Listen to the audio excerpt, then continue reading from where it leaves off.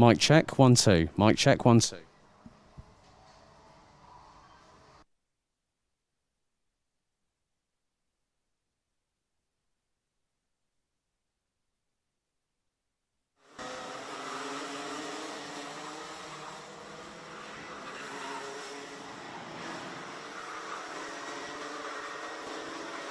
Morning, everybody, to the official live stream for the first round of the 2020 B&L Karting Series season, being held here at Karting Genk, the home of champions.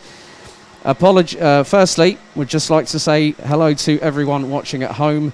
Of course, this is a closed-door event, so there are no spectators, as we have had the green light earlier on this week. A big thank you to both the Mayor of Genk and the Municipality of Genk to allow us to host this event with around 129 drivers from around 15 different nationalities here to compete over the next 2 days of action. So keep informed by myself, Alex Goldschmidt, the series commentator, from around just before 10 o'clock this morning, as we will go into live timed qualifying. And I will speak to you all in just a very short time.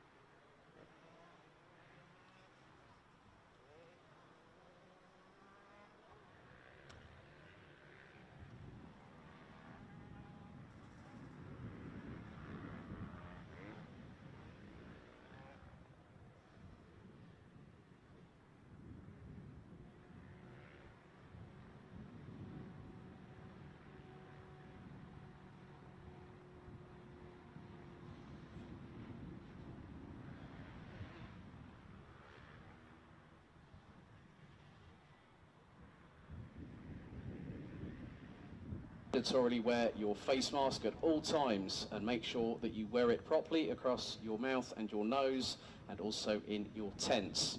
Please make sure that you keep a distance of 1.5 meters. We will have stewards on site checking these rules. Obviously the procedures for signing on and briefing have changed. They've gone to an online-based system, as will there be the case of having a digital notice board for all the results where you can get a particular QR code.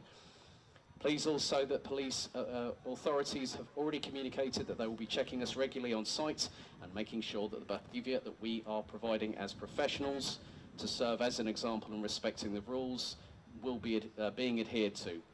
If the behaviour is found to be not complicit to the rules, that we are not following the additional protocols, the event will be stopped. In this way, the B&L will serve as a test case for the Rotax Max Euro Trophy, which returns here this week for their first round of the championship. So a big plea to all of you. Let us show that we can act as professionals, serve as an example, and respect the rules, and we can thereby ensure the future of our sport here at the circuit. Thank you for your attention, and without further ado, let's get racing underway here at Karting Genk, the home of champions. Thank you for your attention.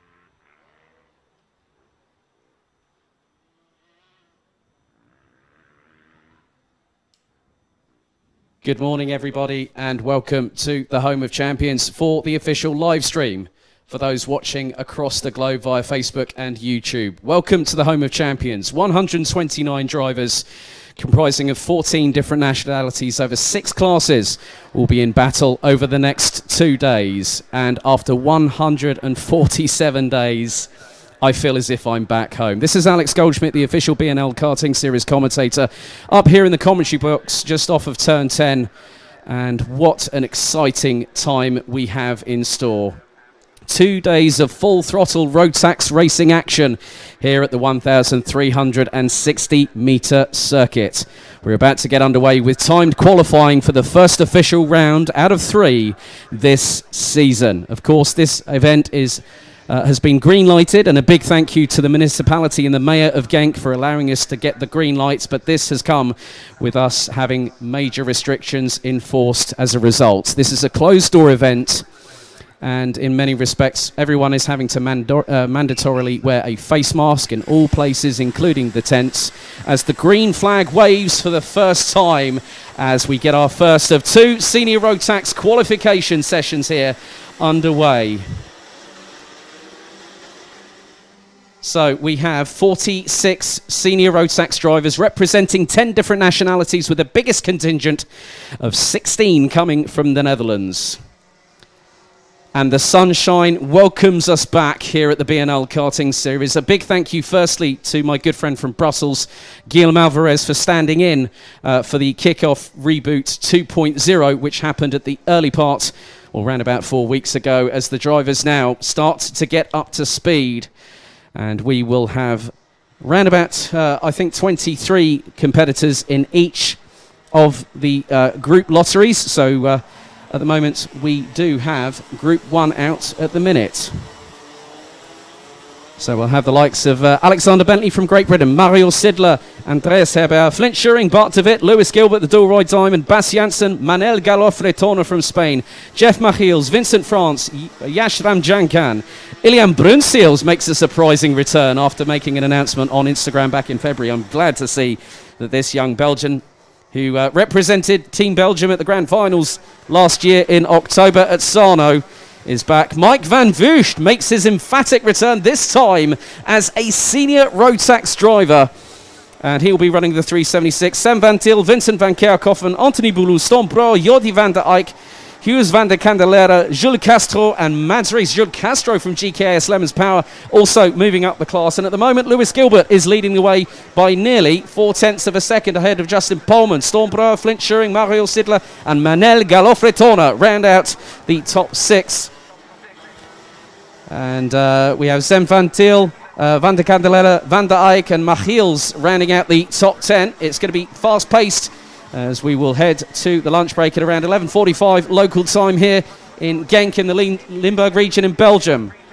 And Storm Brouw jumps up into second.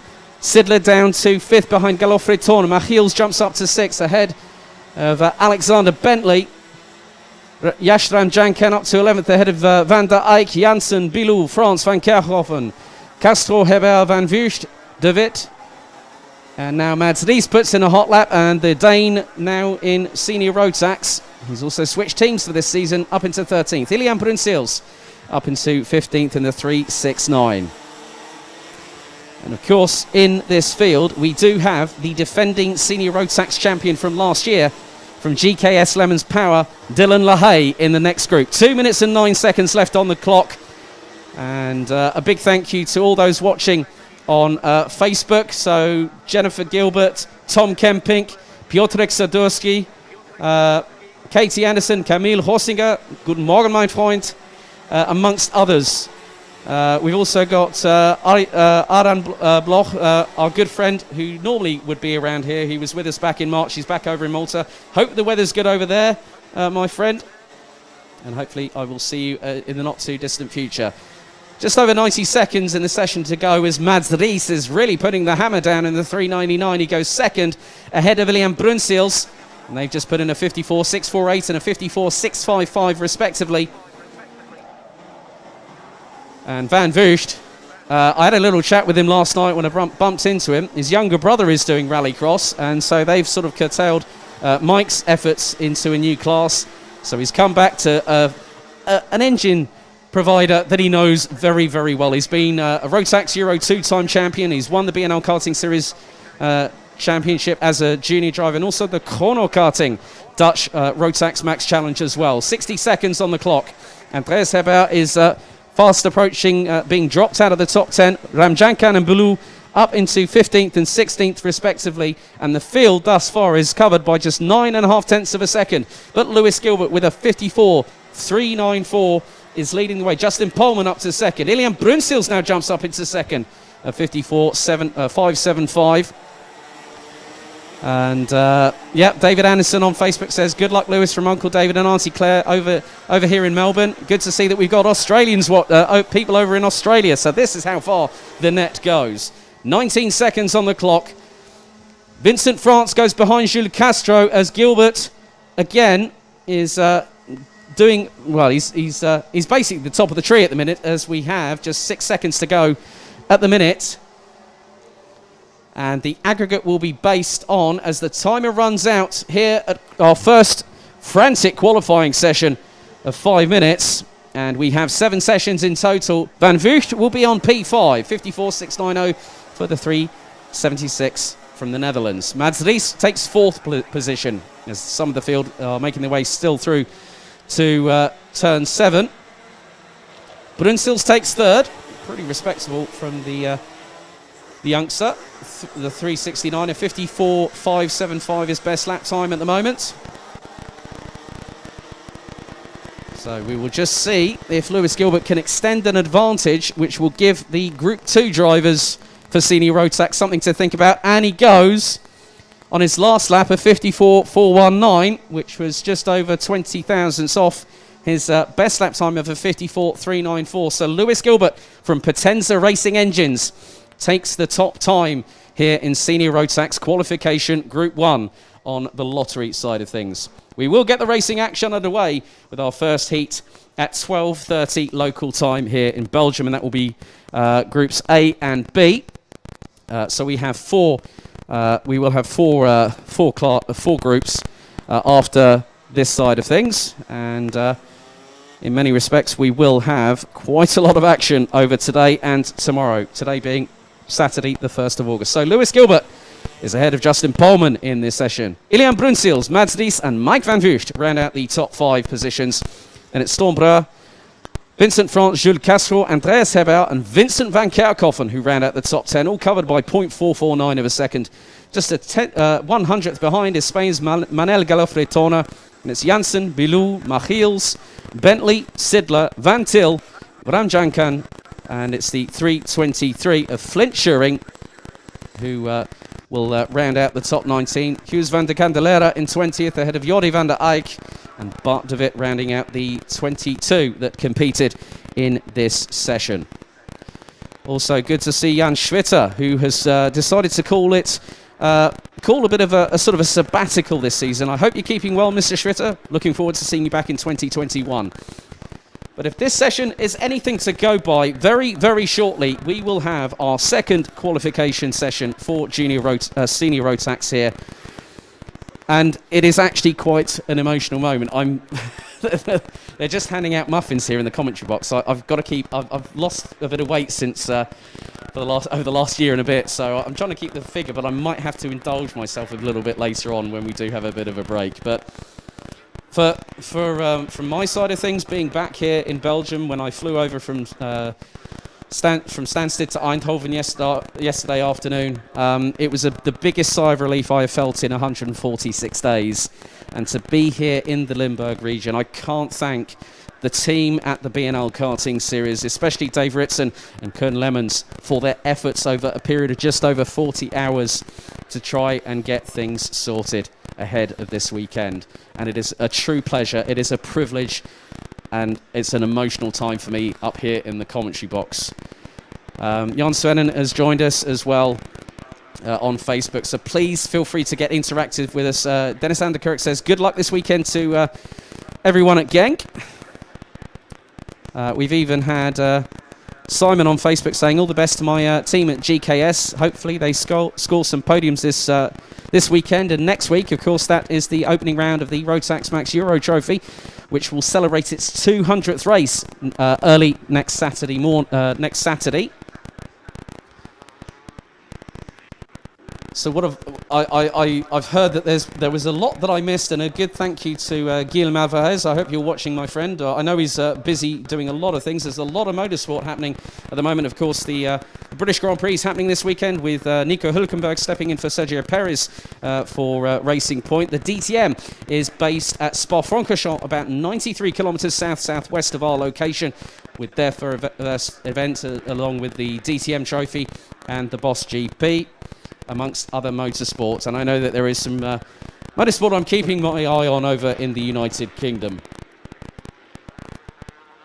Yes, and a very good weekend to you as well, Jan Schwitter. Thank you very much. So we will have a lot now.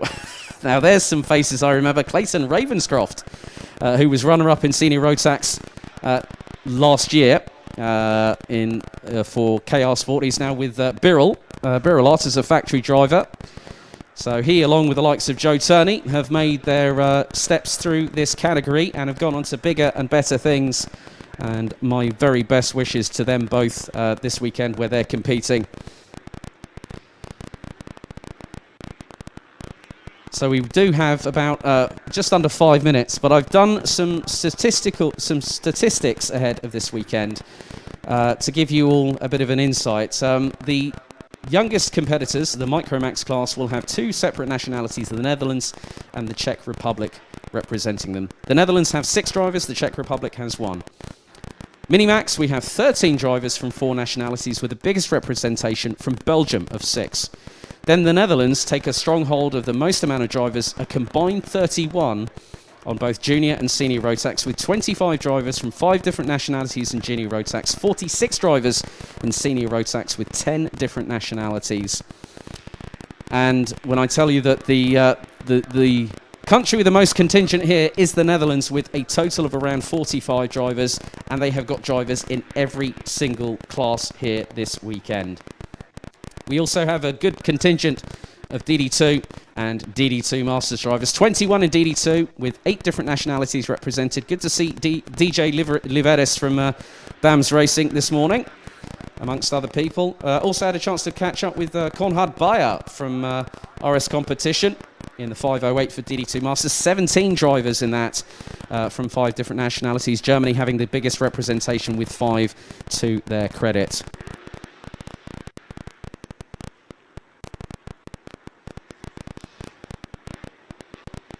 So local time, just coming up to 12 minutes past 10. And I see that people are tuning in, so please feel free to share the stream as far and wide as humanly possible. I know that with the current restrictions, obviously, there have been a lot of changes across the globe. Our thoughts are with those that have lost loved ones, friends and family as a result of what has happened. And we will be racing for those people that are no longer with us, and our thoughts are with those families that have been directly affected. But this is the new normal. Even I am wearing a face mask in the commentary box here at Karting Genk. That is how seriously I am taking this, as well as everyone else at the circuit here. There is a mandatory requirement that everyone here on site has to wear a face mask in the paddock, even in the control tower, even down in the tents in the paddock themselves. This is something that one of the major points that we have had instructed to us by the municipality of Genk and the mayor of Genk to allow us to have this green light to go racing. So, for those wondering what the temperature is like at the moment, 23 degrees Celsius at the moment, and there is a possibility we're going to be hitting nearly 30 degrees. It was 36 when I arrived here yesterday afternoon. So you can imagine how taken aback I was. Well, it was 34 in the UK when I left, and it then got even hotter when I came off of the airplane. Good thing that airplanes have vents on them these days. Good to see that Kai Hunter and Ben Busnell are also watching. I do also have to give a shout out because there's a major event happening in the UK, the Kart Masters British Kart Grand Prix under Motorsport UK, and I know for a fact that I have to say a very big hello from here in sunny Belgium to my good friend, the voice of the Grand Finals, Henry Baudet. I hope you're keeping well, buddy. And also to Chaz Draycott, who joins Henry this weekend. And a very big amount of luck to people such as Kai Hunter and Charlie Turner, who I've noticed are watching on the stream. Morning, guys. Hope you're all keeping well. Good luck this weekend and enjoy. I'm so glad that racing is back, and I'm happy to be in the commentary box as part of this. So the temperature now is 23 degrees. We're set to hit a high of around about 29 at about 3 o'clock local time. And at that particular point, we'll probably be in the middle of 2 of the senior Rotax heats, which will be heats A and C and B and D a little bit later on this afternoon. So just under 30 seconds until our second group of senior Rotax qualifiers here at the first round of the B&L Karting Series Karting Series here at the home of champions, Karting Genk.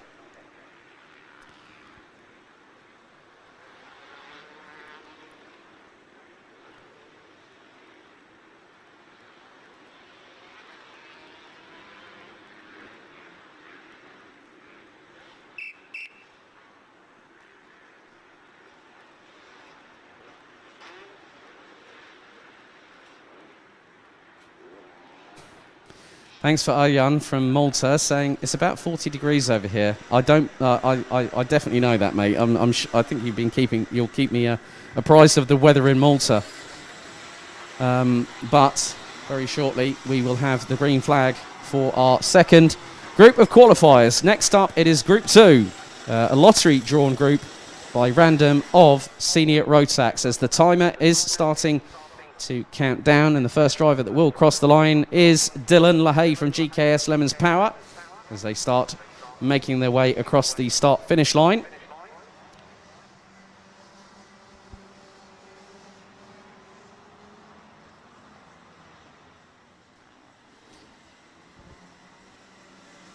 And this is a wonderful noise. I've missed the Rotax roar. And I'm so happy to see this all now. After plenty of waiting, the last 147 days for me personally has been an absolute lifetime. So the drivers now getting themselves ready for timed qualifying. Nearly a minute on the session is completed as Dylan LaHaye leads what is probably going to be around about 12 to 13 karts now heading through into turn number 8 before the left-hand hairpin at 9. Just to give everyone at home a little bit of a notification here that we will not be carrying out any interviews this weekend, but in many respects we do have to adhere to the social distancing measures, which is 1.5 meters here in Belgium. So now the revs rise on the Rotax Max Evo engines, and Dylan LaHaye gets the head down, going down into turns 1 and 2. As you can see, that was a very slow banker lap. That was around about a 1 minute 16 as Luca Leistra puts in a 1 minute 13.184. But considering the fact that Lewis Gilbert has is the standard bearer at the moment, we'll see who beats his time very, very soon in around about 3 minutes. So it is. Yep, Eric Jorg is waiting for the DD2s. They'll be up in about another 3 qualifying sessions' time. So 7 in total. This is number 2 out of 7. As now Dylan LaHaye comes flying his way down into the right at turn 10, and then through the left at 11, as they're all starting to line up, and they will use the slipstream as much as they can here at the circuit in order to facilitate some great drafts and movements up the order. As now Milan Koppens, well, it's changing all the time because we do have in this field one driver representing the United Arab Emirates, is Lachlan Robinson. Good to have him here, and he has represented the UAE in the grand finals and is a multi-time UAE champion. As now at the moment Lachlan Robinson is leading the way ahead of the 363, and that is of Teresa Babikova from the Czech Republic. Then it is Sean Butcher, who was the runner-up at the Rotax Max Challenge Winter Cup back in Campillos. And we've got Dave Blum, Morris Schuring, who's been doing some interviews. I think he's making a transition to Porsche racing, running in the 718 Cayman GT4 Club Sport.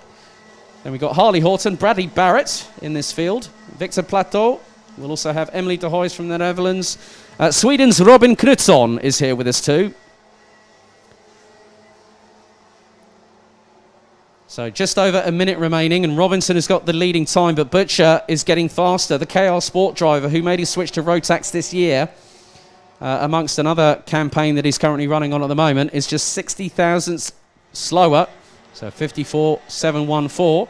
Not as quick as the time that Lewis Gilbert set in the first session. But the thing is that the top time in the session does not necessarily represent the time, the place that you will have post-qualification.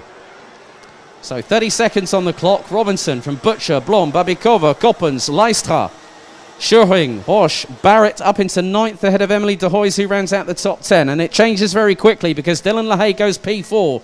54.832, exactly the time as Sean Butcher goes quicker than anybody, 54.548, but he's got about a tenth or so to find. Make that probably about 0.124 of a second, so the timer now expires here in the second fast-paced qualifying session for Senior Rotax. So Morris Schuring 6th in this session, but a lot of drivers still are on their hot laps. So Schuring has completed his qualifying session. LaHaye, Leistra, Koppens, Zeinen, Roche, Plateau, Burgess, Knutsson, Westhovens, as they will now start filtering their way across the start-finish line. Checkered flag is out for the session. Let's see if anyone improves. Well, it's going to change all the time. So Zeinen goes 9th, Babikova 5th, Leistra 6th, Koppens down to 7th. Sean Butcher keeps his position at the top of the timesheets ahead of Lachlan Robinson. Dave Blom takes third, but I'm waiting for Dylan LaHaye. Will he spring a surprise on his final flying lap here in this session? Bradley Barrett rounds out the top 10, all covered by 0.386 of a second. So Dylan LaHaye, I think, might have decided to call it quits. So Sean Butcher takes the top time in that session. Now based out of London, originally from Australia. He's done a 54.548 ahead of Lachlan Robinson from the UAE. Dave Blum in third. Dylan LaHaye in fourth by just 12 thousandths of a second. Teresa Babikova, Luca Leistra, Milan Koppens, Morris Schuring, Lars Zanen and Bradley Barrett ran out the top 10, covered by 0.386 of a second. Then it's Fabian Bock from Germany, Victor Plateau, Harley Horton, and then we've got Burgess. Ben Burgess from Great Britain, also running with KR Sport.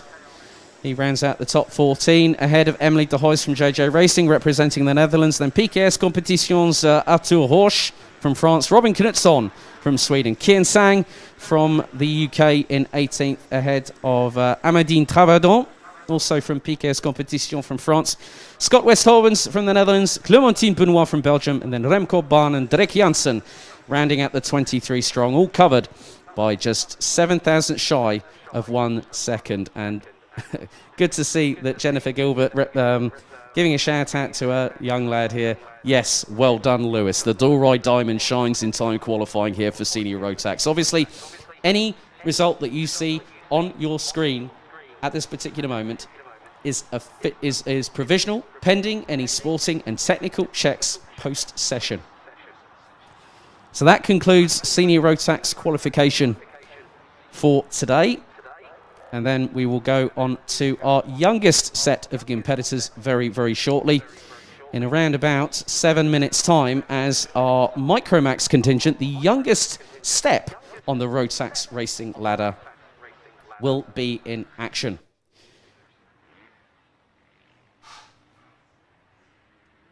So temperature has now climbed another degree up to 24. So the temperature is rising, and the drivers, I've spoken with quite a few people throughout the paddock of just how difficult it was yesterday. And when they're doing the practice sessions yesterday afternoon, the temperatures were hitting a high of around 36 degrees Celsius here at Karting Genk.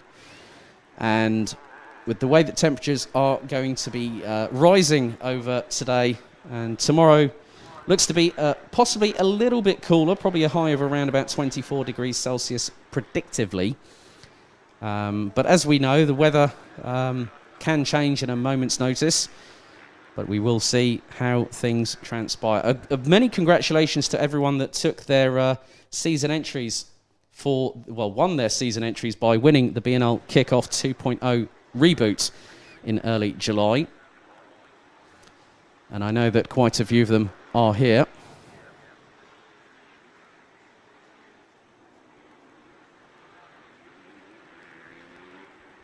So for those wondering about our social media channels, you can head to @BNL Karting Series on Facebook, @BMC_BNL on Instagram, and Twitter, Karting BNL.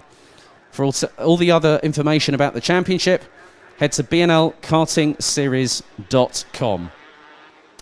A big thank you also to Camp Company and MW Race Consulting for their assistance with providing the live stream and also our live timing. And a big thank you to everyone that's decided to tune in. This is going to be one big return to racing, and also for my first sort of big international, my big karting event since I was last here. I still can't believe I'm not going to keep on saying the amount of days, because I'll just get myself into a depressional state. But it truly is a wonder to come back to this lovely part of the world, and it is my European commentary home. It's where I started my European travels back in April 2018. And now to be on my second season of commentary for the B&L Karting Series, it is truly a pleasure and an honour to be a part of this one. Yeah, thanks, Simon. I've already been checking ahead of the weather for next week. That's why plenty of pairs of proper shorts have been brought into Belgium for this week and for next week as well. So yeah, that's the way we. The thing is it's great to have the weather, but it's great to have the racing as well. In both aspects. So from my side of things, okay, it might be hot, I might be feeling a bit hot, but I'm in my element right now.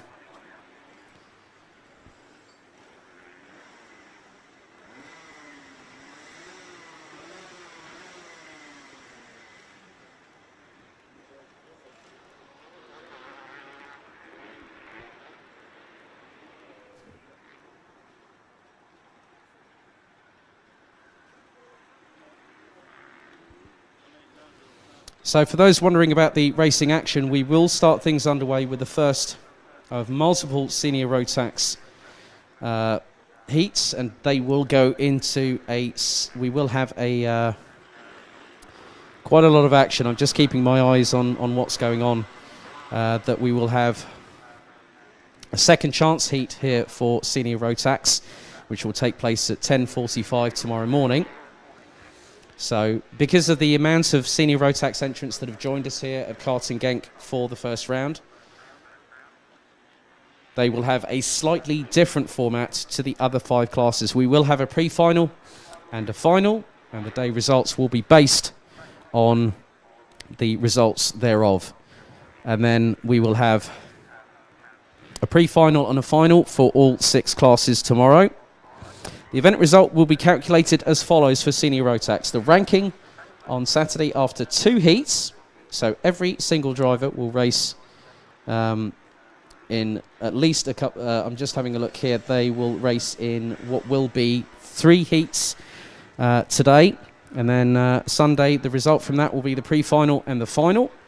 For Micro, Mini, Junior, DD2 and DD2 Masters, we will have them being decided by pre-final and final.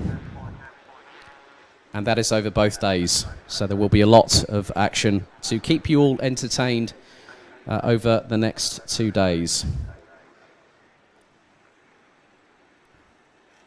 So just under 2 minutes until we get timed qualifying for 5 minutes underway with Micromax here. Then we'll have Minimax, Junior Rotax, DD2, and then DD2 Masters. Everyone has had an 8-minute warm-up session. That's the problem with these Masters in hot weather. It's never comfortable. But it has to be part of how we adhere to the mandated regulations, the further restrictions that have been enforced on this closed-door event. And a big thank you to everyone watching for your support as always. A big thank you to everyone that has followed us on social media, on all platforms. Now, for those wondering about the results, there is information on the B&L Karting Series website on how you can get the information. It is also on our social media channels on how you can get the information respective of the results. We did used to have a physical notice board at just off of the main office, the info unit here, but it has gone to a digital notice board for all results, and as soon as they get classified and they are ratified by all the relevant parties, then they will be made official.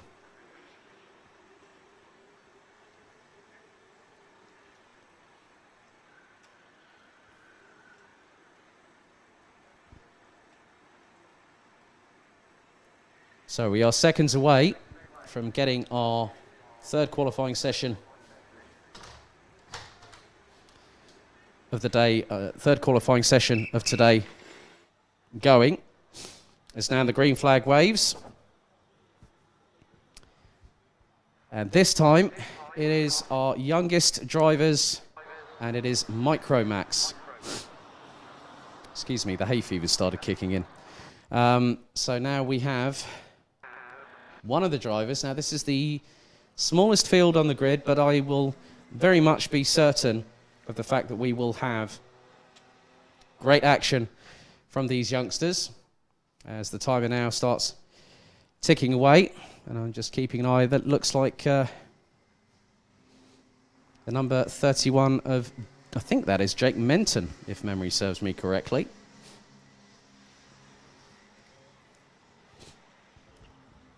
So the rest of the drivers have now started to make their way onto the circuit. 6 in total. So we have Jake Manton, Mats van Rooyen, Mies Huben, Boris Maximov, Zdeněk Babishek from the Czech Republic, and good to see Max Swiderski back in action. Called by me, I think it was last season, Mad Max. He's no action hero, but he definitely can get himself into gear, trying to really move things forward. So Jake Minton will be the first driver out of the 6 Micromax drivers competing here this very weekend, as he now goes through turns 3, 4 and into the left at 5 for the right-hand hairpin through turn 6 before now. And I'm just having a look, and he's trying to catch up with the SUV that's just gone literally parallel to his kart. So Max Swiderski goes top of the timesheets with 3 minutes 10 on the clock to go, a 1 minute 4.411. Huben in second place on just 11 thousandths off of the number 19. Van Rooyen 0.315 off. Babisek just over half a second off in 4th place. Maximov and Menton rounding out the 6 strong.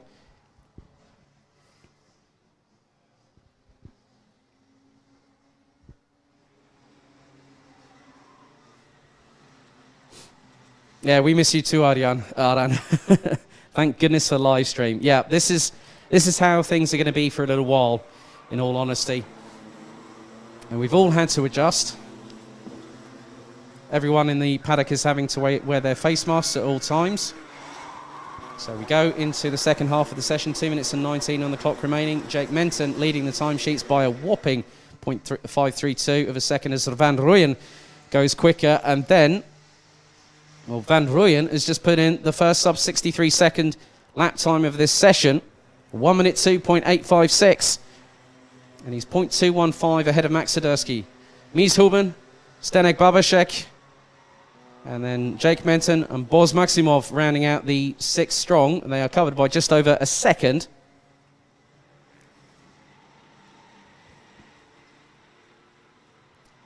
And this is great, where you just see the craftsmanship that these youngsters are starting to build at this young age to then put them up the racing ladder, especially in the Rotax racing family. And at the end of this season, the champions will get an automatic entry for the now rescheduled 2021 Rotax Max Challenge Grand Finals, which will take place at the Cartódromo Internacional do Algarve in Portimao in Portugal on the last week of January. So it will be the 23rd to the 30th January 2021. So a minute on the clock remaining. Maximov improves, and the field, the top 5, is pretty close indeed. And then it is 85 thousandths of a second between 1st and 4th position thus far. So Max Swiderski is just 9 1/1000ths ahead of Van Rooyen. Babisek in 3rd, 46 thousandths off of Swiderski, with Mies Huben 85 thousandths of a second off. We go into the last 30 seconds of this session. You can see there's Van Rooyen and Mies Huben.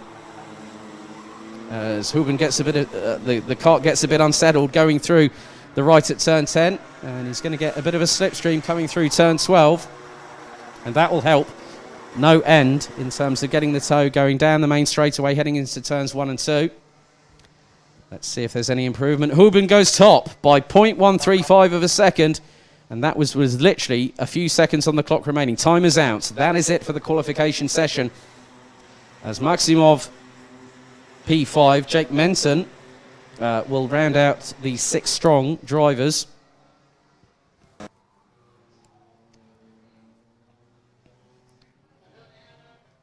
So we will wait to see who will cross the line first. It will be Jake Menton in the 31, representing the Netherlands.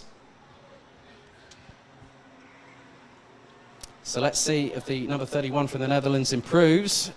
Goes a little bit quicker on that lap, I think. Well, no, a 103.651. As I want to see now what Mies Huben is going to do. He's pulled it out of the bag already to get over a 10th quicker than Max Swiderski. And Sadurski is actually behind both Van der Rooyen and Huben, as they both now will cross the line to take the checkered flag in qualification. And Huben puts in, oh, that's close. That is very, very close. The closest time, the quickest time of anybody, well, close in terms of between first and second. 58,000 separate Mies Huben and Zdeněk Babashek from the Czech Republic. A 1 minute 2.712 for Mies Huben. Babashek on a 1:02.770. Max Sadurski will round out the top three, having not improved on his final lap in qualifying. A 1 minute 2.847. Van Rooyen will take fourth place in the number 3 and is only 9 1/1000ths off as Max Sadurski. Boris Maximov, also from the Netherlands, will take fifth. A 1 minute 3.119. And then Jake Menton rounds out the 6 strong, 9.907 seconds off of pole, taken by Mies Huben in the number 31 with a 1:03.619. And that concludes qualification for Micromax. Very, very shortly indeed, we'll get Minimax underway in around about 8 minutes' time.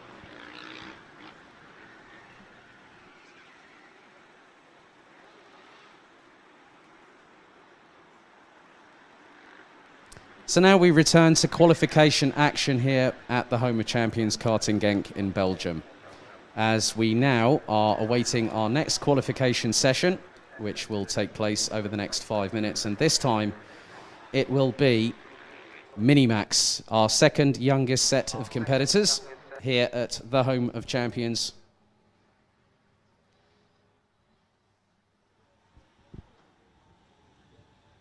So green flag waves off of the start-finish line as Minimax makes its emphatic return here at the home of champions. And over the next 5 minutes, we have 13 competitors from Belgium, Germany, France, Austria, and the Netherlands, amongst others, that are here representing their respective countries here this weekend. And good to see a young man by the name of Thomas Strauven, who is now with the Dams Racing squad, having switched from GKS. Matej Radenkovic moves up from Micromax, that he competed in earlier on this year, now up into Minimax. Olivier Jonkers, Thiemen Huben, Jasper Leenerts, who recently, earlier on this season, signed for GKS Lemons Power. Mick van den Berg, Austria's Nandol Weichselbaumer, Mathis Soubadou from France, Renaud Francot, Kasper Schormans, Tam Saleh from Germany, Lawrence Herbots and Karol Staut, your 13 drivers out for qualifying. 3 minutes and 53 seconds on the clock left to go, as they are already picking up the pace rather quickly. Strauven puts in a 1 minute 1.679. Radenkovic 57 thousandths of a second adrift ahead of Jonkers, Huben, Leenerts, Vandenberg, Franco, Schormans, Soubadou, Saleh, Herbots, Stout and Weichselbaumer, rounding out the 13 strong. Top 7 separated by just over 0.9 of a second in qualification thus far, as the pace will intensify and will get ever closer to, I think, maybe a 60-second lap time, maybe even closer than that. As 6 of the karts stream their way through into the right-hander off of the back straightaway on turn number 7. So Strauven is got clear air ahead and is quickly being followed. Looks to be the 196 of Matej Radenkovic. And then Olivier Jonkers also has changed colours for 2020.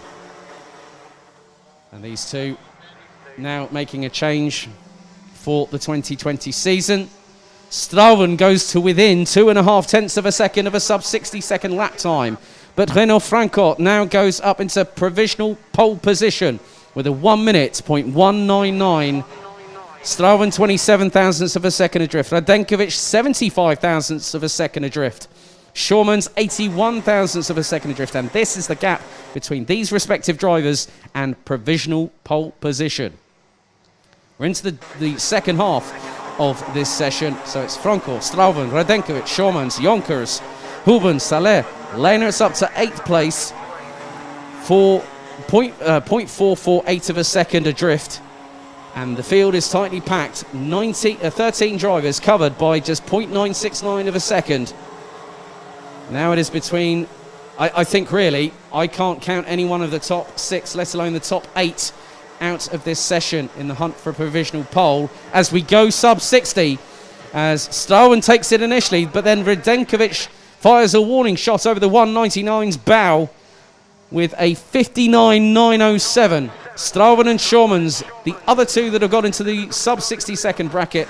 Strauven on a 59.940, Schormans on a 59.953. Franco down to 4th. Huben, Saleh, Jonkers and Leenerts. That rounds out the top 8 so far. Weichselbaumer up from last to 9th position ahead of Karol Staut in the 143. Then you've got Mathis Soubadou, Mick van den Berg, Lawrence Herbots rounding out the top side of things. So we have had, I've just been passed to me, a big thank you to Christine from part of the team here. And the effective session for Group 1 did see that Lewis Gilbert set a best time in senior Rotax of a 54.394 as Renaud Francot goes P1 by 58 thousandths of a second And it is 86 thousandths between first and third, with Thomas Strauven from Dams Racing rounding out the top three. Then it's Kasper Schaumann, Tam Saleh, Thiemen Huben, Nando Weichselbaumer rounding out the top 7. Olivier Jonkers, Jasper Leenerts and Mathis Soubadou from France rounding out the top 10, all covered by less than 7/10 of a second. Then it is Herbots, Stout and Vandenberg rounding out the top, the 13 strong at this moment in time.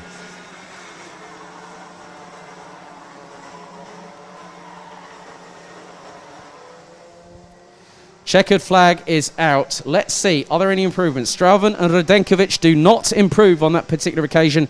Renaud Frankot from the Netherlands takes provisional pole as the times come in. Saleh will take 5th. Huben in 6th. No, Weichselbaumer pips the 1:05 at the line with a 1 minute, 0.046 second lap time. But Renaud Frankot from the Netherlands takes it with a 59.763 second lap time ahead of Thomas Strauven. Matej Radenkovic, 5/1000ths of a second adrift, representing Belgium in the 196, takes 3rd. Kasper Schaumann takes 4th position ahead of Germany's Tam Saleh. Nando Weichselbaumer from Austria rounds out the top 6 ahead of Thiemen Huben from the Netherlands. Olivier Jonkers and Jasper Leenerts make it a Belgian 8-9 ahead of Mathis Soubadou from France. Roland Herbots, Karel Stout from PG Motorsport in the 143 will take 12th ahead of Mick Vandenberg running for CRG Holland representing the Netherlands. All 13 drivers covered by just 1.013 seconds.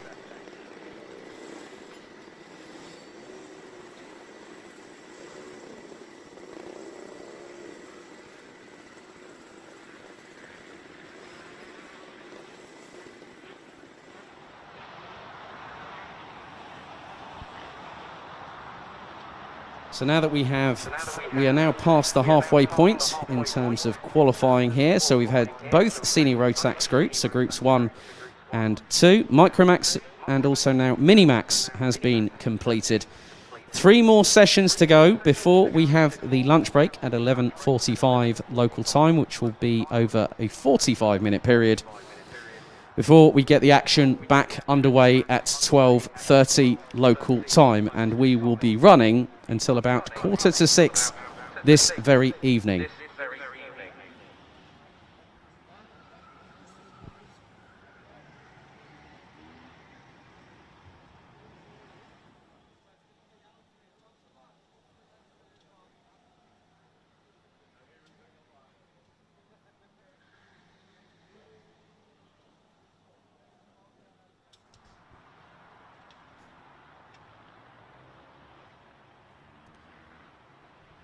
So when we go into action for proper Rotax racing this afternoon, we will have round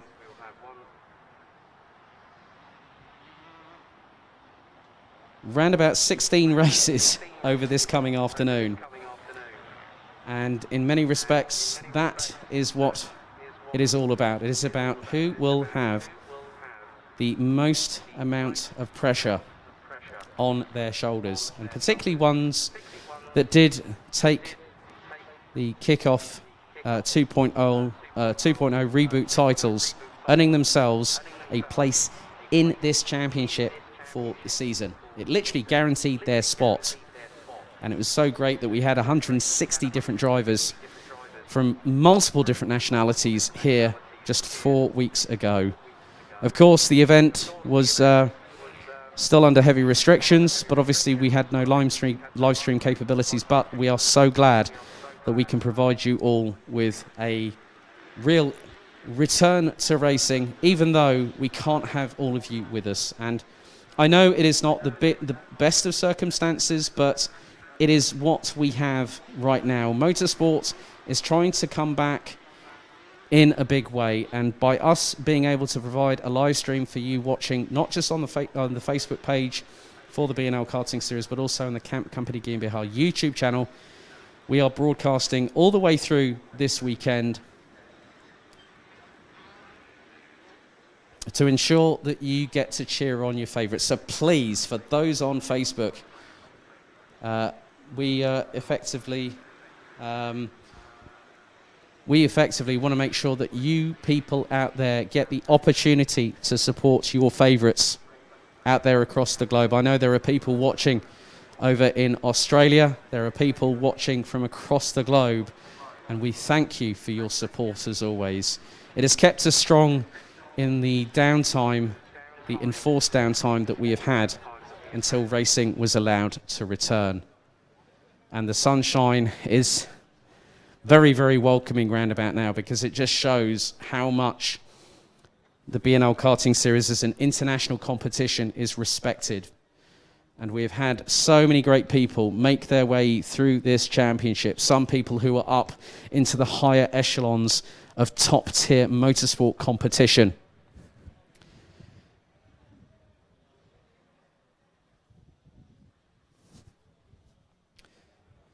So we are fast approaching 11 o'clock local time here at the home of champions, Karting Genk in Belgium.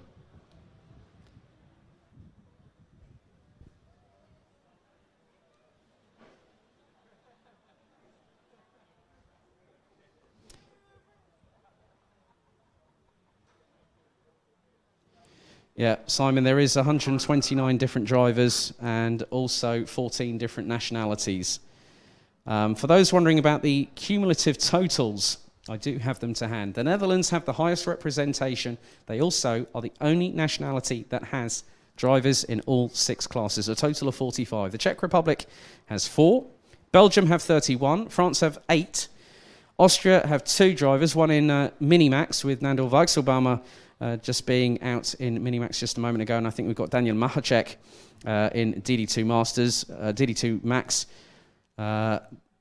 So that's 2 for Austria, 6 for Denmark, 13 for Germany, 13 for Great Britain. We've got Poland, the UAE, Switzerland, Sweden, Spain and Greece all having 1 competitor from their respective nations here this very weekend.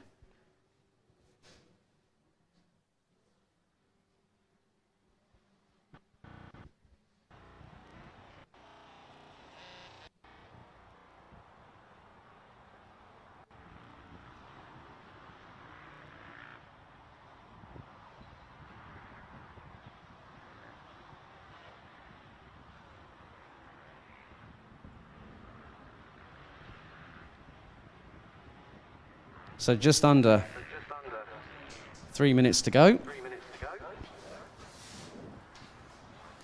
So I've just been handed the confirmed results from Group 2 of Senior Rotax qualification. And Lewis Gilbert is the fastest driver out of the 40, looks to be 45 drivers that we have. So he was the fastest in Group 1, followed by Justin Polman, Ilian Brunsils, Mads Ries and Mike van Vught. Running out the top 5 by just under 0.3 of a second. You then head to Group 2, Sean Butcher, and it's Lachlan Robinson from the UAE, Dave Blom from the Netherlands, Dylan Lahaye from Belgium, and the Czech Republic being represented by Teresa Babikova. And they were covered by 0.286 of a second. But then I'm looking at the timesheets, and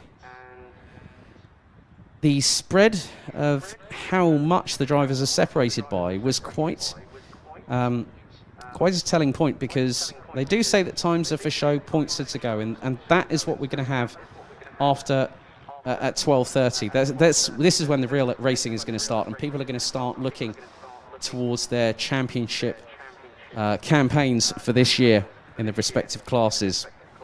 I just had a look, and the top 22, there were 23 drivers in Group 2, were covered by 0.723 of a second. You then go to Group 1. The top 22 drivers were separated, the 22 in that group, which was from Lewis Gilbert to the Netherlands, Bart de Wit in the 326, were covered by 0.932 of a second. And that is showing how competitive Senior Rotax can be. So the entire field, all 45 competitors covered by 7/1000 short of 1 second. Now, I've been involved in multiple motorsport paddocks over the last nigh on a decade now, and one of the biggest things that I love about karting is that with qualification, you get a true taste you get a teaser, you get the aperitif, as they say, for what is to come. And then you see those that can really hook up it in qualifying. But then you see the other side of that dynamic heading into the racing. And that is a very, very different proposition altogether. So we are now about to hit 11 o'clock local time for our 5th qualifying session here for the opening round of the 2020 B&L Karting Series season. Now it is Junior Rotax as they start making their way off of the pre-grid. So we got I think it's the only 2 twin brothers that we've got in this championship. Tim and Nick Gerhards running with Stampex Motorsport. So we will see how they get on in this particular side of things. We have drivers from the Netherlands, Denmark, Germany, Belgium and the Czech Republic. So juniors, we have 5 different nations. The biggest contingent is from the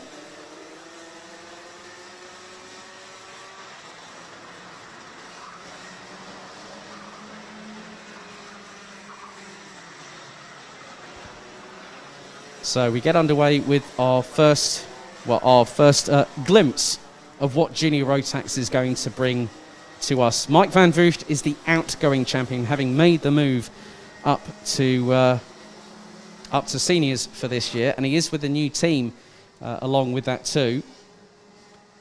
So we've already seen him in action, and he hasn't really lost his speed. He's just gone up a class. He's a bit taller than what I remember when I saw him last year. So we will find out who will rule the roost in qualifying for Junior Rotax, as Kai Gielert, who did the unimaginable last time out at the Kickoff 2.0. Good to see both Aite and Christy here as well with him. That despite a pre-final disaster for the youngster in the 274 from JJ Racing, he came back through the field at the Kickoff 2.0 reboot and won and booked his place. He booked his entry for the season.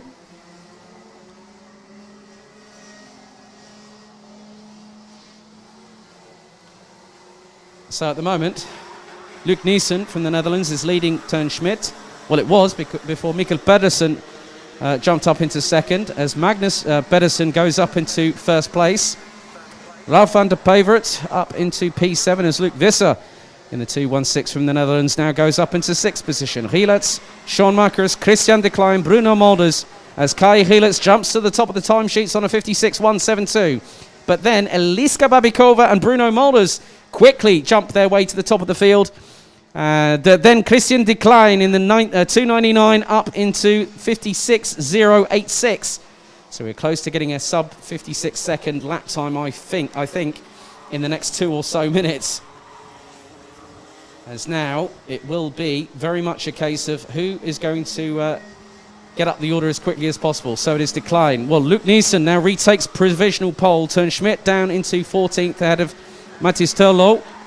As again, it's changing quicker than I can keep an eye on. And that is Magnus Pedersen that goes to, second. Christian de Klein, Bruno Mulders, Eliska Babikova, Mikkel Pedersen, Kai Gielert, Lucas Schoenmakers, Tim Gerhards. And then Terlo rounds out the top 10, but it is being led by, no, it's Milan Ritter. Milan Ritter, brother of Silas, who was with us this weekend in DD2. But then Eliska Babikova takes first. Then it swaps again with just under 90 seconds to go. And this, I'm going to use an English saying here.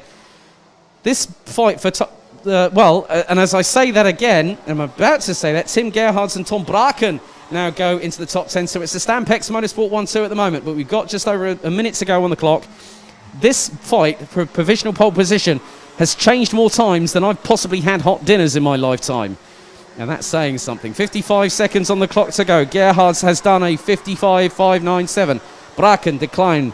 Then it is Eliska Babikova, Lucas Schoenmakers, Milan Ritter, Bruno Mulders, Luc Nielsen, Kai Gielert and Magnus Pedersen rounding out the top 10, all separated by 0.288 of a second as we head into the last 37 seconds of qualification for Junior Rotax. And again, there are drivers that are making improvements, but they are not making up positions in terms of qualifying. But Thomas Martins gets past Kai Hilets up into P9. Hilets now rounds out the top 10. And they're covered by 0.304 of a second as Tom Braken gets up into provisional pole position with about 17 seconds on the clock to go. And he's 68 thousandths quicker than teammate Tim Gerhards from SP Motorsport. Christian de Klein now drops to fourth behind Luke Nielsen. Eliska Babikova, Milan Ritter, Lukas Schoenmakers. Mikkel Pedersen will be P13 provisionally. Magnus Pedersen and Mattis Turlo round out 11th and 12th respectively. But I'm looking at the top of the timesheets as now Petra Babikova takes 20th, Gilles Chloé takes 22nd, as Luc Visser takes 18th. Raphael Renhofer from Germany will start in P24. Eliska Babikova and Kai Hilets jump to 2nd and 4th respectively on their last laps. Christian de Klein now takes 3rd. So Hilets demoted down to 5th, but I'm wondering what is going to happen with Tom Braken. He can't get pole, and this time it is Tim Gerhards from the Netherlands with SP Motorsport that takes provisional pole position in Junior Rotax by 87 thousandths of a second, ahead of Tom Braken from Belgium, a former B&L Karting Series champion in his own right a couple of years ago. Eliska Babikova in 3rd, representing the Czech Republic. Then it is Christian de Klein in the 299. Kai Hilets from JJ Racing in the 274 takes 5th, 0.186 of a second. You then look down to Nielsen, the 275. That's Luke Nielsen, and he was 12 thousandths off of Kai Hilets. Milan Ritter takes 7th ahead of JJ Racing's Lukas Schoenmakers. Bruno Mulders in 9th place. Thomas Martins from Belgium rounds out the top 10, all covered by 0.390 seconds. Then it is Magnus Pedersen, Nick Gerhards, Job Bredfield, Colin van Lammeren, Mattis Terlo, Mikkel Pedersen, Juri Schoens, Max Knappen rounds out the top 18 ahead of Luc Visser, Sam Bergstein, Petra Babikova from the Czech Republic in 21st ahead of Gilles Chloé, Tern Schmidt, Raphael Renhofer, and the last driver classified was Ralf van der Pijvert in the 268, 2.335 seconds off of what is effectively provisional pole, ahead of the fact that these results are provisional, and now that says to me that there is a kart that is set to be collected. So the recovery vehicle, as always, is as expedient as always. So there will be a driver that I think they're just going to find out where the driver is, and I'm just wondering if that is the driver that I just mentioned at the bottom of the field, Ralf van der Pijvert, and that is the case. And that is just off of the entrance into turn 8. So, as always, our recovery crew, expedient and very, very quick to arrive on the scene as all 4 individuals get the cart onto the trailer. Then Van der Pijvert will have to sit in the cart to keep it stationary and steady. Good to see that David Brewer has joined us, Gary Shield and Lissy Higgins. Good to have you guys watching as well. I know that Matthew Higgins, who won the initial B&L kickoff on his senior Rotax debut, is competing at the Kart Masters British Kart Grand Prix under the Motorsport UK banner. They will also have a live stream this weekend, so there is plenty of karting action happening in multiple parts, not just here in Europe and in the UK, but across the globe, with obviously certain restrictions being put into place.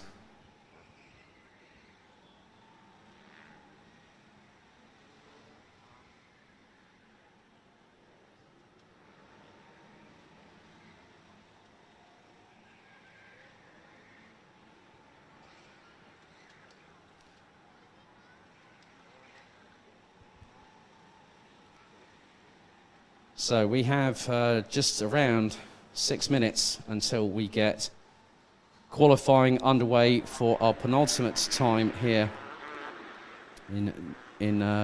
Next up it will be DD2s, and then we'll have DD2 Masters.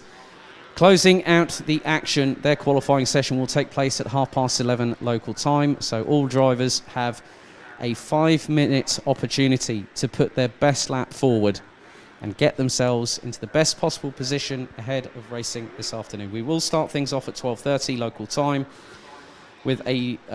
so for those wondering about the duration of the races here at Karting Genk, the home of champions, it will be as follows. For senior Rotax, all the way through the day, each heat will comprise of a 9-minute plus an additional lap heat, and that will be all 6 of them.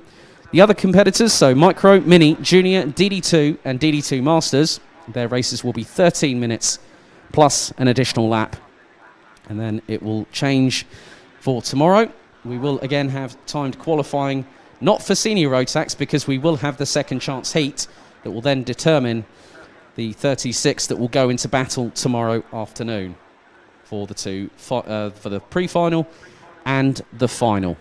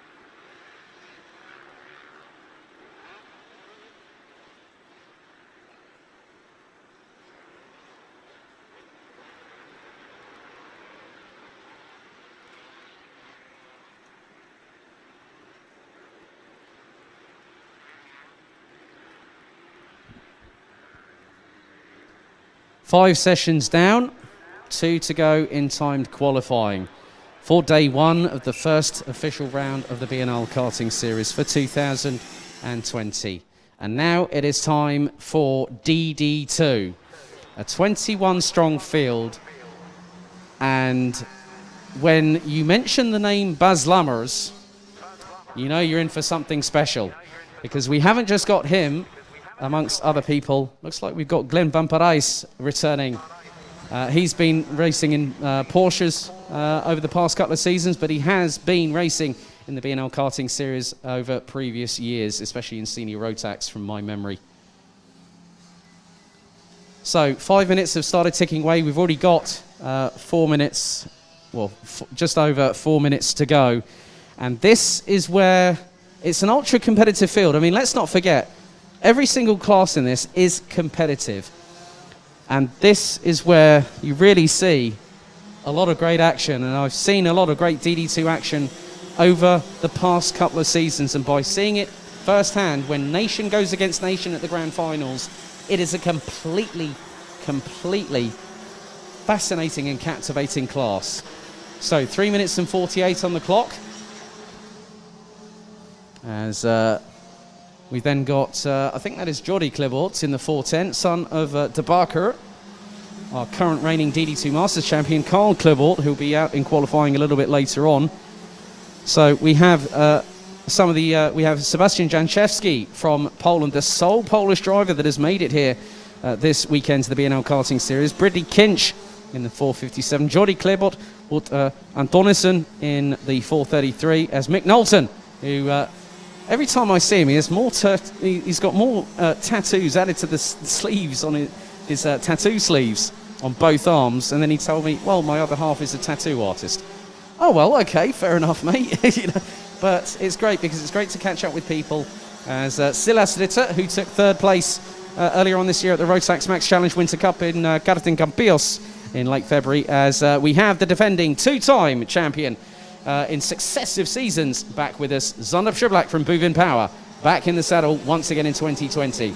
Currently 4th, well, as it's now changed again, Janczewski now up into provisional pole, Antonissen in 2nd, Kleboort in 3rd, Dirks in 4th, Schublak, Ritter, Daniel Mahacek from Austria, Mick Knowlton from the Netherlands, Marcel Steinert, as now Schublak goes up into 8th place as Maxi Fleischmann, Chris Kopp, as Mick Knowlton retakes the top spot. Again, this is changing hand over fist, quicker than my eyes can blink. We also have the sole Grecian driver in the field, DJ Liveris from Dams Racing. So good to see that man back. He was battling for the title alongside Schublak and took the lead at Karting de Fagne last year before we came back to Karting Genk, where it was close but not close enough for the Greek Minotaur, as I've nicknamed him, as of the end of last season. Under 2 minutes to go, 1 minute 47 on the clock remaining in this session. And the times, again, will keep on changing. Glenn van Parijs goes 2nd on a 54.013. Bas Lammers from the Netherlands, 4.45, down in 11th position at the moment. As the field, all the way from Schublak down to Max Fleischmann in 17th position. It is just over 9/10 of a second separating that gaggle of karts as Lasse Andreasen goes up into P8 ahead of DJ Liveris from Greece in the 4.04. As Liveris improves again and goes P4 behind Mahacek. So it is a Belgian 1-2 at the minute. Schublak and Van Parijs, that's 1 and 2. Mahacek, Lammers, Liveris, Ritter, Janne Gussens, as Van Parijs goes top by over 2/10. That's a great job by the 415 from Belgium. 53.661. He's 0.229 ahead of Zandop Schublak at this particular moment. Florian Breitenbach, one of 2 brothers who are in this class. Oliver is in 3rd place. His brother Oliver down in 12th at the moment. As Silas Ritter goes P6 just behind Bas Lammers by just 2 1/1000ths of a second. And this young Dane has impressed me, having made his switch from Junior Rotax last year to DD2 this season. And it's really coming good for the youngster. Daniel Mahacek goes 3rd. DJ Liveris overtakes Bas Lammers for P5. Marcel Steinert jumps up into 13th. Schirblack does not improve in terms of the lap side, of lap time side of things, as Jan Negussen's up into 6th place. Van Parijs just sets to 53.764 as the checkered flag waves to conclude the session. And the first driver that will get the checkered flag this time will be Max Fleischmann of FM Racing. Let's see if he can improve from 17th. I don't think he has. No, he's down in 17th position as the German. Silas Ritter will take 8th place. But I'm now waiting to see when Glenn Van Parijs and Sander Schirblack will cross the line. As I've just seen I think we're just going to have some more drivers coming across the line now to complete. As Liveris will take 5th, Mahacek will take 3rd. Marcel Steinert takes 14th position.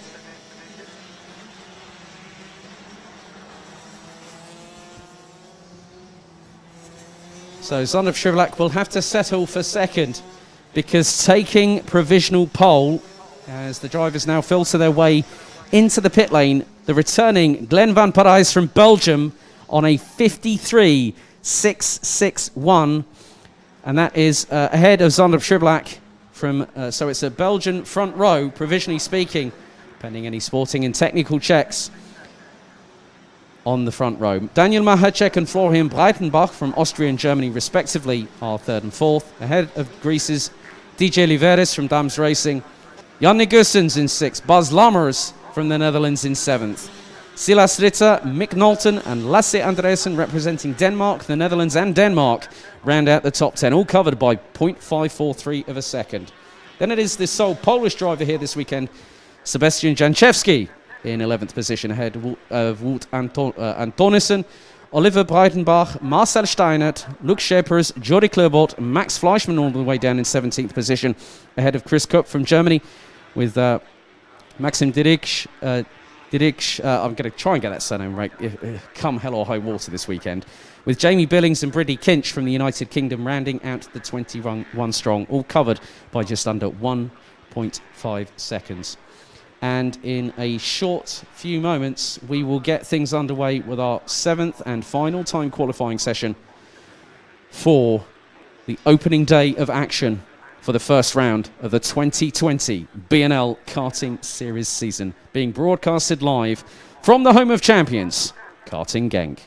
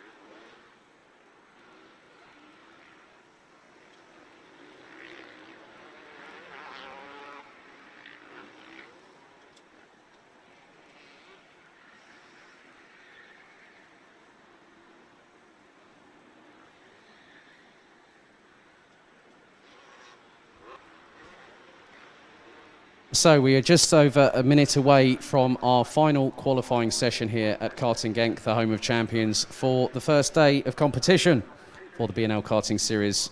Round 1 of 3 here at the home of champions Karting Genk.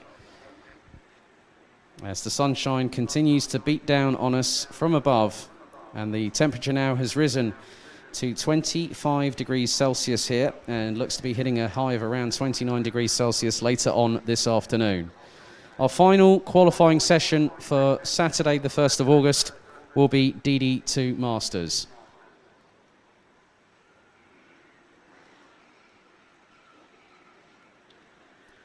And then after that, we will then go to the lunch break, which will take place between 11:45 and 12:30 before we get our first heats underway for Senior Rotax. And a big thank you to the team here providing me with the respective groupings for groups A, B, C and D for Senior Rotax. So it will be groups A and B that will be up first.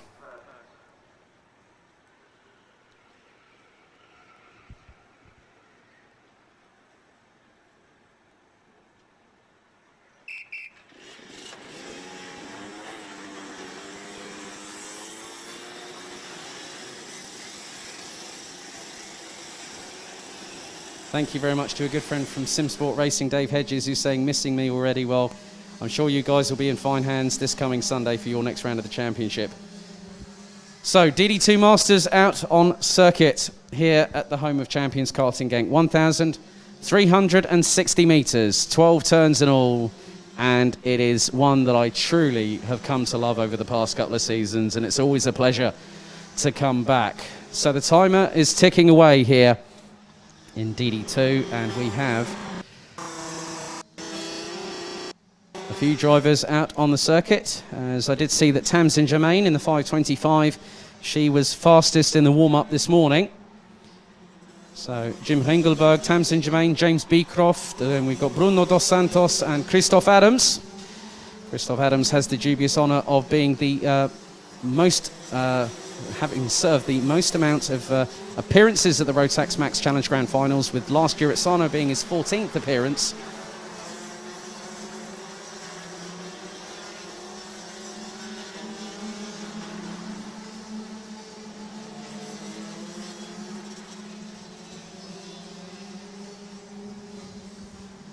So at the moment, James Beecroft is leading the way by just 84 thousandths of a second ahead of Jim Ringelberg from the Netherlands. Ronald Billings, Andreas Schindler, Tanju Yildiz is back with us again, as now Roland Kinch goes up into 11th behind Ronald Billings, who rounds out the top 10. So at the minute, it is Beecroft, Ringelberg, Dos Santos, Germain, Ian Gepts, and then Dimitri Ostrovsky from Germany. Rudy Champion, who took the win in the DD2 Masters class in the Rotax Max Challenge Winter Cup back in late February at Karting Campillos. 3 minutes to go on the clock, and the times will start to tumble away very, very quickly indeed. Okay.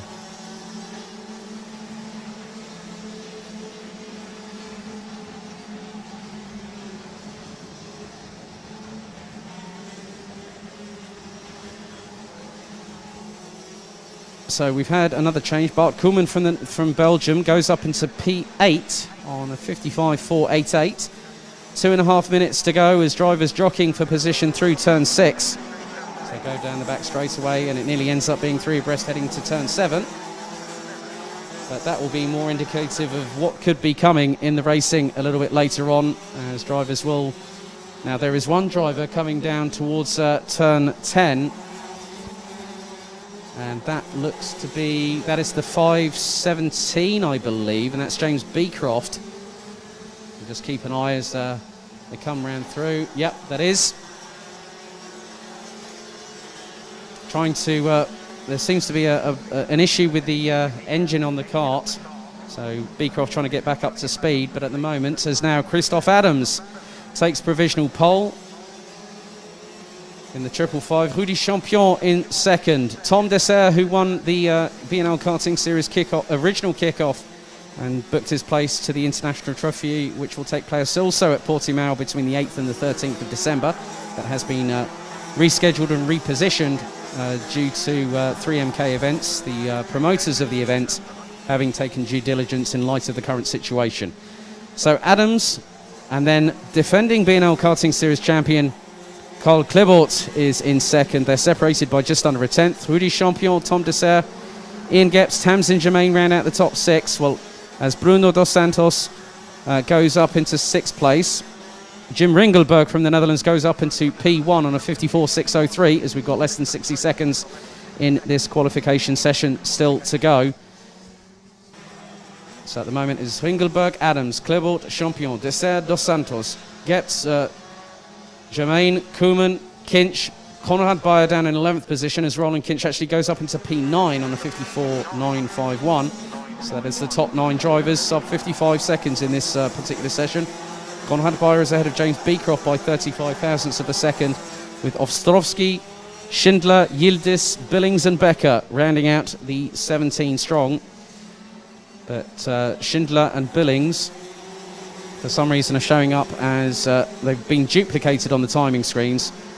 So in many respects, that does sometimes happen with regards to transponders. But we do have 17 drivers on the timing screen in the commentary box here. So checkered flag is out.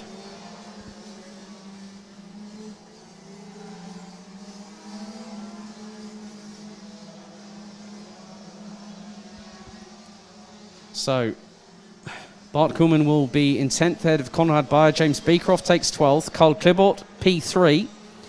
Andreas Schindler and Daniel Yildiz will round out the top 15 behind Germany's Dmitry Ostrovsky.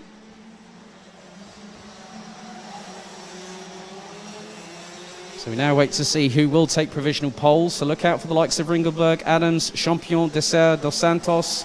Tamsin Germain has shown some good flourishes of pace, especially in the warm-up this morning. So we will see if this does change in any way, shape or form. Carl Klebort will take 4th. Great effort on her last lap by Tamsin Germain in the 5.25 from the United Kingdom. 54.775, 0.172 off. Christoph Adams will have to settle in second on a 54.688. But Jim Ringelberg from the Netherlands takes provisional pole position in DD2 Masters here at Karting Genk. So I'm just waiting for a few of the other drivers just to complete their final laps. Yes, we've got 3 more drivers still to go. So Jim Ringelberg will take pole position, provisionally speaking, in DD2 Masters ahead of their first of 2 races this afternoon, a pre-final and a final. Christoph Adams takes second ahead of Tamsin Germain from Great Britain. Carl Klebort, the defending DD2 Masters champion in the B&L Karting Series, will start from 4th on the grid ahead of France's Rudy Champion. Tom Dessert from Belgium with GKS Lemons Power will round out the top 6. Bruno dos Santos from France, Ian Gepps from Belgium, Roland Kinch from Great Britain, and Bart Koeman rounding out the top 10 representing Belgium. Conrad Bayer from Germany in 11th. James Beecroft, who's with Dams Racing, is in 12th place ahead of Dmitry Ostrovsky, Andreas Schindler, Daniel Yildiz from Germany, Ronald Billings from the United Kingdom, and Michael Becker from Germany rounding out the 17 strong. That concludes qualifying for the first day of action here at the B&L Karting Series at the home of champions Karting Genk. I will be back just before 12:30 this afternoon as we really kick the B&L Karting Series up into high gear here in the Limburg region in Belgium. We'll be back just before 12:30 local time as we head to the lunch break.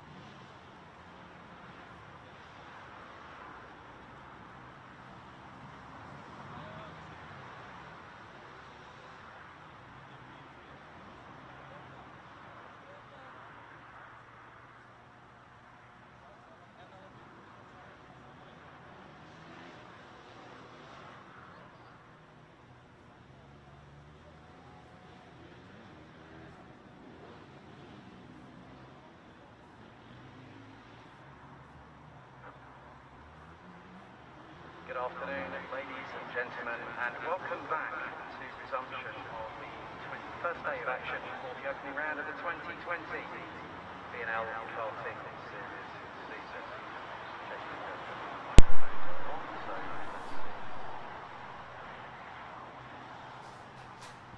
So in many respects, we will have 16 brilliant races of Rotax-powered action over the first day of competition here on August 1st, as the sunshine beams down on the home of champions from above. A clear day, a sunny day, but then the action is going to make the temperature even higher here at the home of champions at Karting Genk.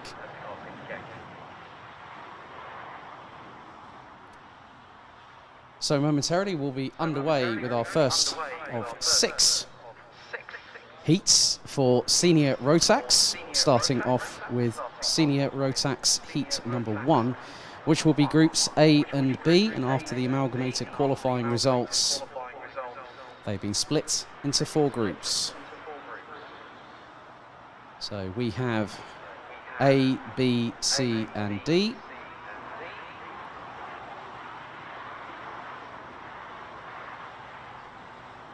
And very shortly, we will get the action back underway, as we will have 23 competitors going into battle, and they now make their way onto the 1,360-metre circuit here in the Limburg region.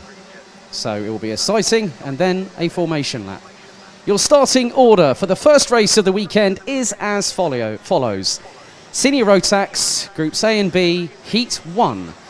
It will be Lewis Gilbert and Sean Butcher making it an all-British front row, ahead of William Brunsils and Dave Blom in the 370. Mike van Vugt makes his Senior Rotax debut in the number 376 alongside the Czech Republic's Teresa Babikova.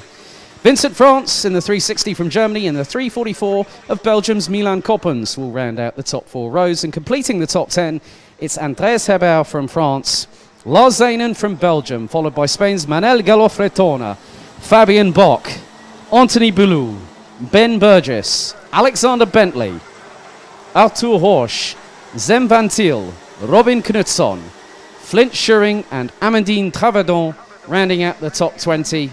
And the 3 at the back of the field are as follows. Jordi van der Eyck in the 390, Clementine Benoit in the 377 and Drake Janssen in the 342. 9 minutes set on the timer plus an additional lap. And this is where the action gets really, really heated as they now head towards turn 7. So it will be down to Lewis Gilbert and Sean Butcher on the front row of the grid to control proceedings, as they will go into the tram lines off of turn 12 for the first of 16 races this afternoon. The B&L Karting Series in its 13th season is ready to get back underway underneath this fantastic Saturday afternoon Belgian sunshine, as they now head into the right-hander at turn 10 into 2x2 formation. There will be a keen eye kept on the tram lines, and penalties will be issued if the drivers do circumvent the rolling start procedure. Hold on to your hats. This is going to start off the first day of competition in true style. So Gilbert, Butcher, Brunsils, Blom, Van Vugt, Babikova, France, Koppens, Heber and Zanen. That is your top 10. The red lights are ignited on the starting gantry. We go into the tram lines. It's a clean start, and the Rotax roar returns to Karting Genk. And Sean Butcher going around the outside of Lewis Gilbert, heading into turn 2 for the first time. They can use the runoff area, as it is an absolute swarm of Senior Rotaxes, as it's nearly 4 abreast going through turn 3 for the first time. But Lewis Gilbert looks to have got the initial getaway, and he's got about 3 kart lengths up ahead of Sean Butcher. Looks like Ilian Brunstil sticking in 3rd position in the minute as they head down the back straightaway. Everyone's still running at the moment as they go into turn 7 for the first time.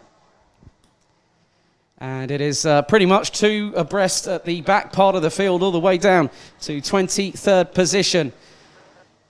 So Gilbert is now trying to get away from the likes of Brunsils, Butcher and everyone else behind. As now we come to complete lap number 1 here at Karting Genk in the first senior Rotax heat of the day, first of 6, as Gilbert gets the head down going across the line, and he has over 0.3 of a second advantage over Sean Butcher. And at the moment, Zaynen, Coppens, Burgess have all made up places. Arthur Horsch up into 14th ahead of Anthony Boulou. As there's been a change and Brunsils has got past Butcher for P2. And at the moment, Van Vugt is trying to go toe-to-toe with Dave Blom. This is going to be a stern test for the youngster from Vauxhall in the Netherlands as he's switched teams for this season, having decided to curtail his initially intended rallycross program for 2020. But Lewis Gilbert, the dual ride diamond, now pulling away, and that is a considerable gap. I count at least nearly 6 to 8 kart lengths between him and Sean Butcher. But Ilian Brunsils definitely looking very, very racy, and Van Vugt now up into P4 in the 376. So he's got past Dave Blom, and now we'll start charging towards the 3 in front. And the top 4 separated by just under 0.7. So the top 5 really starting to make a breakaway, as between Dave Blom and Teresa Babikova, 5th and 6th position, they are separated by just over a second. And now 6 minutes and 51 seconds plus an additional lap. There is one driver at the back of the field, and unfortunately that looks to be the 323. And that is Flint Schuring, who started in 19th position, down to the to 23rd place and looking a bit forlorn at the back end of the field. But Butcher has closed up on Gilbert for 2nd position. In the meantime, Mike Van Vugt is absolutely flying at the moment. He's now up into P3, having got past Ilian Brunsils for a position. So the top 2 starting to break away, but Van Vugt will start to try and close on Gilbert and Butcher. Gap between them was about 0.3 of a second last time around, and it's now under 2.5 tenths. 0.235 between Gilbert and Butcher for the lead of the race, as there's a great move up the inside, and they're swarming all over each other up into, now that is the battle for 6th position. So Milan Coppens, I think, has made up a place in the process.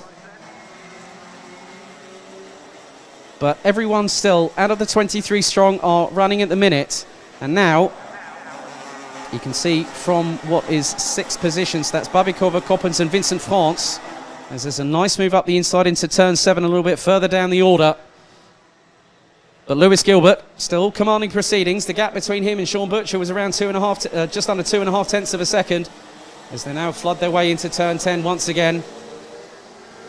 But the fastest lap of the race is in the hands of Sean Butcher, who is losing a bit of ground to Lewis Gilbert at the moment as they all flood their way through turn 12, the right-hander that goes onto the main start-finish straight. So Gilbert now will have a lead of over 4.5 tenths of a second over Sean Butcher. Van Vugt trying to fend off Brunsils for P3.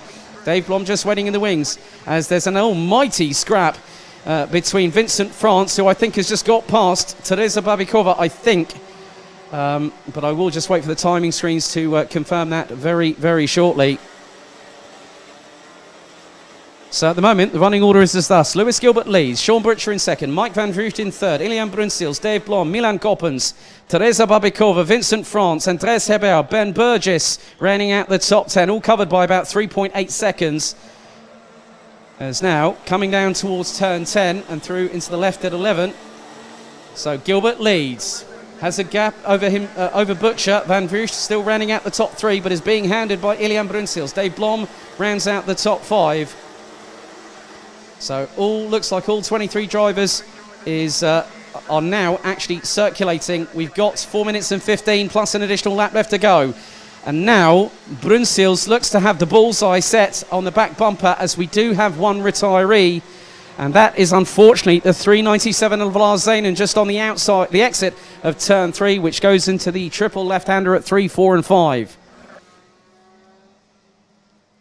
So pretty much even Stevens as the entire field as they go through into turn 7. Some more changes for position. We've had Anthony Boulou up into P12. Vincent France past Teresa Babikova for P7. Amandine Travadon, Clementine Benoit, Drake Janssen, Arthur Horsch and Flint Schuring round out the 23 that are still running, with unfortunately Lars Zaynen's race coming to an abrupt end on lap number 5. As we come to start, we complete lap number 6 here. So Gilbert still leads, the gap now down to just under 3 tenths of a second. Mike Van Vugt is now about a further 8 tenths of a second adrift, but is having to try and keep Ilian Brunsils at bay. 3 minutes and 13 to go. So Gilbert got the initial advantage through the start phase. Looked fairly clean, so the race director let it go.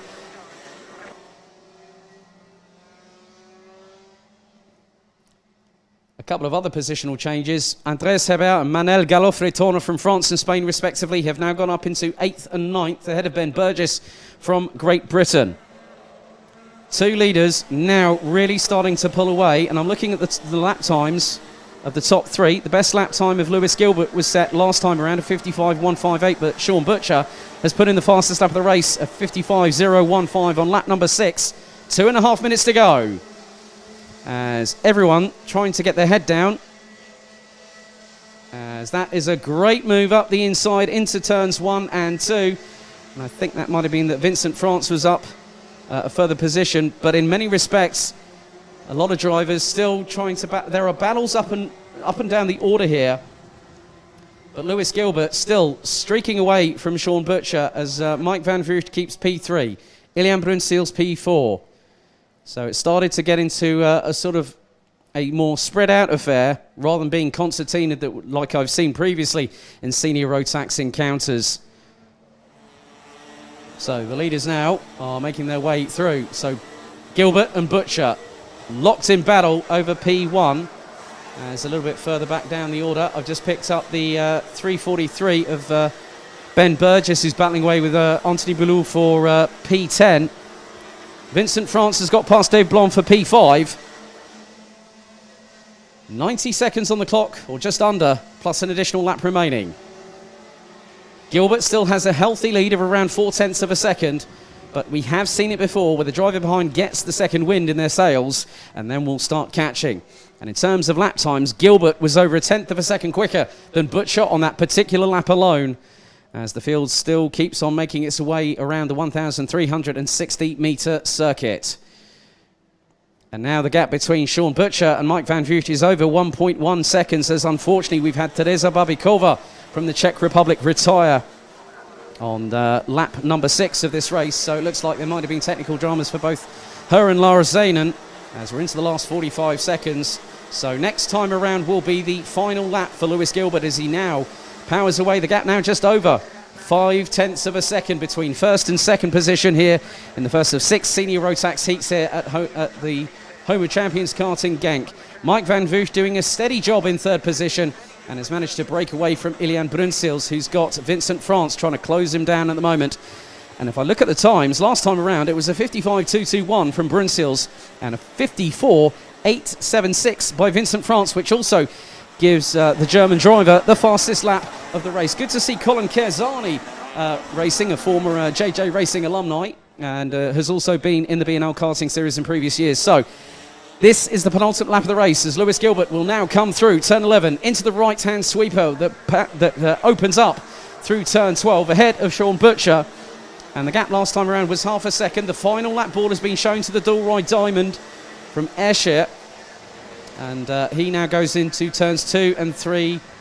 So into the left at 3 and then into the double left at 4 and 5. As now I'm just keeping an eye behind Mike Van Vleuten, because Vincent France is absolutely nailing it at the moment. He's just done another sub-55 second lap of 54.958, and he's right on the tail of Brunsils, who looks to the left, looks to the right. France towards the inside, on through to turn 7, and the German driver gets through, but Brunsils tries to recounter in that respect and goes side by side with the German driver through turn 7 and into turn 8, but France has made the move stick. So now we come down towards the final couple of corners. The checkered flag is being prepared and kicking off his day in style. The 3:29 of Lewis Gilbert from Potenza Racing Engines takes the checkered flag ahead of Sean Butcher by just over 0.6 of a second. A great sterling effort by Mike Van Vleuten, who now has been promoted to senior Rotax for this season, ahead of Vincent France, with Ilian Brunsils rounding out the top 5. Milan Koppens takes P6 ahead of Dave Blom, with Andrés Hebert, Manel Galofre-Torner and France's Anthony Boulou in the 385 rounding out the top 10.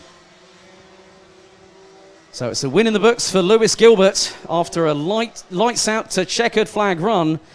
So the Potenza Racing Engines driver doing a sterling job, taking the top time in timed qualifying through the lottery arranged 2 groups.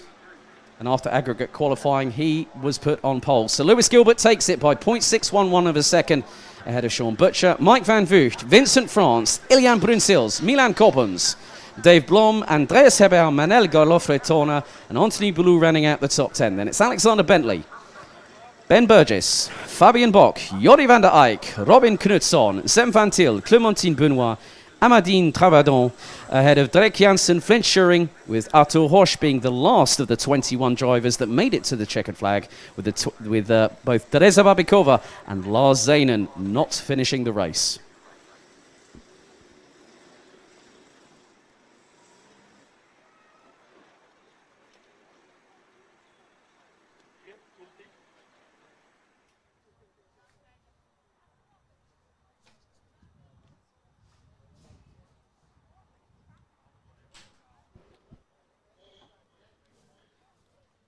So there is the forlorn cart of Lars Zanen representing Belgium in the 397 in the GKS Lemons Power colours.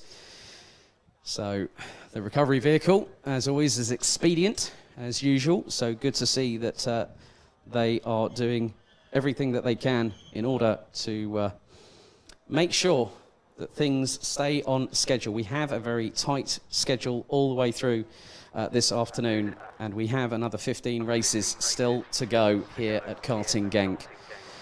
So we will see Lars Zanen hopefully back in action a little bit later on in the next heat that Lars will be taking part in.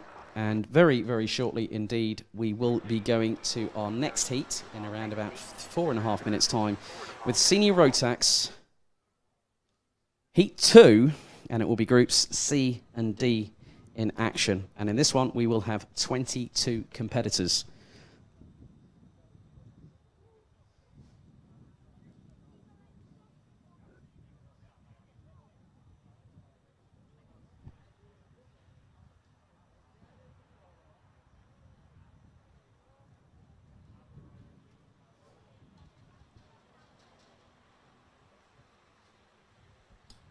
Don't forget, for those watching at home, please keep in touch via our social media channels at BNL Karting Series on Facebook, at BMC_BNL on Instagram, and also at Karting BNL on Twitter. For further information on the championship, go to bnlkartingseries.com. Available in both English and Dutch languages, 24/7, 365. So a big thank you to the recovery crew for doing their expedient work as always. So another 9 minutes will be set on the timer in around about 3.5 minutes' time. But the temperature, I can tell you in the commentary box, feels like it's starting to increase, because now the outside air temperature is 28 degrees Celsius. And we are looking to hit highs of around about 29 degrees Celsius later on this afternoon.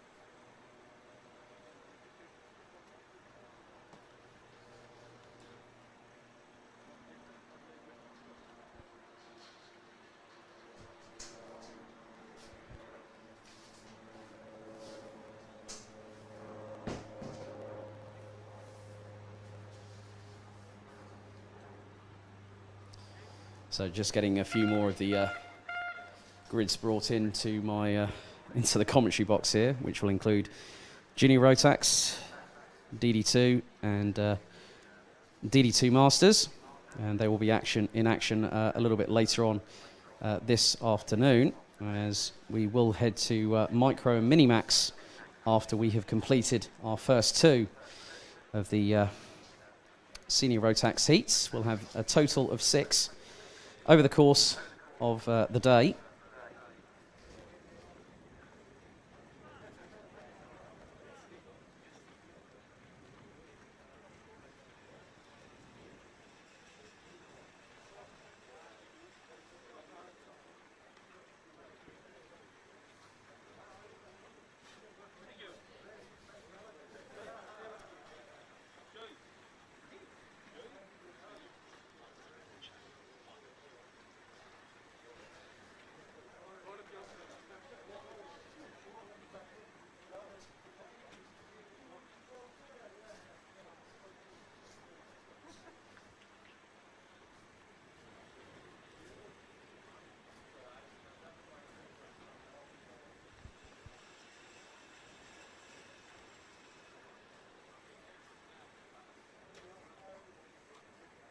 So just over a minute to go until our second of 16 races get underway here at Karting Genk.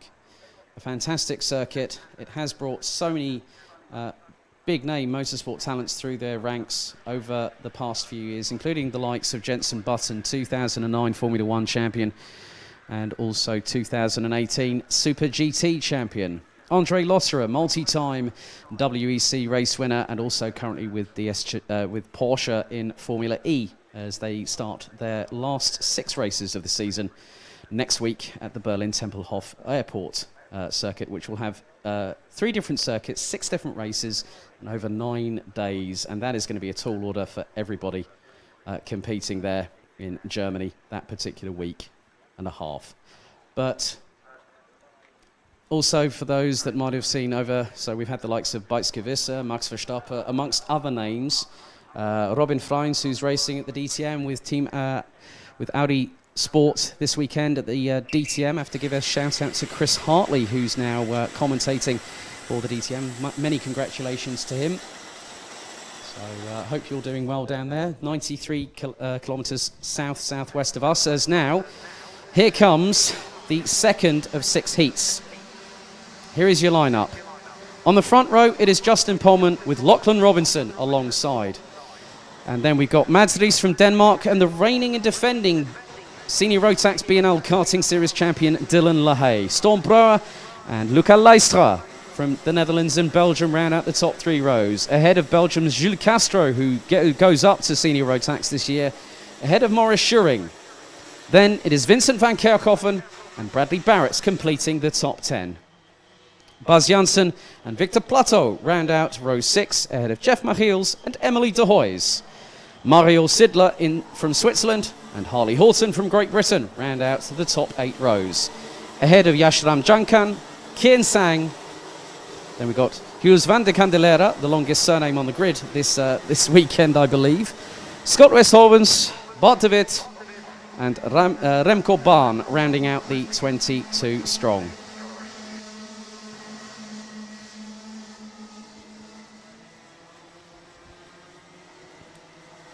So the red lights are once again brought up on the starting gantry. The timer set at 9 minutes with an additional lap to go.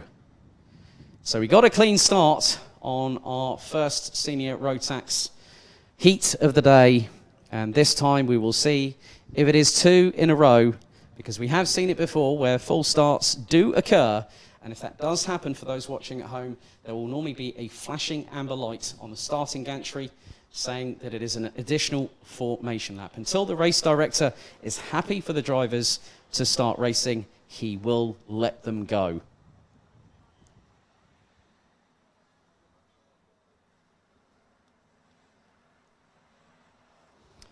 So I see that Bart de Wit's kart is not on the grid, so I'm wondering whether he might be in the pre-grid or might not have been able to make it in time.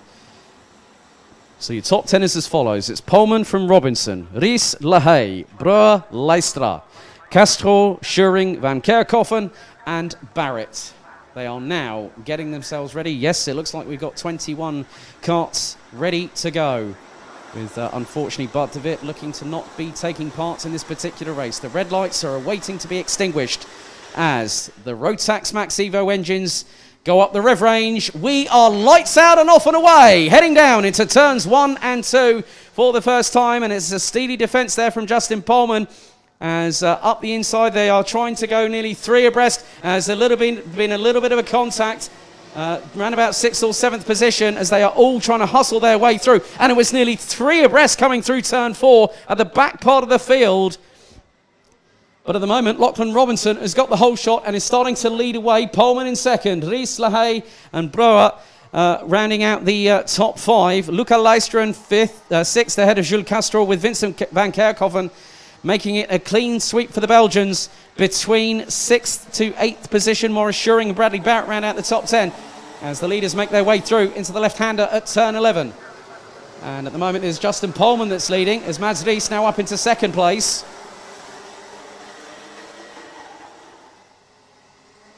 So across the line they come, and it is Mads Ries that is now leading from Lachlan Robinson. Justin Pohlmann rounding out the top 3. Dylan LaHaye and Luca Lystra looking to close, as LaHaye is all over the back bumper of Justin Pohlman. There's been a multi-card incident off of turn number 2, and I count one of them to be, I think that is the 338 of Kian Sang from the UK, and one of them was in GKS Lemon's power colours. So 3 drivers now already compromised and down to the back part of the order. However, Mads Ries, who has switched teams for this season, I think that looks to be the Dams Racing colours he's with now. He is ahead by literally a whisker ahead of Lachlan Robinson, as there's a great move up the inside through turn 10.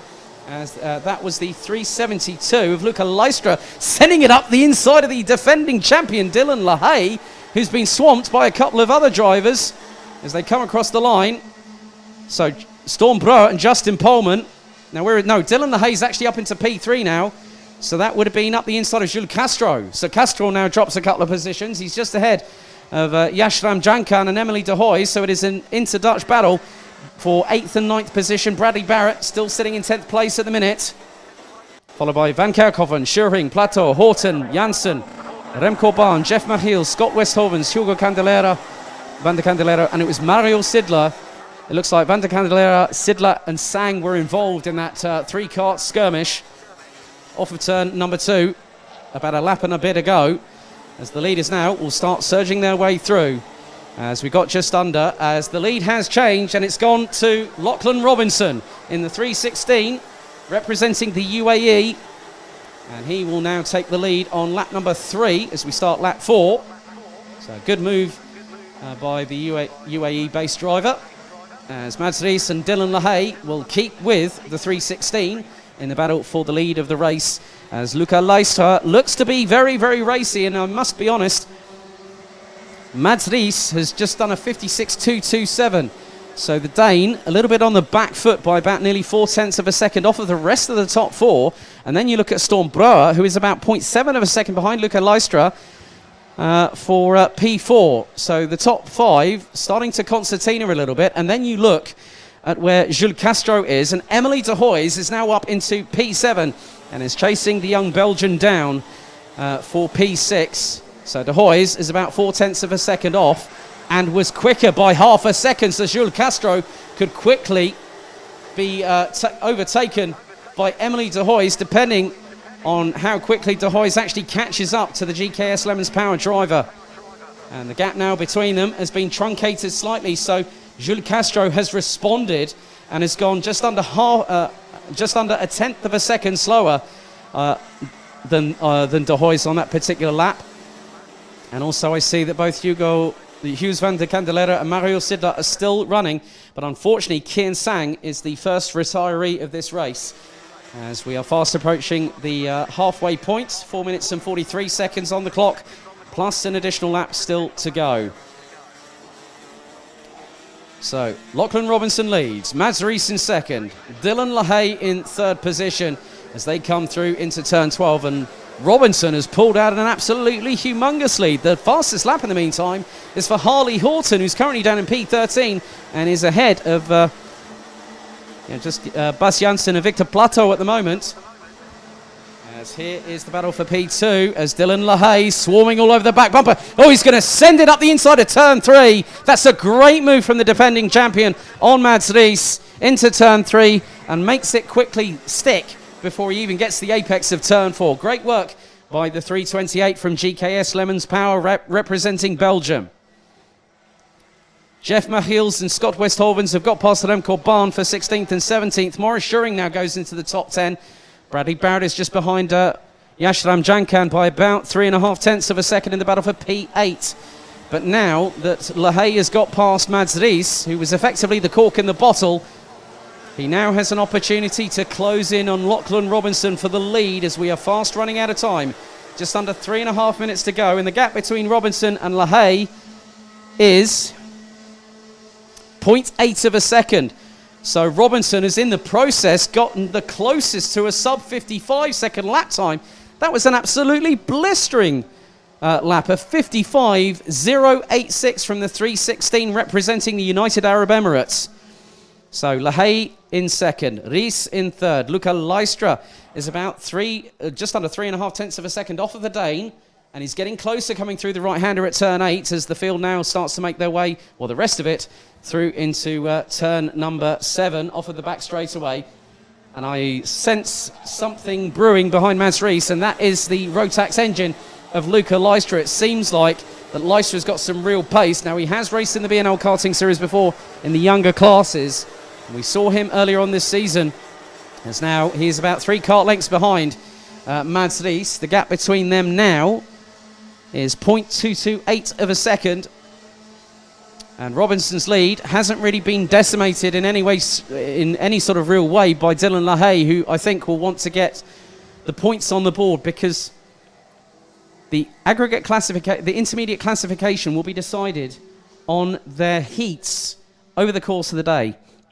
So the drivers will partake in their heats, and then we'll have the top 30 drivers go through into the pre-final and the final tomorrow. As that's a great move by Luca Leistra through the inside of Mads Rees off of turn 9. That's brilliant move. That's a brilliant move by the young Belgian. But now Rees has got to counter-attack, and he's got time fast running out. And not too far behind them is Storm Brouwer, but Lachlan Robinson continues to lead the race as we go on to lap number 9, and his gap between himself and Dylan LaHaye is over 9.5 tenths of a second. So we'll probably have this and maybe another, I think probably another 2 laps to go. So 3 more laps of action here in the second Senior Rotax race of the day. Zarem Korban has got past Justin Pullman. Baz Jansen's got past Harley Horton for 12th place. But a great, well-timed, executed manoeuvre by Luca Leistra. And now he is going to lead both Mads Rees and Storm Brouwer, who complete the top 5. However, in the meantime, Lachlan Robinson now heads down into turn 10. As we've got about 50 seconds on the clock remaining, plus an additional lap. And with the pace that they're running at, this will be, as soon as Robinson crosses the line, this will be the penultimate lap of the race. So Robinson still leads. The gap now between him and LaHaye is nearly 1.1 seconds. Leistra nearly a further second adrift, as Storm Brouwer waiting in the wings to see if he can get past Mads Rees as they go through turns 3, 4 and 5. Into the right-hand hairpin at 6 and onto the back straight away. Now this will give an advantage towards Storm Brouwer, who will get the run, but I don't think he's going to be close enough as he gets a bit deep into the braking zone. Through into turn 7, into the right at 8. And I can sense that Storm Brouwer is just waiting. It's not going to be a case of if, it's going to be a case of when the 388 from the Netherlands decides to put the move past the Dane. So last lap board is being shown to Lachlan Robinson from the UAE. So just under 1,360 metres to go. And he's pulled a gap of over nearly 1.1 seconds as Storm Brouwer looking really, really racy. Through onto Mads Rees as they go through turn 3, into turn 4, into now the left at turn 5. And Storm Brouwer looks to be really a lot closer than he did last time. He's going to try and do the cutback on Mads Rees and try and pull alongside. He does so. There's the slightest amount of rubbing, and that might be a bit too much possibly.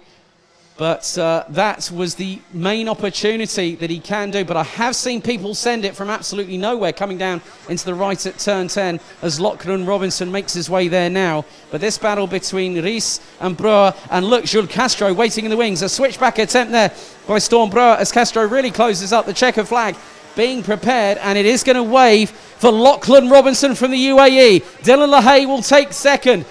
Luca Leistra takes third, and Mads Rees holds on by a whisker. That is absolutely nothing. Probably an A4 sheet of paper outside.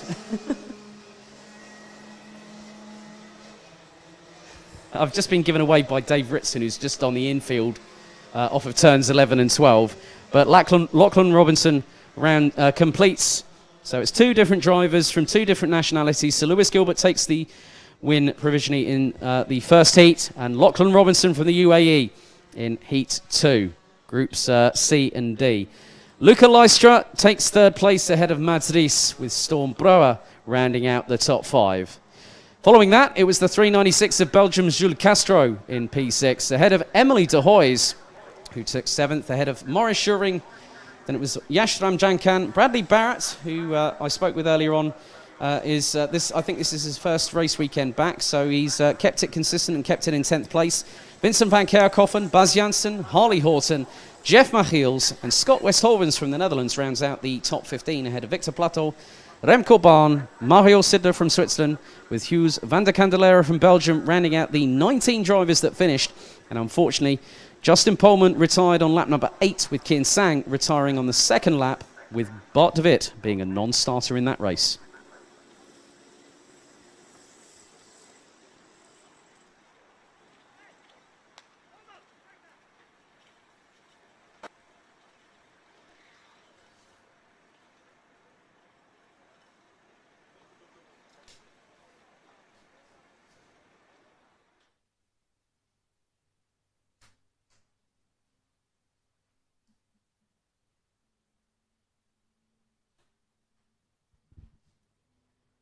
So in around 5 minutes' time, we'll get our first pre-final of the weekend underway with Micromax up very, very shortly in around 5 minutes' time.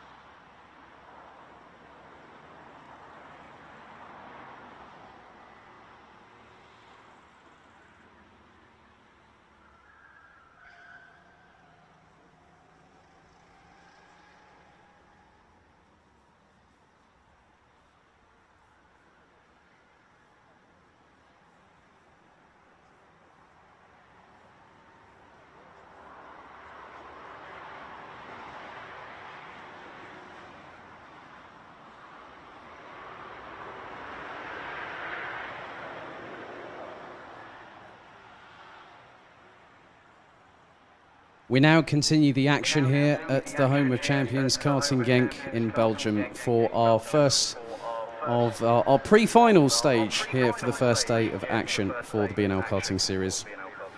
And it is our youngest competitors, Micromax, now on their way onto their 2 laps ahead of going lights out, the first of which will be a sighting lap, and then the second will be a formation lap. Your grid is as follows.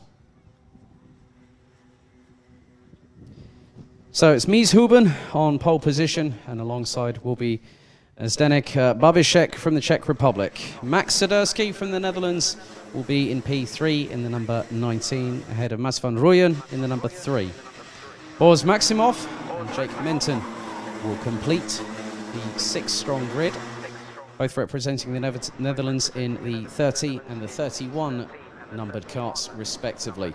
The youngest competitors on the Rotax racing ladder, and we've seen some very good competitors in events past, especially for those that might have seen the B&L Karting Series kickoff back in way back in early March, where we had the likes of Scott Marsh from Great Britain, Matej Radenkovic, who's now moved up into Minimax, as now they go on to the formation lap, and we will have a new timer set. This time it is 13 minutes plus 1 additional lap.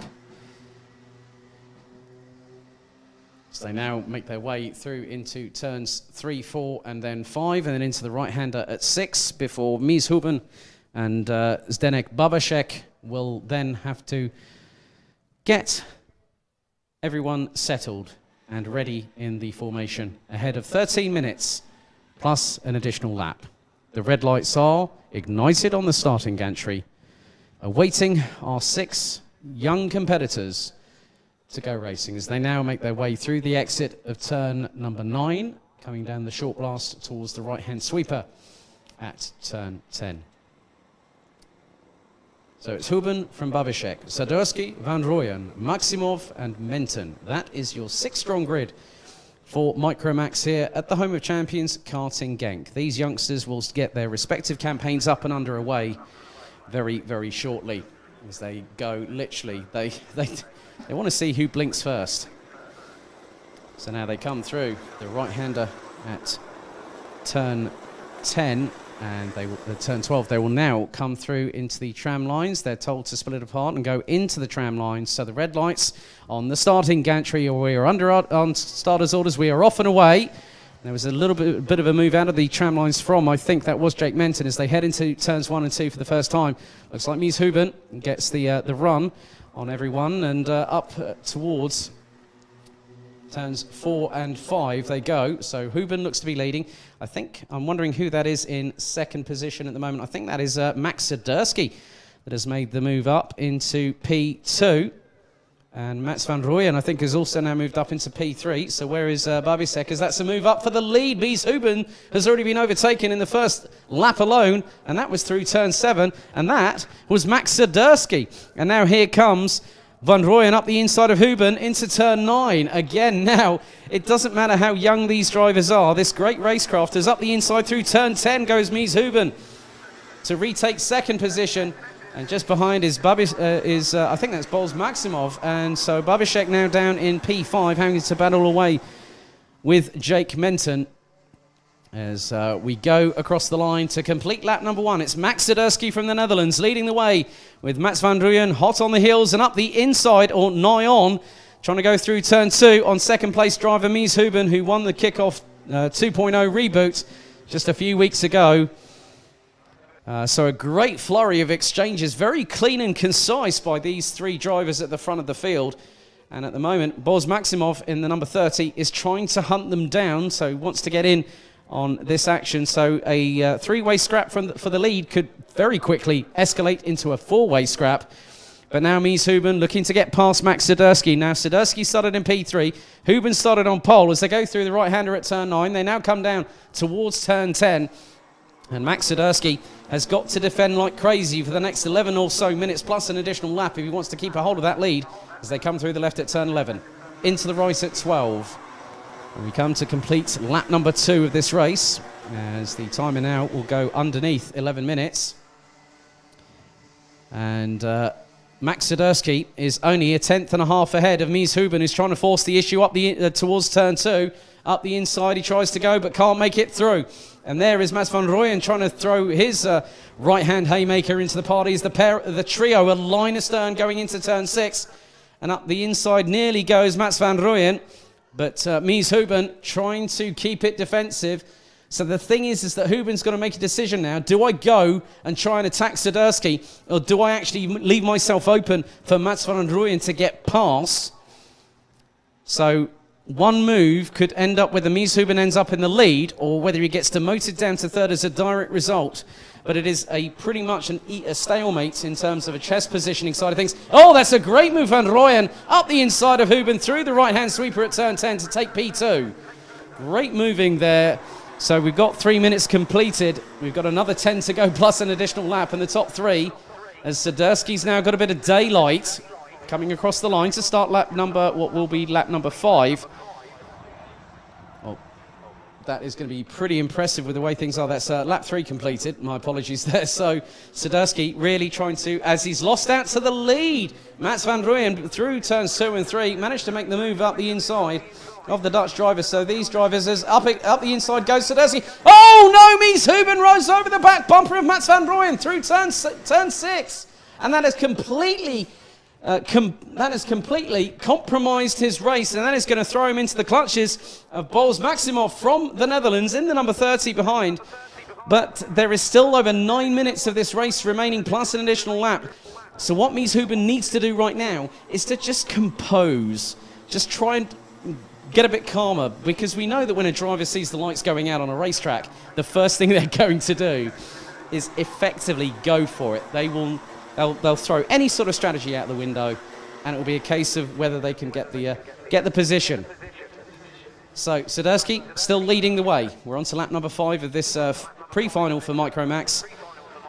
And in the moment, Mats van Rooyen has set the fastest lap of the race, and that was back on lap number 3 of a 1 minute 2.801. So at the minute, the fastest driver out of the top 3 is Max Swiderski, who is leading. But if I'm honest here, when Mies Huben had that moment, he lost about 0.8 of a second to his detriment to, well, make that 0.6 of a second to Mats van Rooyen. And then Max Swiderski did a 1 minute 3.214. So these three drivers are very much level on pace, as they've all gone sub 1 minute 3s in this race. A 1 minute 2.801 from Van Rooyen in the number 3 has got the fastest lap of the race. Max Swiderski is only 0.003 of a second quicker on his fastest lap of this race, ahead of Mies Huben, who was our pole sitter when we went green at around about... sorry, just trying to get my calculations right. You can see how rusty I am here in the commentary box. Around about sort of 5.5 minutes ago. But Max Swiderski now is back into the lead. He's made it past Mats van Rooyen, who's had a taste of his own medicine as they now head into the right-hander at turn 6. But whilst these two are battling, just keep an eye on Mies Huben, because Huben is closing, and closing quite considerably. And he was faster by over 1/10 of a second on the two in front, by about 0.103 of a second on Mats Rooyen. And then on Max Swiderski, that was over 1.5 that he gained on that last lap alone. And I said it was about calming down and just composing yourself. And that is what is the sign of a good driver. And Mies Huben is showing that very, very nicely indeed in this particular encounter. They come round turn 12 and across the start line to start another lap. So this will put us on to lap number 6 of this race.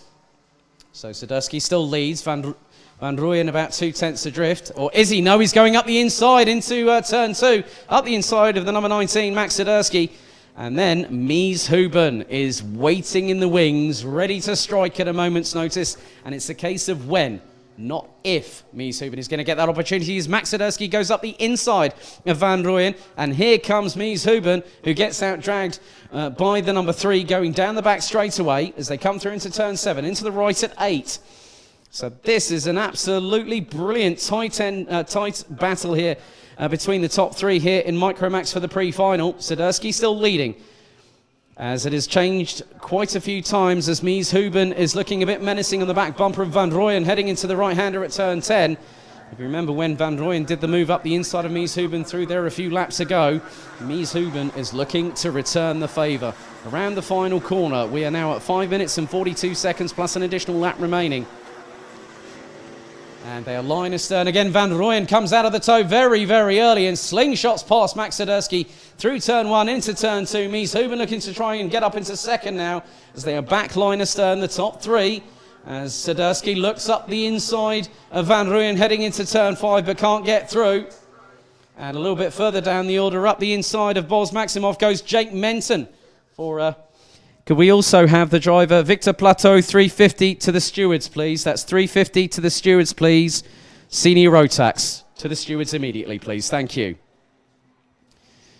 So again, some great battling, and again it's changing. Oh, it's side by side. Max Swiderski's got the lead, and it's a nigh-on wheel interlocking phase for both.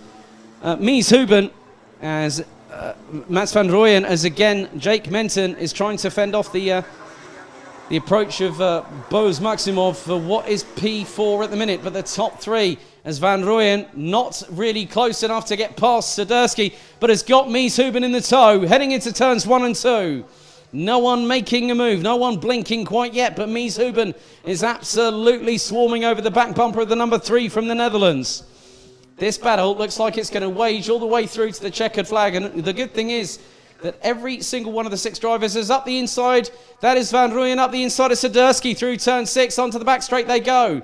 So now Van Rooyen up into the lead. Swiderski down into second. Huben still there in third, waiting for the opportune moment to strike. As Boz Maximov is losing out big time to Jake Menton in the battle for P4.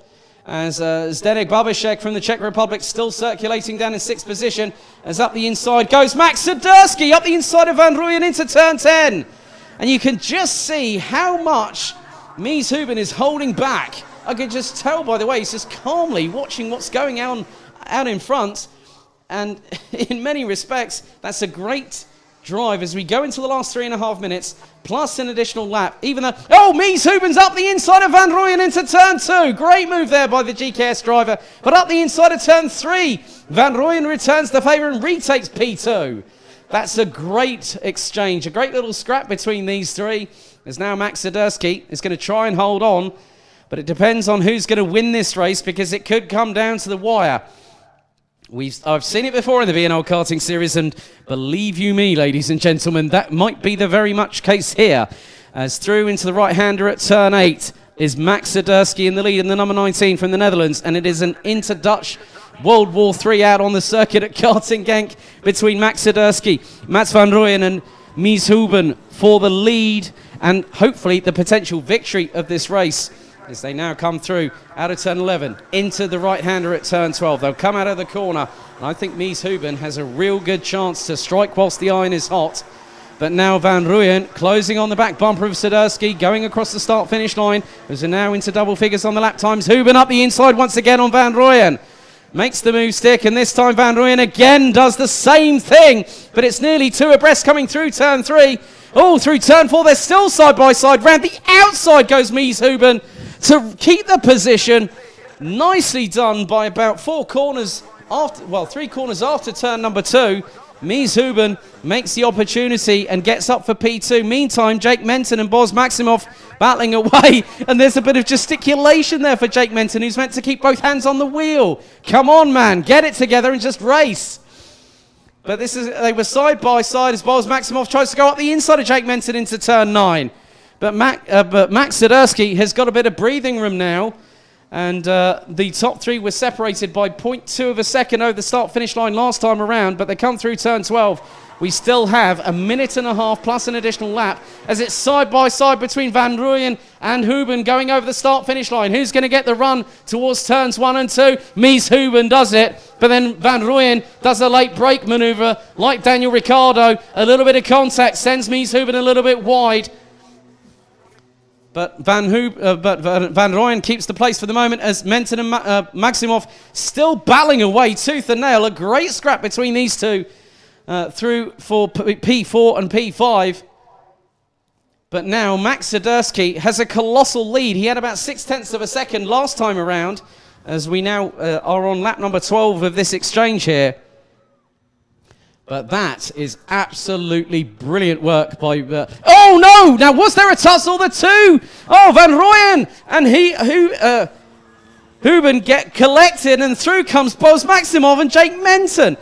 And the gesticulation by Mies Hooben says, I cannot believe that has just happened. So now Boz Maximov and Jake Menton might have an opportunity of being in the top three. They were battling for 4th and 5th, and this has given Max Siderski an absolute lifeline. He's pulled away like a cunt. That's an absolute gargantuan lead.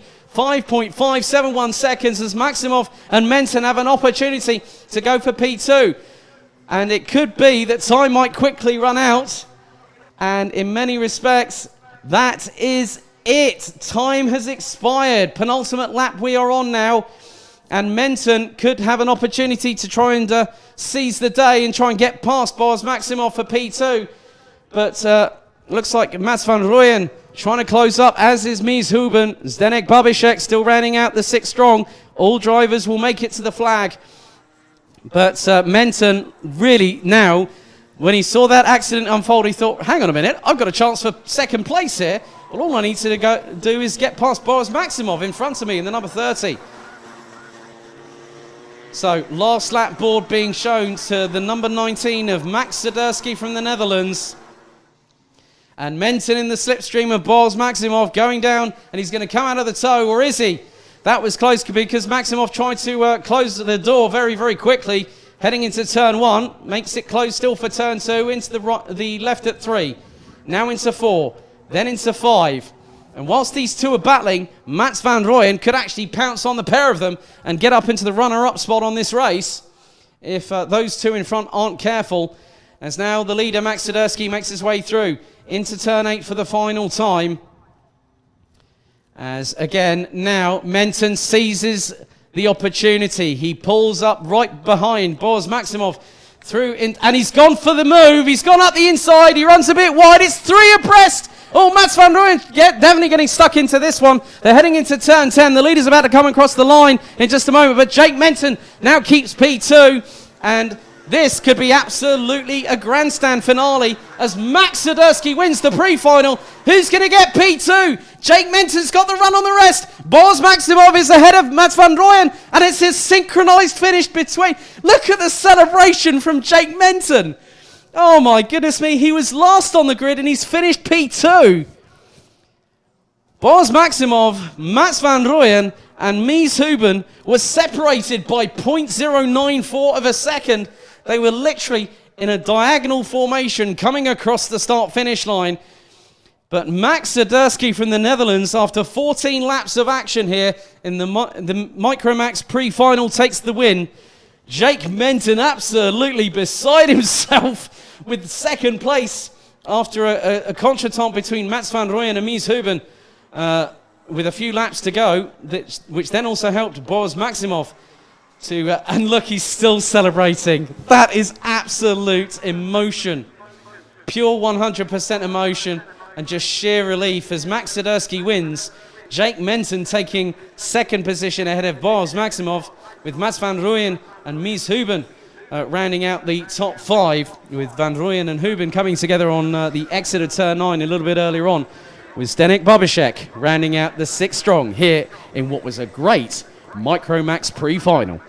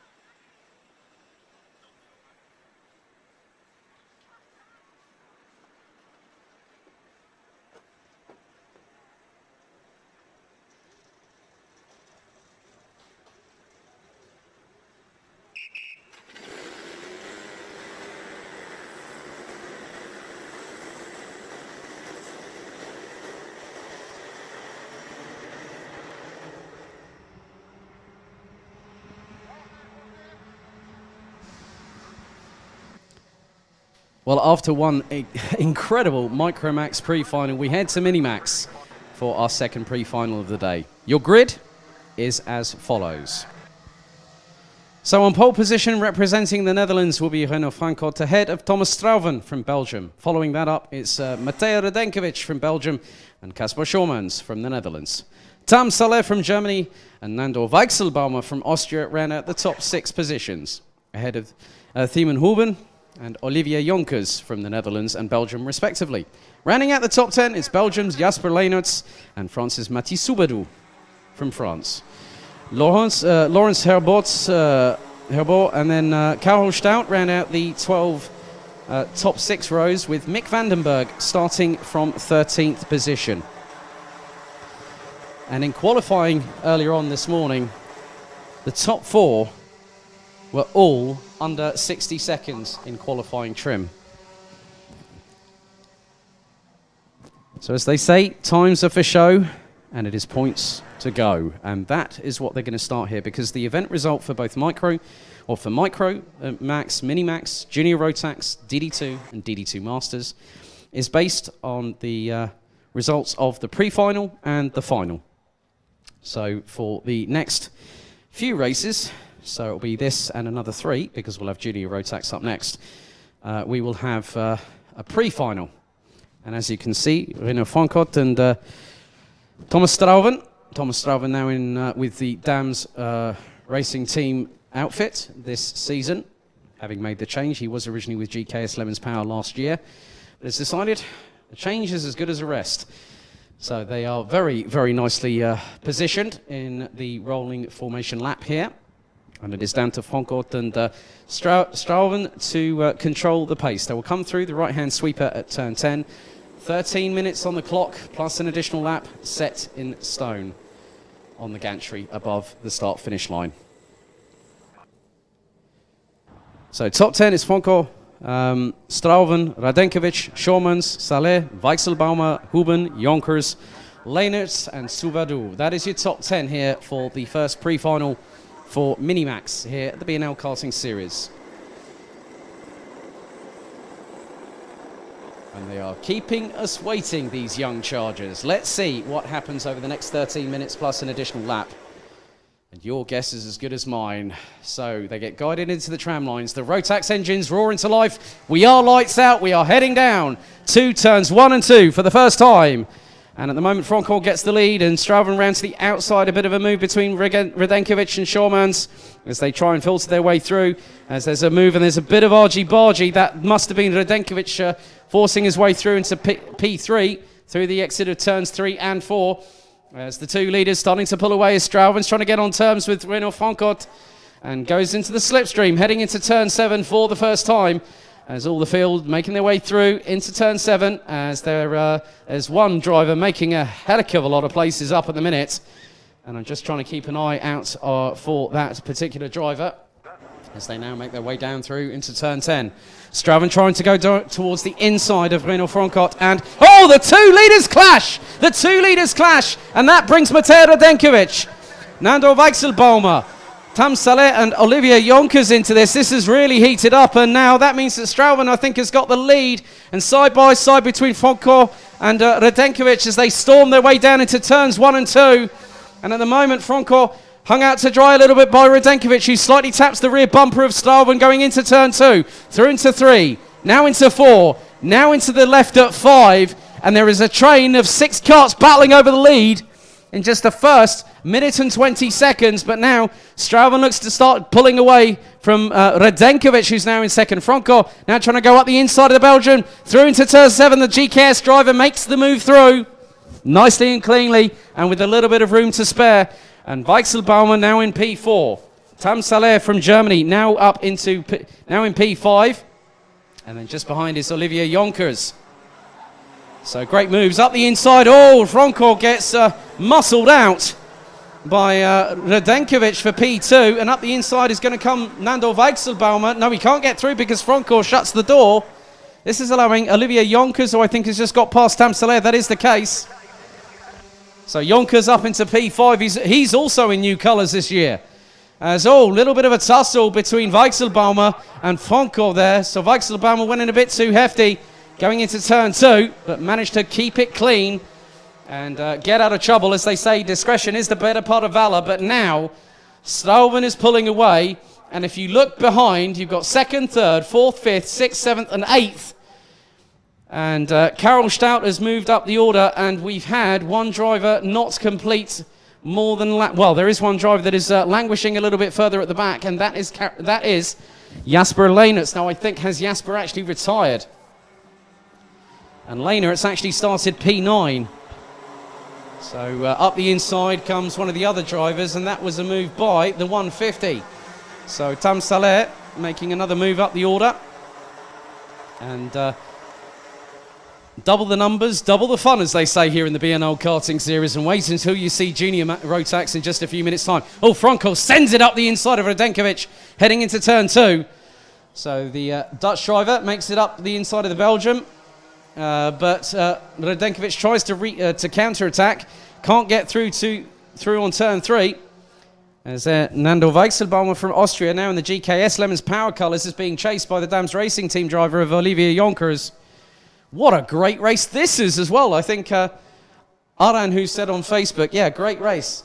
That was just the start of things to come. I think the powder keg is waiting for someone to pull the pin on the grenade and throw it in the general direction of the circuit, because at the moment the action is very, very much hot under the collar. And these drivers are providing us with one hell of a show. Still, Thomas Strauven, you can see that the number 9 in the centre of his race number has actually been scrubbed off, but at least it's got a 9 at the end of it. So Strauven now leads by 0.8 of a second, as we've got 8 minutes and 54 seconds to go, plus an additional lap in this race. Radenkovic coming under fire from Nando Weichselbaumer, as it looks like Tam Saleh was trying to move past Olivier Jonkers. So Jonkers also now in the same colours as Thomas Strauven, so they've both changed.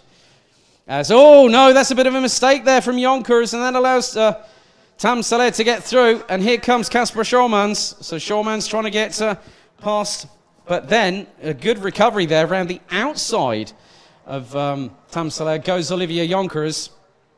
So Jonkers now having this opportunity to really get the bit between the teeth and excuse me, and really go for it, as we're nearly 5 minutes down and just over 8 to go, plus an additional lap.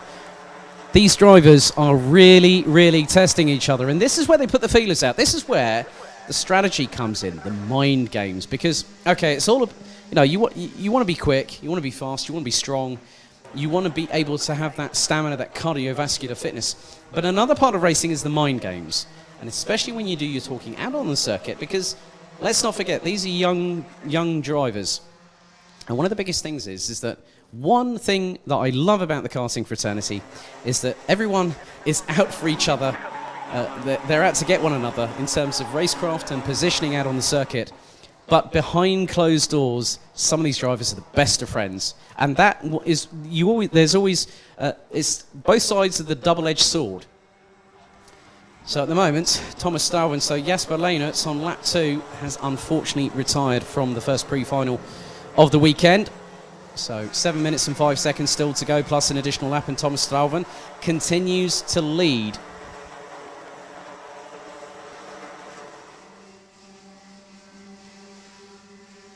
And now has a gap of around 0.6 of a second over Rino Frankot. Matej Radenkovic is a fraction ahead of Nando Weichselbaumer. Here is the battle for P5 between Olivier Jonkers, Tam Saleh, and from the Netherlands, Casper Schormans. Thiemen Huben from the Netherlands also is in 8th, ahead of Belgium's Karel Stout from PG Motorsport in the 143. Karel was running in, I think he was running in the 33 in Micromax earlier on this season, but has moved up a class. I've seen that with a few drivers. Matej Radenkovic also has moved up from Micromax into this class and is holding himself to very, very good account in this early phase.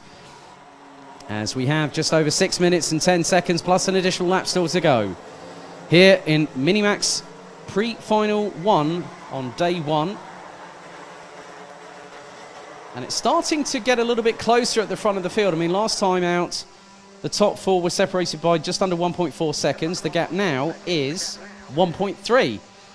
And Thomas Strauven, because he's having no assistance, says, oh, Tam Saleh looks up the inside of Olivier Jonkers through into turn 2 for P5, and is trying to get his way past the Belgian, but can't get through quite yet.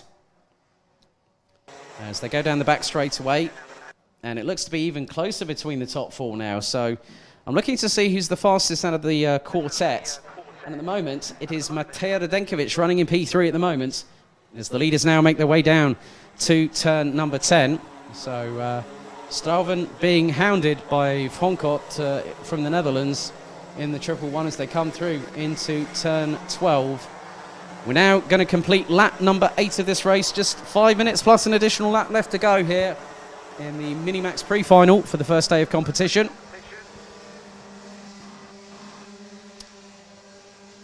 So Strauven leads by 0.345 of a second ahead of Matej Radenkovic from Belgium. Then it's Austria's Nando Weichselbaumer in 4th place. Tam Saleh now is ahead of Olivier Jonkers, but Kasper Schormans has got past as Jonkers goes back up the inside of the number 140 through into turn number 6.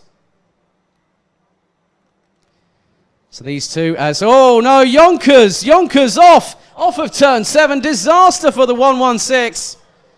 Oh my goodness, now was there a little bit of I'm not too sure. Now was there a problem, or was there the slightest amount of contact there? Not 100% sure. So Jonkers just appeared to go straight on, but I didn't quite catch exactly what happened from my line of sight.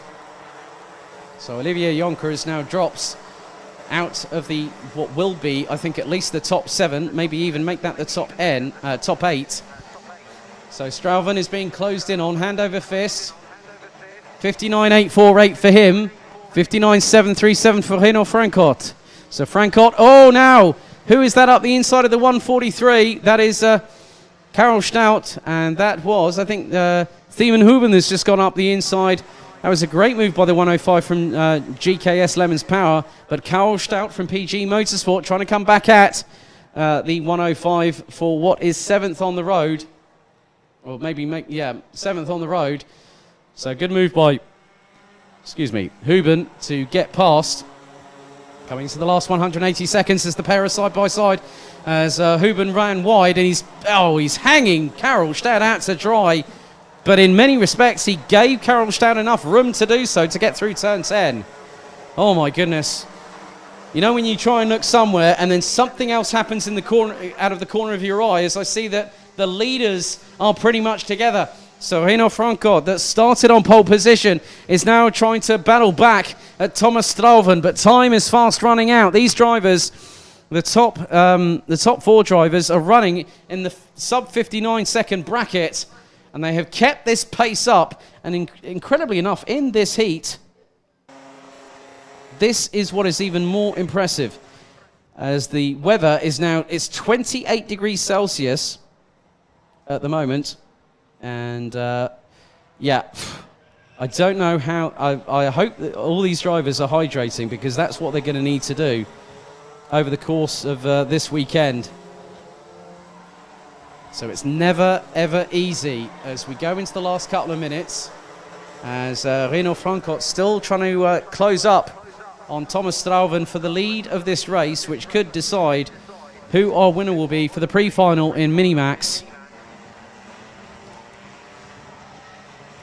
So just under 2/10 separate the two leaders. Matej Radenkovic and Nando Weichselbaumer round out the top 4 positions, and Radenkovic and Weichselbaumer are separated by just under 3.5 of a second at this particular moment in time. Tam Saleh rounds out the top 5 and is a further 2.5 seconds behind that battle, as we see Karel Stout and Thiemen Huben rounding out the top 8 positions, as now Frankot in the tow on Strauven, going for the move up the inside. Does he take it? He has got the lead. Renaud Frankot, our pole sitter, now trying to fight away with Thomas Strauven, as Strauven goes back up the inside through turn 12, back onto the start-finish straight, and I think really this is going to be very, very close indeed. 56 seconds on the clock remaining as Frontcourt trying to go up the inside. He retakes the lead from Strauven. And in the meantime, Radenkovic is battling away with Weichselbaumer, and the Austrians trying to go up the inside of the Belgian but can't get through. Just behind is Tam Saleh and Kaspar Schormans. They're battling away over P5. So some great battles. A battle for first and second, a battle for third and fourth, and then fifth and sixth. Look at seventh and eighth because Thiemenhuben and Karel Stout are literally line astern. Drivers coming through turn 8. Frontcourt and Strauven take pretty much the same line through that corner. Into the left at 9. And then the short blast down to the right-hand sweeper at 10. Strauven's got to really time this right now because we've got 15 seconds on the clock. Through into turn 10. Into the left at 11. Strauven's got to get a really good run coming out of turn 12 to try and do something and get in the toe of Frontcourt going across the start-finish line. Last lap board is out. Who's it going to be? So Frontcourt's got an advantage at the moment, but Strauven looks to close deeper and deeper towards the braking zone. He can't get through into turn 2 quite yet. Whereas Radenkovic is trying to hold on from Weichselbaumer as Tam Saleh is still keeping Kaspar Schormans at bay. Thiemenhuben and Karel Stout round out the top 8. Stout battling all over the back bumper of Huben, trying to get past. And then just behind we've got Laurens Herboz from Belgium. He's in P9. Mick Vandenberg, Mathis Soubadou and Olivier Jonkers rounding out the 12 drivers that are still circulating with an unfortunate retirement for Jasper Leenitz. But we're coming into the dying seconds of this race. And through into turn 9 for the final time. Reno Frontcourt from GKS Lemons Power still leads from Dams Racing's very own Thomas Strauven. Matej Radenkovic and also Nando Weichselbaumer are actually closing. But we're coming through into turn 12 for the final time. Round the final corner, the top 4 come. And this time, does Strauven have the run on Reno Frontcourt? He doesn't! The GKS Lemons Power driver wins the Minimax pre-final by 0.115 of a second ahead of Thomas Strauven. And that was a great battle between the pair of them over those last 13 minutes, plus an additional lap. So Reno Frontcourt takes the win for GKS Lemons Power and for the Netherlands in Minimax for the pre-final ahead of Thomas Strauven. Matej Radenkovic takes P3 ahead of Austria's Nando Weichselbaumer. In 5th place, Tam Saleh representing Germany gets ahead of Kaspar Schormans from the Netherlands in the 140. Thiemenhuben in 7th position ahead of Karel Stout from Belgium. Laurens Herboz from GKS Lemons Power representing Belgium in the 106 takes 9th ahead of CRG Holland's Mick Vandenberg in the 129. With Olivier Jonkers and Mathis Soubadou rounding out the 12 that finished with an unfortunate retirement on lap number 4 for Belgium's Jasper Leenitz.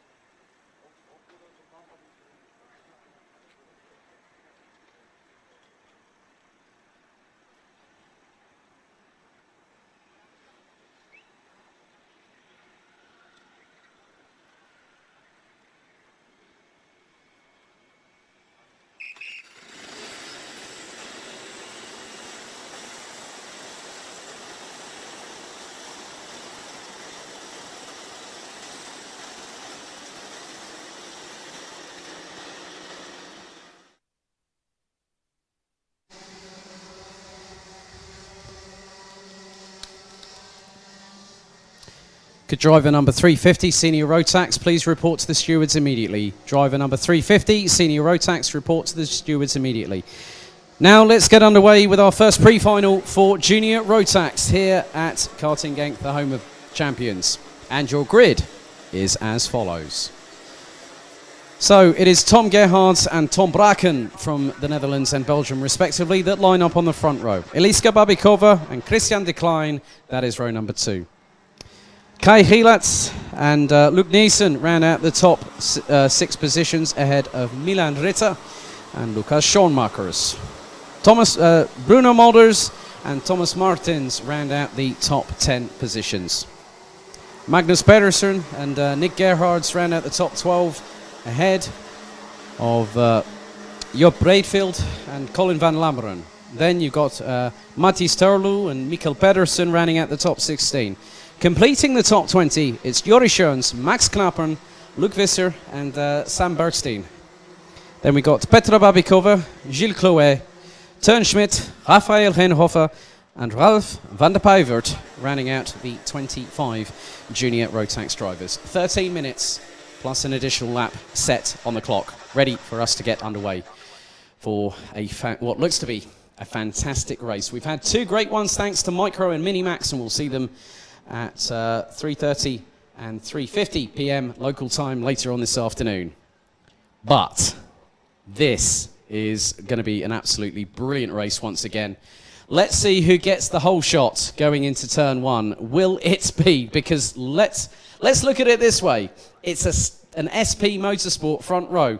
So it's down to Tim Gerhards and Tom Braken to control the field. And they're doing ever so well getting them ready into the right-hander at turn 10. So top 10 is Tim Gerhards, Braken, Eliska Babikova, de Klein, Gielats, Nielsen, Ritter, Schoenmakers, Mulders and Martins. That is your top 10. And again, just like the Minimax drivers, these junior Rotaxes are keeping us waiting. And let's see who gets the advantage into turns 1 and 2 for the very first time. Red lights are on the gantry. They come into the tram lines. The Rotax draw gets up a gear in Junior Rotax. We are off and away, heading into turn 1, and it's a great start by, Tom Braken trying to go around the outside of Tim Gerhards, but up the inside comes, I think that was Eliska Babikova, as they all swarm their way through, and there are people tripping all over each other, and there looks to be Kai Gielats going around the outside into turn 4. This is absolutely explosive. Someone's gone rally crossing off of turn 4, drops all the way down to the back of the field.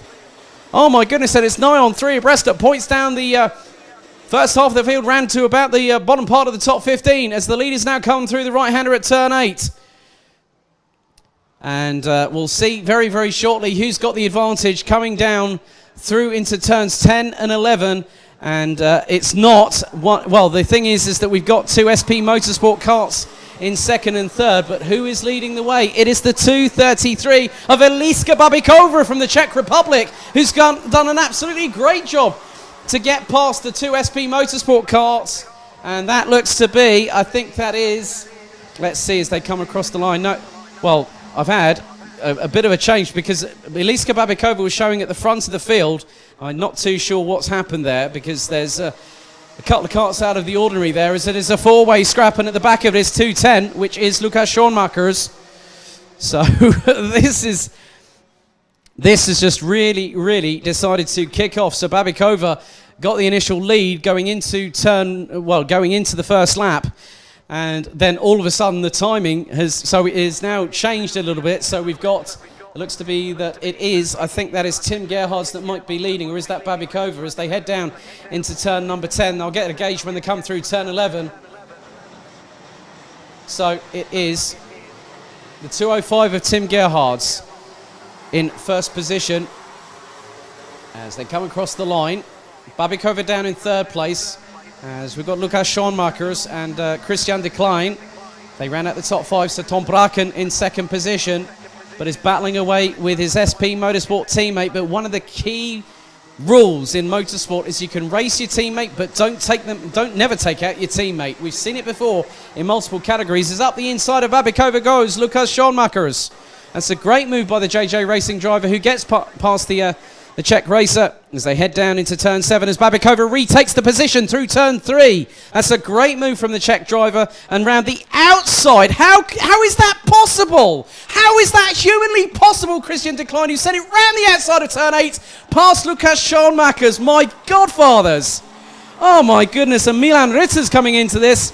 Thomas Martins, who rounded out the top 10, now is up with this fight and up into P7.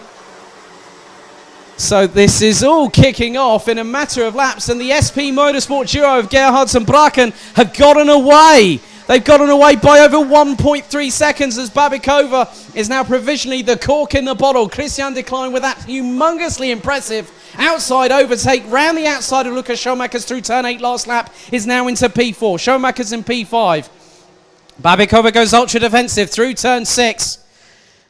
So at the moment we have had a few drops down the order. I'm just trying to see. Kai Rielitz now up as Lukas Schoenmakers trying to force it up the inside of Christian Decline through into turn 7, but can't get through.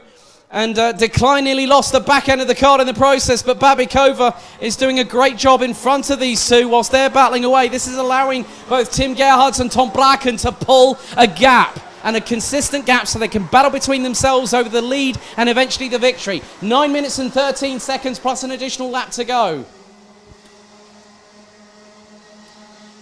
So at the moment, Tim Gerhards and Tom Braken are separated by just 69 thousandths of a second on that last lap as we went on to lap number 5. Eliska Babikova in third.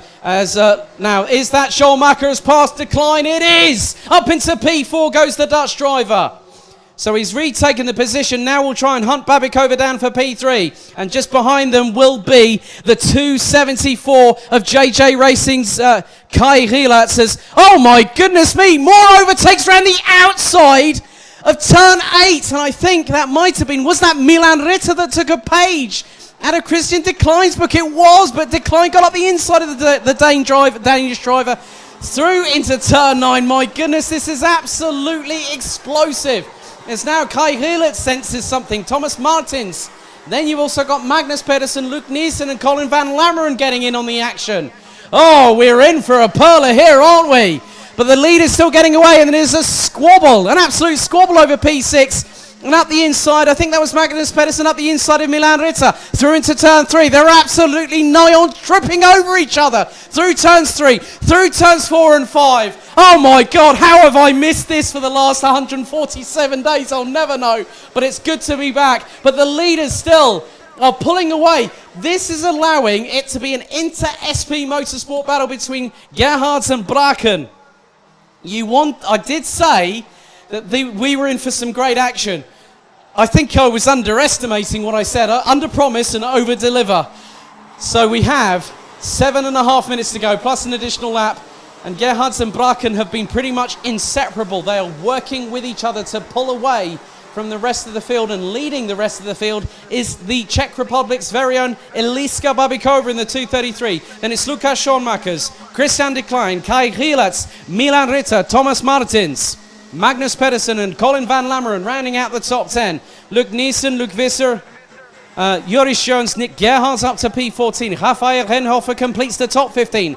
Ahead of Breedveld, Knappen, Schmidt, Petra Babikova, Gilles Clouet, Van der Pavert, Mikael Pedersen and Mattis Turlo have dropped down towards 21st and 22nd. Mikael Pedersen has retired has dropped. Sam Bergstein, I think, might have parked it. Bruno Molders is the biggest casualty, and Molders started on the inside of row number 5 in P9. He's out after lap number 3. Oh, the twists and turns of this tail keeps on coming in Junior Rotax. My goodness me. Oh, now has there been a change for the lead? Yes, Tom Braken has got past Tim Gerhards. Oh, that was a nice switchback. He just sized it up. He's just been waiting and waiting for his chance, and he hits the front of the field with just over 6.25 minutes plus an additional lap still to go. Oh, this is brilliant. Absolutely captivating. If you're not watching right now, what are you doing? More to the point. This is brilliant. So at the moment, Braken is now starting to pull away. Is he pulling a gap off of Tim Gerhards? He definitely is, because obviously, he's raced this track before. He's raced with GKS Levens Power, and that's how he picked up his title a couple of years ago. I think it was Minimax, if memory serves me correctly, before moving over. He then competed in Italy last year, made a resurgence back to the B&L Karting Series with SP Motorsport, and now it is so good to have that man back. That young Belgian, I think, has got true promise. So Lucas Schoenmaker is now closing on Eliska Babikova for P3, and just behind them is Christian de Klein. Kai Hilets is not too far adrift, and then it will be Milan Ritter, as you can just see how much Eliska Babikova is holding on for dear life for P3, because Lucas Schoenmakers went ultra aggressive, and that allowed him to close up on the back bumper of the Czech Republic driver, and then it allowed Christian de Klein, who's trying to do the switchback coming through turn 6. Kai Hilets, I think, is just waiting. Hilets finished qualifying in P5, and I've as soon as he made the switch to JJ Racing, the young Belgian has seriously impressed me, especially when I heard about what happened at the Kickoff 2.0 reboots 4 weeks ago. That was just one of those stories that if you gave that script to Hollywood, they throw it straight back in your face. But meanwhile, Tom Bracken, with 4.5 minutes on the clock remaining, still leads from Tim Gerhards. And they were 0.186 of a second adrift of each other. Gerhards was slightly quicker. Babikova still fighting away with Schoenmakers, the JJ Racing driver from the Netherlands, who celebrated his birthday back on Easter Friday when I had a chat with him on Instagram for the Rotax Max Euro Trophy, which has its first season opener next week here at the very same circuit. As up the inside of Christian de Klein goes Kai Rilets, but he goes wide and he loses out to Milan Ritter in the process. Rilets was going in like Daniel Ricciardo, trying to send it, and I think he just went in a bit too hot, probably missed the braking point, and then all of a sudden he's lost 2 places, so he's dropped from 5th down to 7th position, so he's got all the hard work to do again. Magnus Pedersen is ahead of Thomas Martins for P8. Colin Van Lammeren rounds out the top 10. 3.5 minutes to go. Oh, mamma mia. We've had 3 retirements already, so we're down to 22 runners and riders. So on lap 5, Mikkel Pedersen retired. Sam Bergstein on lap 4, and then on lap 2, Bruno Mulders, and you can see one of the carts forlorn on the infield between turn 1 and the exit of turn number 2. But Babikova, I must be honest, this is absolutely brilliant from the Czech Republic driver. She is keeping Lucas Schoenmakers at bay quite well here. And Schoenmaker's still trying to force the issue going into turn 7. Through into the right at turn 8. They go. Oh my goodness me. And the leaders are line astern as well. You can't fit a sheet of A4 piece of paper between the leader and second place, and then 3rd and 4th. And again, we're seeing a repeat of some of the action that is still to come here at the first day of the B&L Karting Series. Oh, it's back, and it's back with a bang. Brilliantly done as Tim Gerhards looks up the inside of Tom Bracken for the lead through into turns 1 and 2. Can't get past, but again, the pair were less than 1/10 of a second adrift to each other as they headed through. But Gerhards has got the lead. Gerhards has got the lead now, with about 2 minutes and 20 seconds still to go. So a consummate performance. Still Babikova is... I don't know how this is happening. Well, I mean, if Eliska Babikova is not careful, she's got to put the cart in the right place, because if you look behind, you've got Lucas Schoenmakers and then Christian de Klein, and then not too far behind is Denmark's Milan Ritter. As again, now we concentrate briefly on the battle for the leaders and then quickly switch to our drivers in 3rd, 4th, 5th and 6th. Kai Hilets on the comeback trail in the 274 from JJ Racing. 2 leaders come across the line. Gerhard still leads as Bracken trying to go up the inside with Gerhards neatly defending there. Babikova has hung on for so long. Oh my goodness me, this is absolutely captivating that some drivers that you will see normally at the mid-pack of the field, they make a team change and it makes all the difference. And that is showing quite clearly with Eliska Babikova. Petra Babikova is up into 18th position at this particular moment in time, having started from P21. We've got just 60 seconds plus an additional lap still to go as 3rd, 4th and 4th, which is Babikova and Schoenmakers, still battling away over the final position in the top 3. Oh my goodness. You know when you feel so exhilarated that it doesn't matter how much energy you expend, you feel alive again. That's exactly how I feel right now, and I'm so pleased to see all these drivers really give it their all, as again, Babikova has just gotten the measure of Lukas Schoenmakers, and we've seen some absolutely ridiculous overtakes from both Schoenmakers and Decline going through turn 8 earlier on in the race, but the timer is fast ticking away. 21 seconds on the clock still to go, and it's now about the biggest sign that Eliska Babikova is going to need right now is to see the last lap board, as we are fast going to run out of time, as we are now literally at ground zero now. 0 on the clock. Time has expired. Last lap board will now be shown to Tim Gerhards from SP Motorsport and Tom Braken. As now Lukas Schoenmaker bump drafts a little bit on Eliska Babikova, trying to upset the back end of the 233, but the 233 Czech driver is resilient. Now this is the sign that Babikova needs ahead of Schoenmakers, but it's also the warning sign that Schoenmakers needs to do something to get P3. But as Ritter goes up the inside of Christian Decline to take P5 through into turn 4, started to make the approach through turn 3 and got through. Leaders now through turn 7, but the battle between 3rd, 4th, 5th and 6th is not over. Babikova goes defensive. Schoenmaker now starts to attack, trying to go up the inside of turn 8, but can't get through. The door has been closed as Ritter is going side by side. Oh, clashes with Christian Decline heading into turn 10. Oh my goodness me, and that allows Kai Helitz to gain a place, but the checkered flag is going to wave, this time for SP Motorsports, Tim Gerhards. Tom Braken makes it an SP Motorsport 1-2, and what a defensive masterclass from Eliska Babikova to take 3rd place ahead of Lukas Schoenmakers.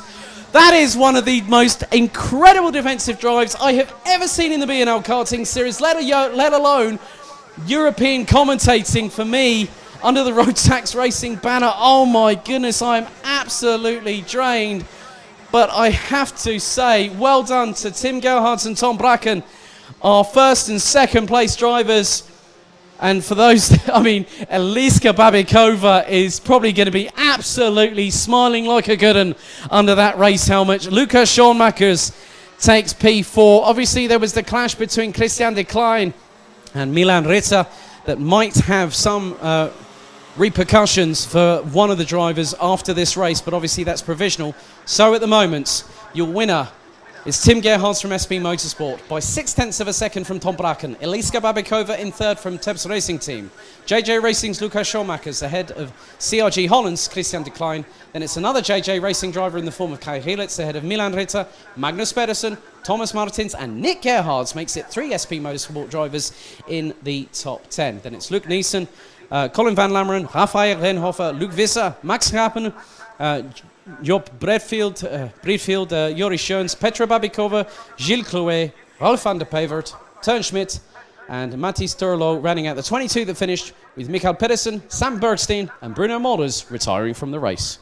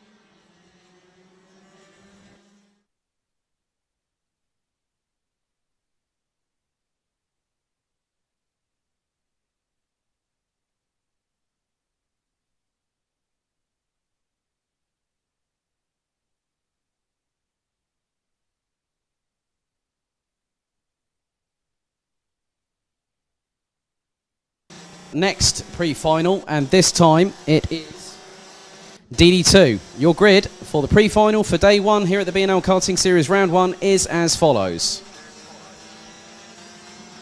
Glenn Van Parijs and Sander Przyblak make it an all-Belgian front row ahead of Austria's Daniel Mahacek, with Florian Breitenbach from Germany rounding out the top 2 rows. The Greek Minotaur, Dams Racing's very own Greek god, DJ Liveris, is alongside Jan Negusens on row number 3. And then we have Bas Lammers from the Netherlands ahead of Silas Ritter from Denmark. Mick Knowlton and Lasse Andreasen from the Netherlands and Denmark respectively round out the top 10. With Sebastian Janczewski, the sole Polish driver here this weekend, ahead of Wout Antonissen from Belgium. Oliver Breitenbach will start in 13th alongside countryman Marcel Steinert from RS Competition. Luc Schippers and Jordi Klebold round out the top 8 rows ahead of Max Fleischmann. Chris Kopp, then we've got Maxim Dirich, then we've also got Jamie Billings and Brindley Kinch rounding out the 21 strong here.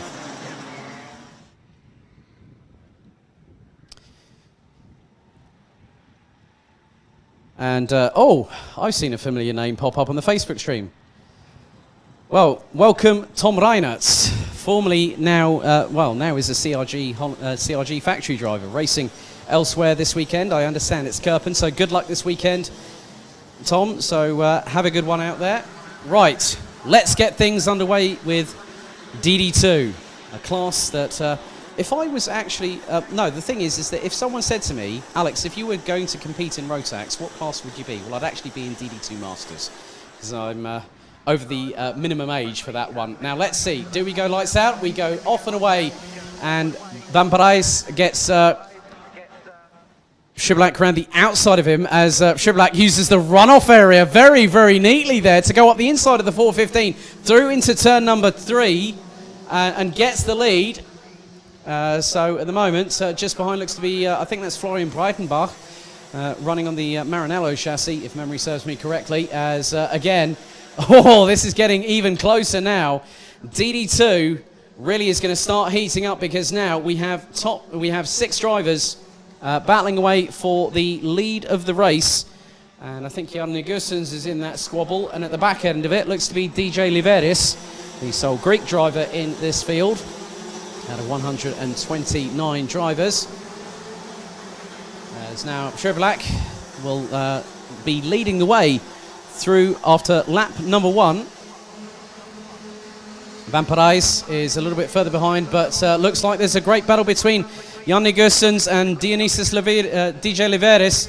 And Liveris looks to have made the move, and up on the back bumper of Jan Negusens, Bas Lammers is now in the hot seat. Now, he won the Kickoff 2.0 reboot, and as a result, the Sodikart factory driver is now part of the grid for 2020. Never in my lifetime would I see that happening, as he's gone up the inside of Jan Negusens, up into now P6, as Daniel Mahacek is not too far behind the back bumper of Florian Breitenbach. So it is Belgium, leading Belgium, Germany, Austria, Greece, and now the Netherlands comes firing forward, courtesy of Bas Lammers. And then we've got the 421 of Lasse Andreasen trying to go up the inside of Jan Negusens, and makes the move through turn 12. Nice work there by the Danish driver, up into P7. And now the scrap for P1 is really heating up, because Sander Przyblak is not getting away. Glenn Van Parijs, Florian Breitenbach and Daniel Mahacek round out the top 4. A little bit of a distance between them and DJ Liveris from Greece. Then Bas Lammers from the Netherlands, Lasse Andreasen, Jan Negusens, Wout Antonissen, and Silas Ritter round out the top 10 ahead of Schippers, Steinert, Janczewski, Fleischmann up to 14th. Oliver Breitenbach rounds out the top 15. Ahead of Chris Kopp, Jordi Klebold, with Brindley Kinch and Jamie Billings rounding out the top 19 positions.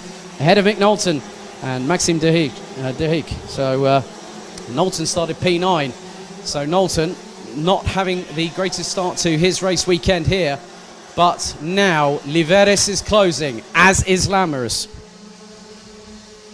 So in many respects, what could be the case of all these other drivers trying to go, well, Yeah, I've got an opportunity here. Yeah, you've got an opportunity, but can you make it count? That's the biggest conundrum that most people want to know the answer to.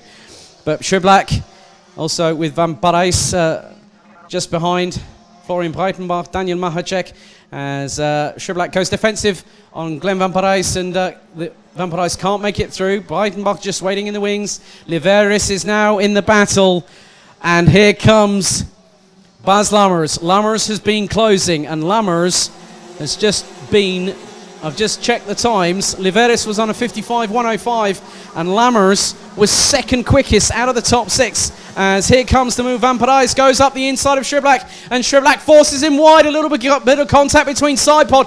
Parijs 2 wheels on the grass heading into turn 1. Florian Breitenbach up the inside. Daniel Mahacek through into P3, and now this is where things get serious. DJ Liveris and Bas Lammers now make it a 6-way scrap for the lead, and now Liveris getting past, and that is on Daniel Mahacek. And look at the opportunistic momentum that Bas Lammers has got done, and he's got past the Austrian too. So now this is I'm actually really surprised, because if I was to say to you now, when this race started nearly 5 minutes ago, would you believe that there is 9, possibly 10 drivers that could be in contention for the race victory here? I would have definitely said a no if someone asked me that question. So now, Mahacek loses out. He's down in P6 behind DJ Liveris and Bas Lammers in 4th and 5th respectively, who now have an opportunity to go for the victory. Zandrup Schublak leads from Florian Breitenbach. Then it's Glenn Van Parijs in 3rd place. DJ Liveris from Greece, Bas Lammers from the Netherlands. And then Daniel Mahacek, Lassie Andresen, Wout Antonissen, and then we got Jan Nigussens and Silas Ritter rounding out the top 10. As we do have one retirement, and on lap number 2, unfortunately, Great Britain's Brindley Kinch is the first driver to retire from any DD2 encounter this weekend. But now, Zandrup Schublak has got a lead. It was 0.334 of a second last time out. This time around, he has a perfect opportunity to pull away, and he's doing so. The gap was 0.3. It is now nearly 0.8 as Glenn Van Parijs sends it up the inside of Florian Breitenbach, and then DJ Liveris muscles his way through. In through goes Bas Lammers. Oh my goodness me. Bas Lammers is, for those watching at home, if you don't know who Bas Lammers is, and he's just gone and taken 3rd from DJ Liveris through on the inside of turn 6. Liveris looking to the inside, Breitenbach to the outside, Mahacek just behind, and then we've got Wout Antonissen in the party as well. This is just captivating. Now, for those wondering about what happened with Bas Lammers, he absolutely timed it to perfection on the conditions that changed on Sunday and managed to pick up the victory. He was literally faster than anybody, but with the amount of experience in both European and World Championship competition. And what's more, he is an ambassador for Sodicard as well. He's one of the most world-renowned drivers, but he gets pounced on by DJ Liveris going through into turn 2. So the Greek driver showing that he can also bring some dance moves to the party. But then Florian Breitenbach is still keeping in touch with these two. But at the moment, between Zandrup Schublak and Glenn Van Parijs, the gap was 0.956, as now Breitenbach has a move of his own to send up the inside of Bas Lammers. So Lammers really now has to get a move on. He's got 6 minutes plus an additional lap.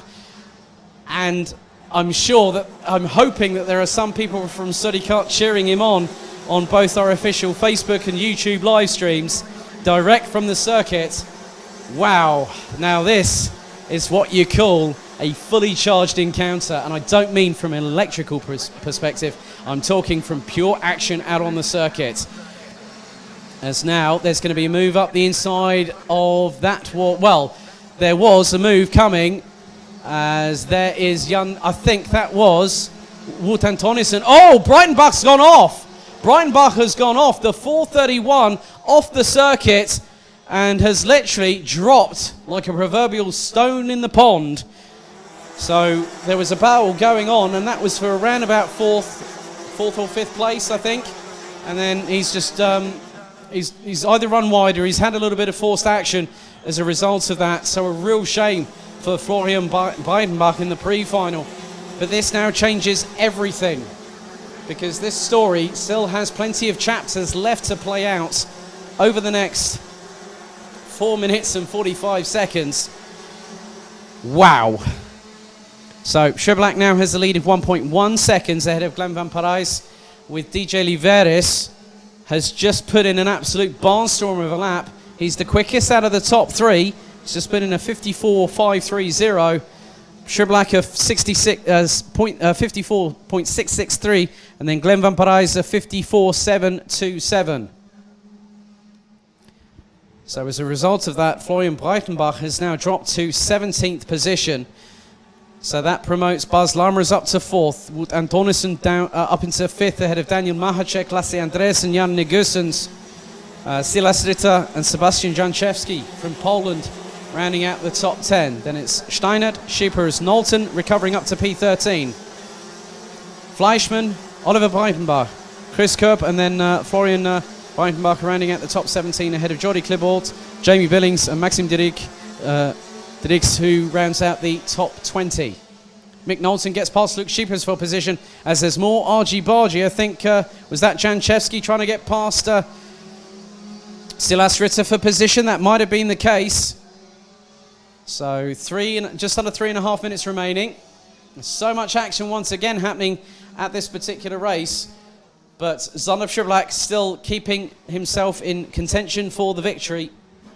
As now a little bit further down the field, you've got the 444 and the 333. That is Silas Ritter and Wout Antonissen. So Silas Ritter is now up past the Belgian as they now come through into turn 11, which is the left-hand sweeper.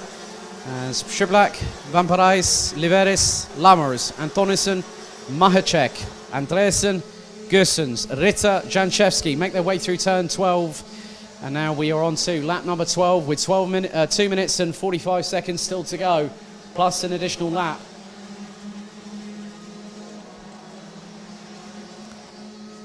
As DJ Liveris has actually set the fastest lap of the race of anybody, a 54.530 on lap number 9.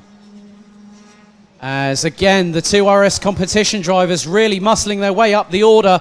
And at the front of it all, I think that is Silas Ritter, who's made up more positions, and as a result of that, has done a really good job trying to keep things moving forward. As there's a bit of argy-bargy, that's between Mick Knowlton and Marcel Stein. That's Mick Knowlton, and just keeping an eye on the cars in front. As Janczewski with Ritter and Steinert just behind, they are battling away. That's absolutely cracking action that we've got here. Mick Knowlton was battling away with Jan Negusens for position there. So Mick Knowlton trying to get himself into the top 10 if possible.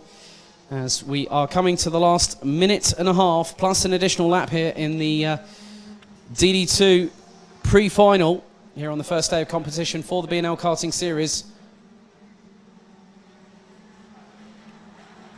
Round 1 of the 3, which all will be held here at Karting Genk in the second round, as that's a move up the inside. That is Marcel Steinert up the inside of Silas Ritter. So these two are teammates in the same RS competition stable run by Robert Schlunsen.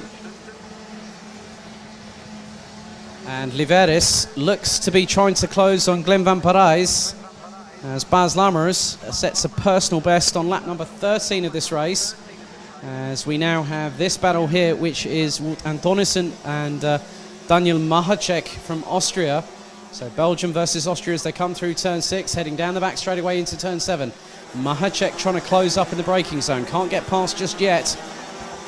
And just in front of them by about 9/10 of a second is the Dutchman Bas Lammers.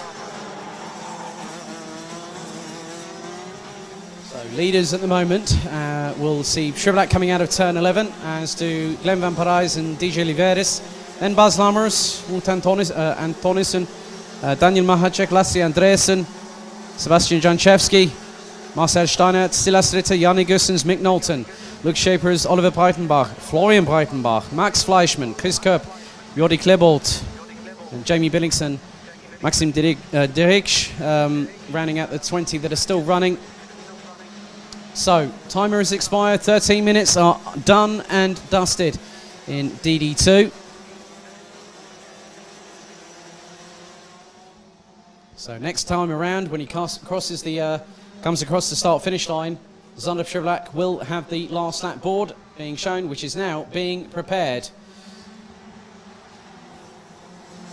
So we'll go on to very shortly, the 15th lap of this race, which will be the last one to go. So across the start-finish line to start the last 1,360 metres of the race is Zandvoort Schiblak ahead of Glenn van Parijs, DJ Liveris. Bas Lammers has got a lot of daylight between himself, about nearly 1.3 seconds between Wout Antonissen and Daniel Mahacek, who are still battling away tooth and nail. And I think this will go down to the flag for around about P5. Lasse Andresen and Sebastian Janchevski round out the top 8 ahead of Marcel Steinert and Silas Ritter. And Liveris looks to be a bit closer to Van Parijs that particular time around. And even on the penultimate lap, DJ Liveris decides, oh, you know what I'm going to do? I'm just going to throw in the fastest lap of the race. Well, there you go. Sent it in like a good one. Probably a bit like one of the arrows from the Greek, from Zeus, maybe. But round the final corner will come Bouvin Powers, defending two-time champion of the B&L Karting Series in DD2. Zandvoort Schiblak comfortably takes the win by 0.557 of a second ahead of the returning Glenn van Parijs. DJ Liveris takes P3 ahead of Bas Lammers, with Wout Antonissen and Daniel Mahacek rounding out the top 6 positions. But some great action from all the drivers here in DD2. So let's have a look at the finishing order, as everyone apart from Brindley Kinch, who didn't complete the race, is as follows. It's a win for Zandvoort Schiblak from Belgium, with Glenn van Parijs rounding out a Belgian 1-2 in the 4:15. DJ Liveris in 3rd place. Bas Lammers from the Netherlands in 4th. Wout Antonissen from Belgium in 5th place. Ahead of Austria's Daniel Mahacek. Then it's Denmark's Lasse Andresen. Poland's Sebastian Janchevski ahead of Germany's Marcel Steinert, with Silas Ritter rounding out the top 10. From Belgium in 11th, it's Jan Negussen's Mick Knowlton from the Netherlands in 12th. And the two Breitenbach brothers, Oliver 13th, Florian 14th, ahead of Luke Schapers, Max Fleischmann from Germany, Chris Kopp from Germany, Belgium's Jordi Klebold with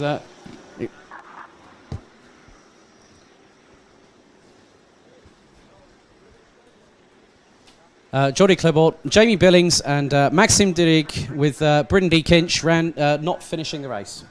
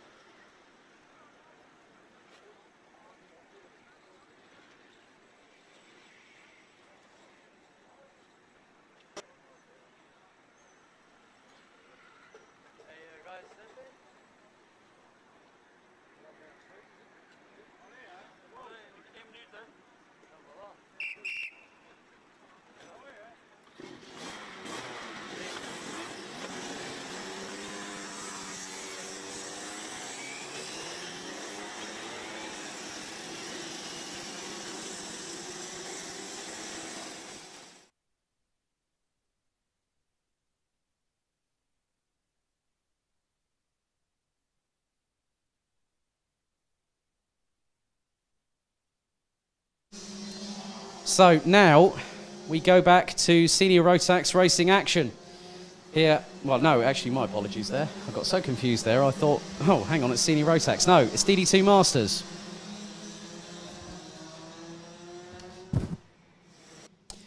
Right. So your starting order is as follows. On pole position will be Jim Ringelberg from the Netherlands, and then Christoph Adams in the 555 will be alongside.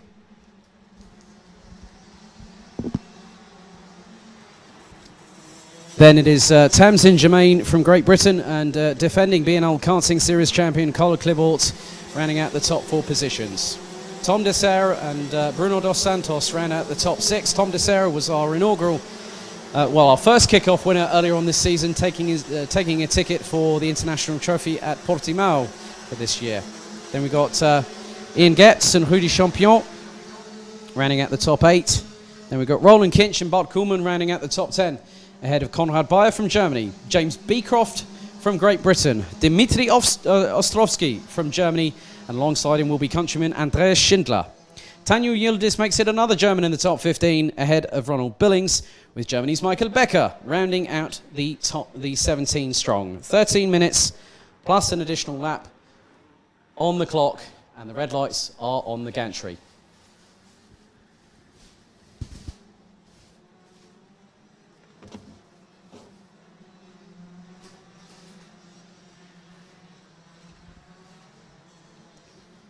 So very shortly, we will get these 17 drivers ready to go into battle for the first time.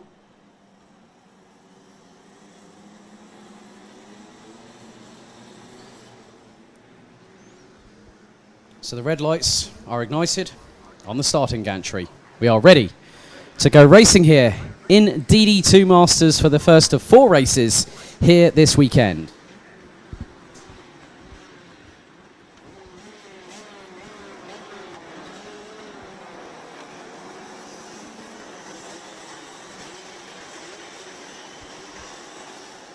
So once again, the red lights are on the starting gantry. 13 minutes on the clock. Let's see, do we go lights out? We do, and we head down towards turn 1. And that was very, very quickly. Oh, now there was a bit of collision there in the middle of that. Might have been Konrad Bayer heading down into turns 1 and 2 for the first time, as Tamsin Germain keeps it well put in front, as everyone else is tripping all over each other. Tom de Serre looks to be in the thick of things there. Oh, someone's gone off at turn 4. Oh, my goodness me. Now, who was that? That was the 5:17 of James Beecroft. Unfortunately, unceremoniously thrown down to the back order of the back part of the field, but already through turn 7, Beecroft's made the move past one of the other drivers. That could have been Tanju Yildiz up into turn 7. So after quickly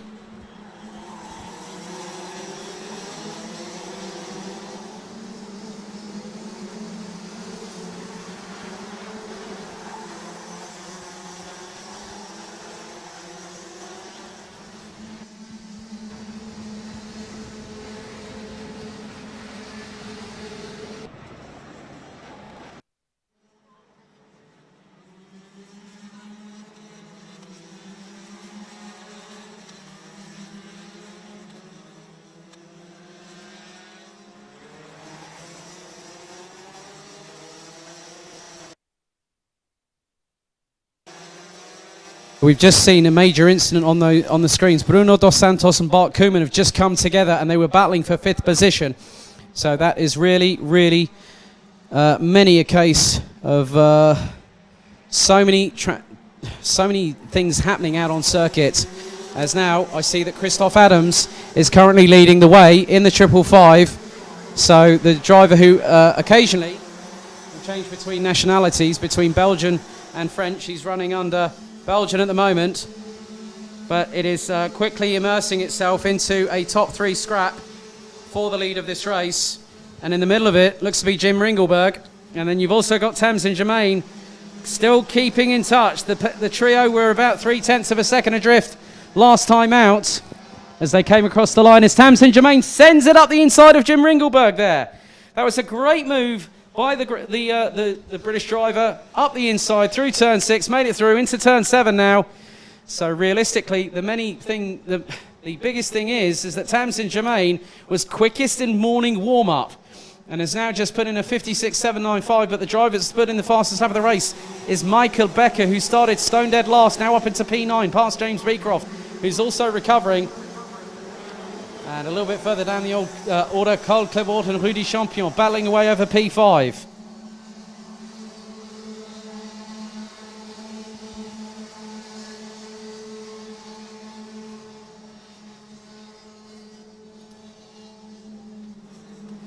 So still, it is going to be tooth and nail, as now Tamsin Germain will try and close up, but in other words, that doesn't happen.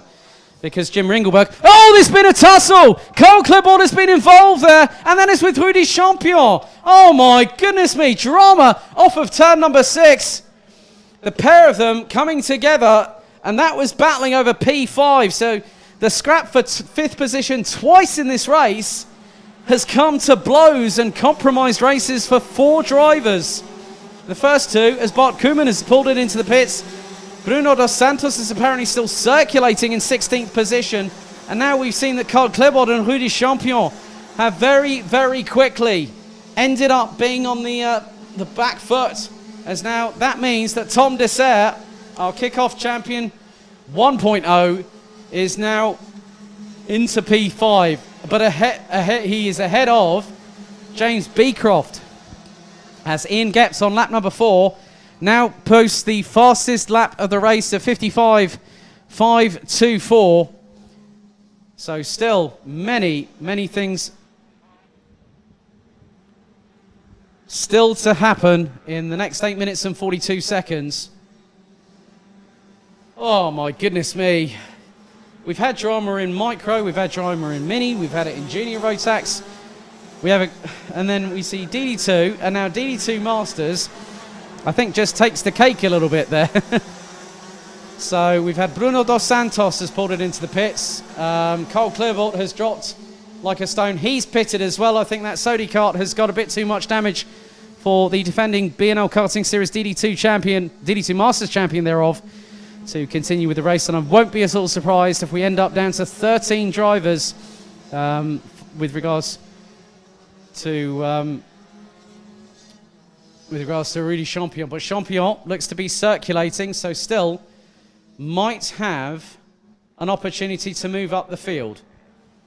But it is one thing for me to say it, and another thing altogether for it to happen. So Christoph Adams has a lead of nearly 8.5 tenths of a second over Jim Ringelberg from the Netherlands. Tamsin Germain rounding out the top 3. And then closing on the back bumper of them is Ian Gepps from Belgium. Tom Dessert is also in there. James Beecroft has just put in the fastest lap of the race, a 55.287.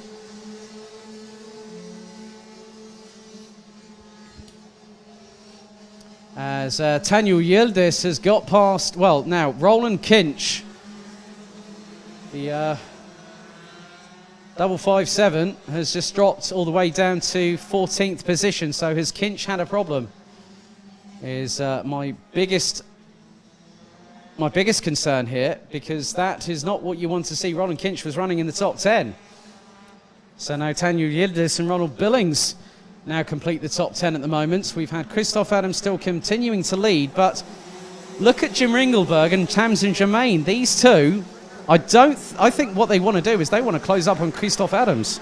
So Adams is really, really going to have to watch it to see if this can then be an opportunity as right. Okay, so there has been a penalty issued to Carl Clipboard of 5 seconds for causing an avoidable collision, according to race control, which has just been updated on my timing screen. And Roland Kinch becomes the 4th retirement of the race. So down from 17 to 13 we go. And I'm just keeping an eye on who is slowest out of the top 3. Well, the top 3 out of that is the leader, Christoph Adams, running at a 55.2. But if you look in comparison with Jim Ringelberg and Tamsin Germain, they have been running in the high 55.0s, so, and Germain's actually quicker than Ringelberg. So Germain has got a good run. Excuse me. So, but in the meantime, Ian Gepps from Belgium is closing on the duo in front as we got 5.5 minutes left to go of this race. Just a quick reminder for Junior Rotax, Ralph van der Paver at 268. If you haven't done so, please report to the stewards immediately. That's Ralph van der Paver at 268, Junior Rotax, to the stewards, please. And now we see Tom Dessert and James Beecroft battling away over what is 5th position on the road. And Beecroft has really hustled that kart. He didn't have the greatest run of luck in qualifying, as he ended up P12 on the inside of row 6 alongside Germany's Konrad Bayer, who's running in 12th at the moment. and so had a technical drama, and then he's managed to get his racecraft getting back into the running order of things. So good work from him.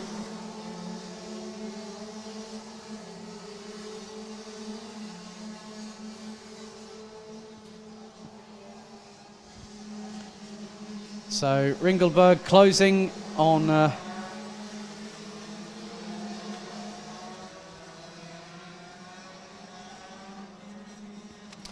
Yep, so I've just been informed, a big thank you to Dave Ritson for just messaging me this, that with regards to the seniors,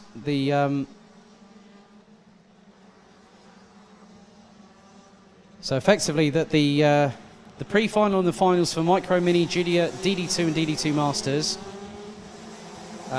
will be how the weekend result is decided, and so the pre-final and the final for the seniors will actually be for tomorrow. So effectively the heat stages will then lead into the final and the pre-final tomorrow to decide who the weekend winners will be.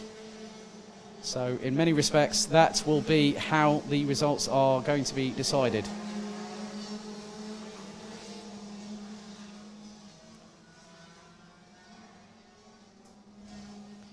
So 3 minutes and 22 seconds left to go on the clock.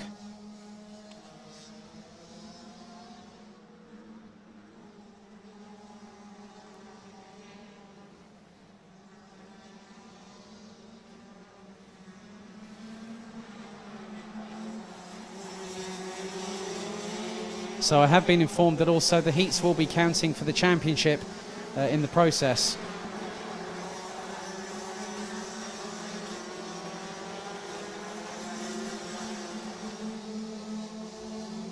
So we still have 2 minutes and 45 seconds of this on the clock remaining, still to go. And Christoph Adams is being reeled in by now Tamsin Germain, who's got up into P2. So the Brit now closing in and was over 0.2 of a second quicker than the 555. So we've had over 10.5 minutes completed in this race. Still a little bit more to go.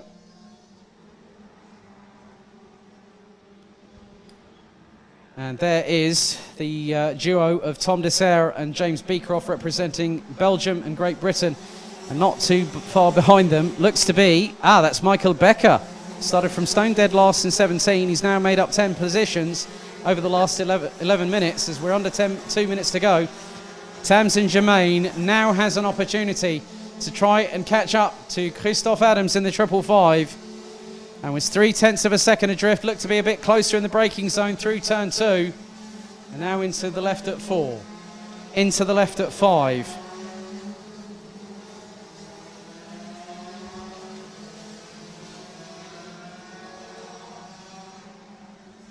And that will mean that who knows what's going to happen, because I don't even know. And I've just spotted that Tamsin Germain is still closing. She's getting closer and closer to Christoph Adams as they go through into turn 9. Down into the hole shot towards turn 10. And I think that Tamsin Germain really fancies a chance now at battling away with Christoph Adams for the win here as we come across the line with just 59 seconds to go on the clock. So they'll have this, I think possibly they'll have another lap on top. They'll have this plus another 2 laps by my reckoning as they hustle their way through turns 4 into the left at 5. As James Beecroft has now finally got past Tom Dessert up into P5 just a short time ago, and at the minute Michael Becker is still keeping in proximity with these two as they go through turn 7. 27 on the clock remaining as they go through turn 9. And Germain still keeping there or thereabouts, keeping Christoph Adams very, very honest indeed, and gets a bit closer in the braking zone, heading into turn 10, through the left at 11, through the right into 12. Now this is going to be down to the wire. 5 on the clock and Christoph Adams crosses the line literally like about 3 or 5 seconds. So it looks like this is going to be the penultimate lap of the race. But now Jermaine on the back bumper of Christoph Adams through into turn 6. Now can get a real good toe of momentum going down the back straight away, but Christoph Adams pulls a gap of around 3 kart lengths. Jermaine will go deep into the braking zone, into turn 7. Now into the right at 8. And then up to the left-hand hairpin at turn 9 before the run down to turn 10 for the penultimate time.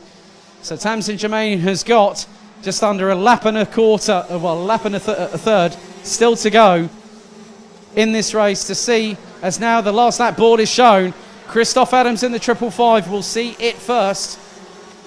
But Tamsin Jermaine now knows time is fast running out, as on to the last lap we go. Heading into turn 2 now.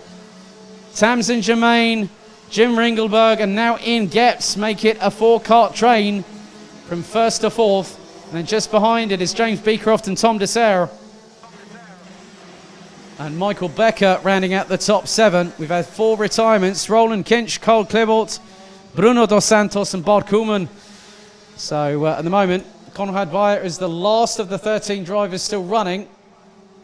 As we come through turn 9 for the last time, down the run towards turn 10, into the right-hand sweeper. Tamsin Jermaine, I think, is going to, at this moment, play it cool, play it strategy-wise, and then go through to try and maximise her opportunity of a weekend result here, because anything can happen on day 2, as Christoph Adams wins in DD2 Masters ahead of Tamsin Jermaine.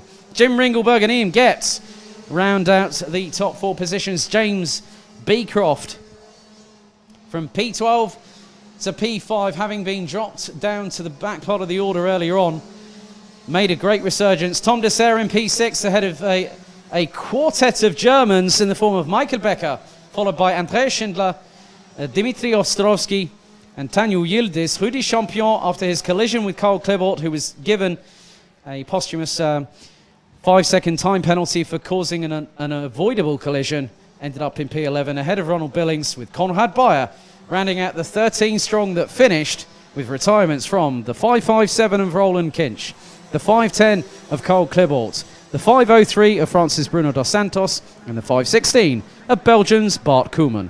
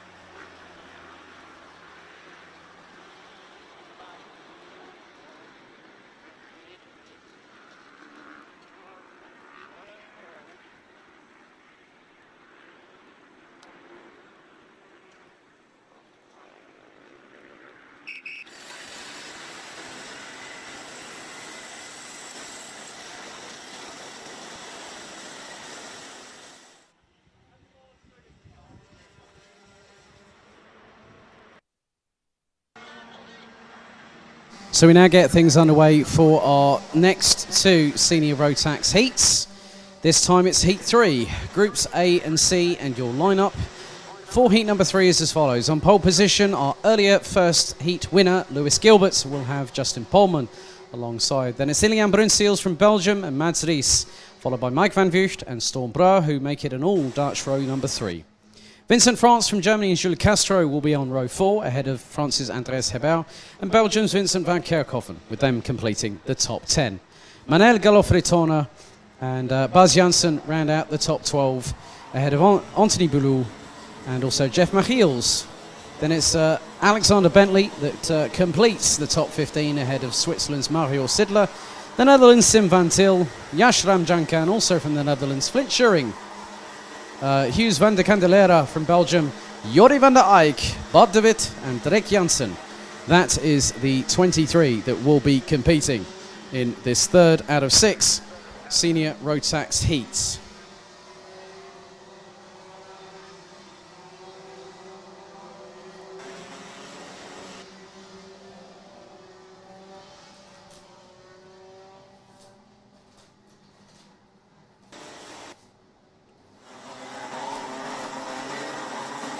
So now that they've completed their sighting lap, the formation lap will be getting underway very, very soon. And now it is about time that we are now, I'm just going to have a look at how many races we've done so far. This will be, we'll basically after this be at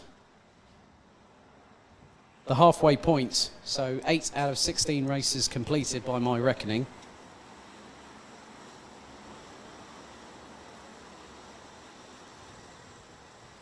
So, top 10 is Gilbert, Polman, Bruinseels, Ries, Van Vugt, Brouwer, France, Castro, Hebel, and Van Kerkhoven. 23 drivers set to get into battle over the next 9 minutes, plus an additional lap. Red lights are on the gantry. It's down to Gilbert and Polman to control the pace. They now enter into the tram lines. The red lights will now extinguish, and we are off and away and racing, heading to turns 1 and 2. Another great start from Lewis Gilbert as Polman left to hang around the outside to dry as Van Vugt has got himself up into P3 and round the outside of Van Vugt. Oh, it's 2 abreast, and there was a clash of wheels. Oh my goodness, that was Mads Ries, I think, that might have been involved. And these two were at loggerheads back in junior Rotax. And now that Van Vugt made the move up after 2 championships in the Euro Trophy, the BNL Karting Series, and also Cornor, he's now up into seniors, and the rivalry has somewhat been reignited, let's say, and we've had, that was the 383, wasn't it? No, 393 of Hughes van der Candelera, and he's clutching his back. That is off of turn 7. That cart, that is yellow flags at turn 7. That has been the biggest incident of the day, and that cart, that rear bumper is absolutely written off. I hope Hughes is okay there.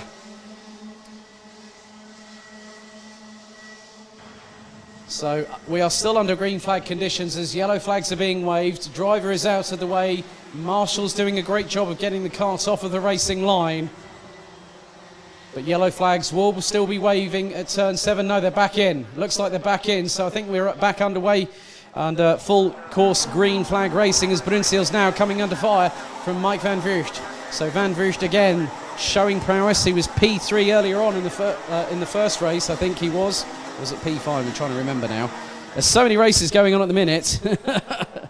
But Van Vugt now really coming good in senior Rotax. So I thought he'd make... Some drivers seem to sink or swim when you go up a category. In this particular instance, Mike van Vugt has come back because I thought he was not going to come back to karting. He was due to do rallycross, and now he's come through as we're seeing a bit more argy-bargy a little bit further down the order. Looks like Mario Sidler might be battling away, and that is Vincent France from Germany, the 360 that is also out of the race and has parked it. So down to 21 riders as now Lewis Gilbert battling away with Ilian Bruinseels as Bruinseels tries to send it up the inside of the Scottish driver, and I must be completely honest, Lewis Gilbert I think was just sort of sandbagging a little bit. He said, yeah, come on Ilian, come on, give it a try, come for the lead. No, no way, Sunshine, and off away like a scolded cat. But that's a little bit of tactics there. He knew that Brunsils might have been coming. I'm not too sure if Lewis Gilbert might have suffered a bit of a mechanical issue that was just a temporary glitch, but back up to full racing speed. Now we've got Mads Ries, Stormbreur, Jules Castro, Justin Pohlmann, I think might have been the one that ran wide, and as a result has ended up down in P7. And then you've got Vincent van Kerkhoffen, Bas Janssen and Jeff Michiels. So Flint Schuring has got past Alexander Bentley for what is P15. And good to see quite a few other people. Clayton Ravenscroft is back watching the stream. Guten Nachmittag, Margareta Leiner. Good to have you with us. Also, Moria Gilbert giving Lewis all the very best of luck. And the top three separated by just under half a second as, right, that's Hughes van der Candelero, I think, going off to have some medical checks. Right call there, because he was clutching his back after that incident a little bit earlier on. It's just to be paramount safety for everyone concerned, even in this new normal. So now the top four were separated by 0.894 of a second. It's now 0.8 exactly. So Mads Ries, oh, up the inside. Oh, classic Brunsils. Up the inside of Gilbert, and right behind his Van Vrucht is now Mads Ries will close up in on this four-way scrap for the lead, and Lewis Gilbert is now trying to fend off Mike Van Vrucht. He's trying to pull out of the slipstream. Down the back straight away they go, and Mads Ries is bump drafting the Dutchman into turn 7. Oh, my goodness me. These three were battling away as juniors. Now they're battling away as seniors. And this is how excited I've been. You know, when I saw that Van Vrucht was coming back, I instantly got the goosebumps. And that, as a commentator, you really, really want to see is now, I don't think they're not going to leave any quarter here at all. So now Brunsils takes the lead in the 369. Lewis Gilbert in second. Van Vrucht, Mads Ries, Stormbreur, Justin Pohlmann now down to 6th place ahead of Jules Castro, Bas Janssen, Vincent van Kerkhoffen and Spain's Manel Galofretona. So a great bit of work from... good to see that these drivers really are putting on a bit of a show. And the top four separated by about 0.83 of a second. 3 minutes and 47 plus an additional lap still to go. So we've had two retirements. Obviously, Hughes van der Candelero, I hope he feels very, very good, feels better soon. And obviously all the checks come through nice and clear. It was not a great incident. It was probably not the best of incidents to have on a heat. As there's a move up the inside. I think that was possibly Jordi van der Eyck, maybe up the inside of Andreas Hebel. They're all the way down at 20th and 21st. Nice move up the inside. That is Lewis Gilbert. Oh, but Ilian Brunsils comes shooting out of turn 2 like an absolute rocket. 2 wheels onto the runoff area, and he gets past. But then Lewis Gilbert says, oh no, Sunshine, no, you're not having any of that. Oh, Van Vrucht got past a pair of them. Oh my goodness me, and Mads Ries has shot through 2. The 2 leaders were battling, and the new senior Rotax upstart, Mike Van Vrucht, manages to bring back the playbook that served him so well in junior Rotax, and he got through clean and fairly there. So a little clash between Gilbert and Brunsils is up the inside of Justin Pohlmann. Goes Jules Castro. Oh, and clatters into the right front tyre. Through on turn 10. Oh, my goodness me. 2 minutes and 28 to go, plus an additional lap. Wow. Van Vrucht back on form as Gilbert now gets past Mads Ries. Ilian Brunsils now down to 4th position. Stormbreur waiting in the wings. A good solid run from Jules Castro in P6 ahead of Justin Pohlmann.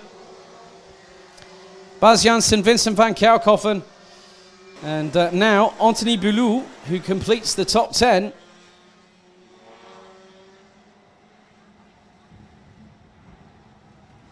And now the thing is that Mads Ries is going to have to fight back, because now he's been passed by Ilian Brunsils. And at this particular moment, what has happened is now he's now down in what is P4, so Brunsils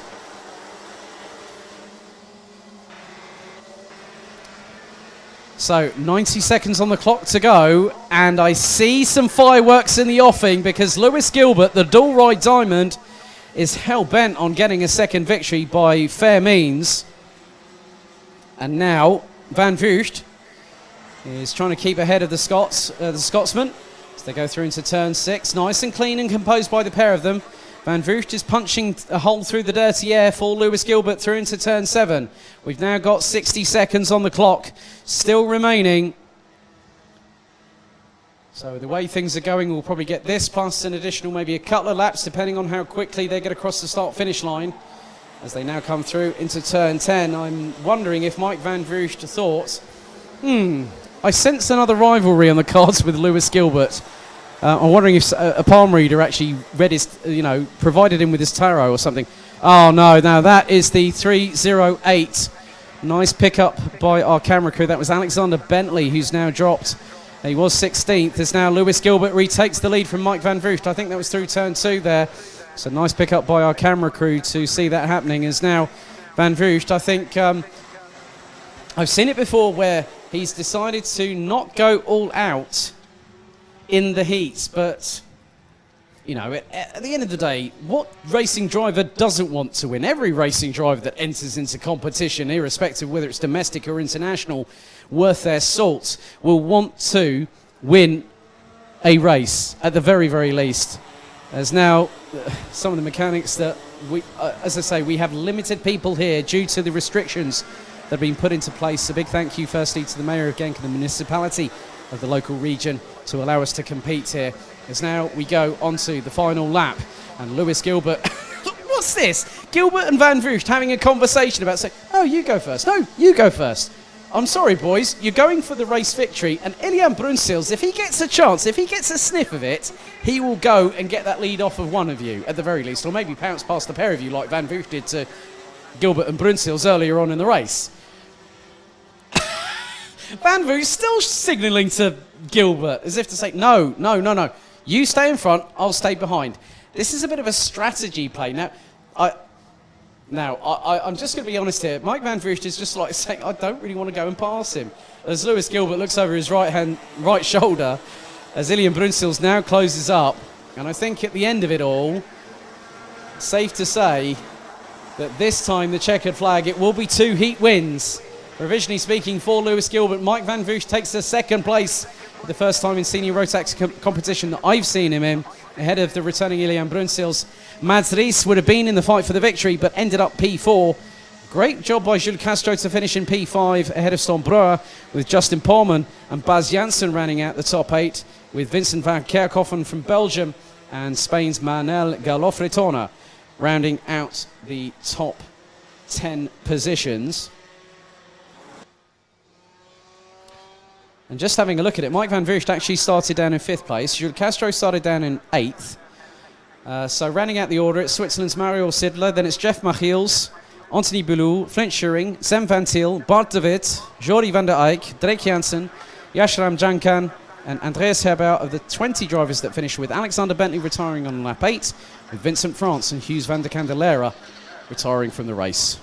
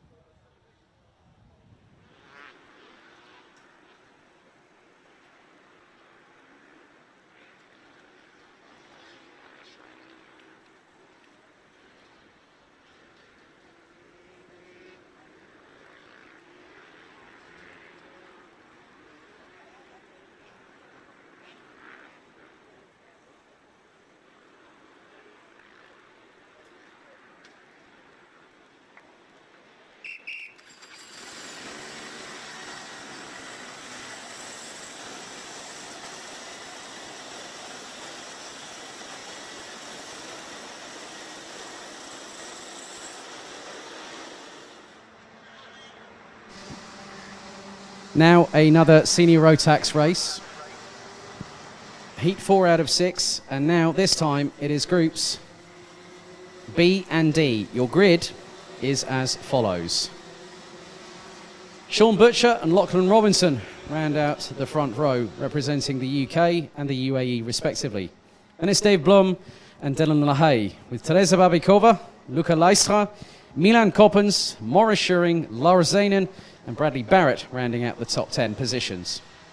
Fabian Bock and Victor Plateau from Germany and Belgium respectively round out the top 12 positions, ahead of Ben Burgess from Great Britain and Emily de Hoys from the Netherlands. Arthur Horsch and Harley Horton complete row 8, ahead of Robin Knutsson from Sweden, Kian Sang from Great Britain, Amadine Travadon from France, and Scott Westhovens from the Netherlands rounding out the top 20, with Clementine Benoit and Remco Barn rounding out the 22 strong.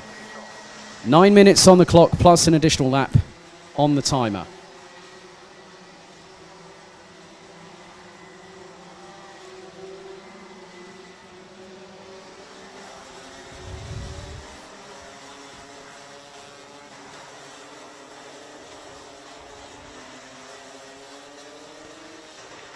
So we'll have 2 more heats to go,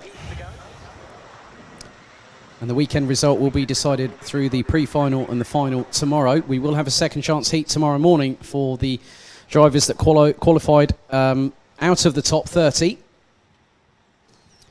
So it'll be down to the duo of Butcher and Robinson to get the formation underway here.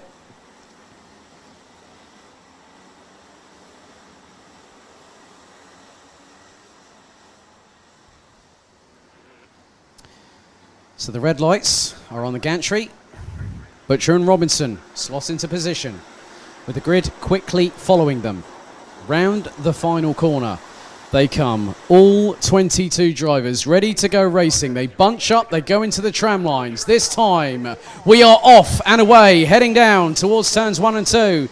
Great start by Butcher, and up the inside trying to go there is Dave Blom up the inside of Lachlan Robinson and gets through. Robinson manages to keep to third place at the moment, as there's Babikova and LaHaye going side by side pretty much through turn 3 and 4. But LaHaye looks to have got ahead for the minute, or no, he hasn't. And right behind is Luca Leistra from Belgium, Milan Koppens, Lars Zanen and Morris Schuring and Fabian Bock. That's the top 10. As it looks like there are more positional changes up the order. And again, another change a little bit further down the order. And it looks to be very much the case that there are nearly 3 abreast going through. And one driver that's losing out big time is Belgian Victor Plateau from GKS Lemons Power, as one of the drivers runs a little bit wide coming through, and they are all nearly tripping over each other as Victor Plateau manages to go back up the inside past another driver into turn 10. But meanwhile, at the moment, looks like Sean Butcher has got the hammer down well and truly across the line to complete lap number 1. He leads from Lachlan Robinson by 0.740 of a second, and puts in a 56.871 lap time in the process. More drivers battling away, and you can just see from 3rd all the way down to around about 10th to 11th position, as there's more side-by-side action heading into the left-hander at turn 5. Down the back straightaway they go, and there is nearly it's nearly 3 abreast between 3 drivers round at the back end of the field. So as they all head their way into turn 7 into turn 8, a clean lead now by Sean Butcher. As they now make their way down, looks like it's LaHaye ahead of Blom in for 3rd place. Leistra now trying to go up the inside of Dave Blom and makes the move nice and cleanly, and then right onto the back of the driver goes. Where is I'm going to keep an eye for Teresa Babikova, who didn't have a great heat a bit earlier on. So Butcher leads, Robinson second. As now this is getting feisty, as that was. I think that was the 3.14 of Morris Schuring sending it up the inside into turn 2, as there's more argy-bargy heading through turns 3 and 4. And oh my goodness, one kart has a right rear wheel that nearly drops it as a result of touching the grass on the outside of the curbing going through the exit of turn number 4. Oh my goodness me. So Luca Leistra and Milan Koppens have now got past Dave Blom. Teresa Babikova all the way down in 7th position ahead of Morris Schuring. Ben Burgess gets past Lars Zanen for 9th place. So there's still plenty of battles to be had in the next 6 minutes and 24 seconds, plus an additional lap with Butcher leading, Robinson second, Dylan LaHaye, the defending senior Rotax champion for the B&L karting series, now into third place. A little bit ahead of Leistra as Blanc, Babikova and Schuring are battling all over each other, battling away. As Ben Burgess now is getting into the thick of things, and up the inside, that was Teresa Babikova up the inside of the 370 of Dave Blum, and Brad Barrett gets through. Oh no, who was that? It was Dave Blum going wide out of turn 4, and there's more changes for positions all the way through turn number 6. I think Teresa Babikova's just made a brilliant move on Ben Burgess, if that looks to be the case. But oh my goodness me, again, Senior Rotax never fails to excite and captivate the attention of those watching at home. So 5.5 minutes still to go on the clock. Everything is yet to be decided.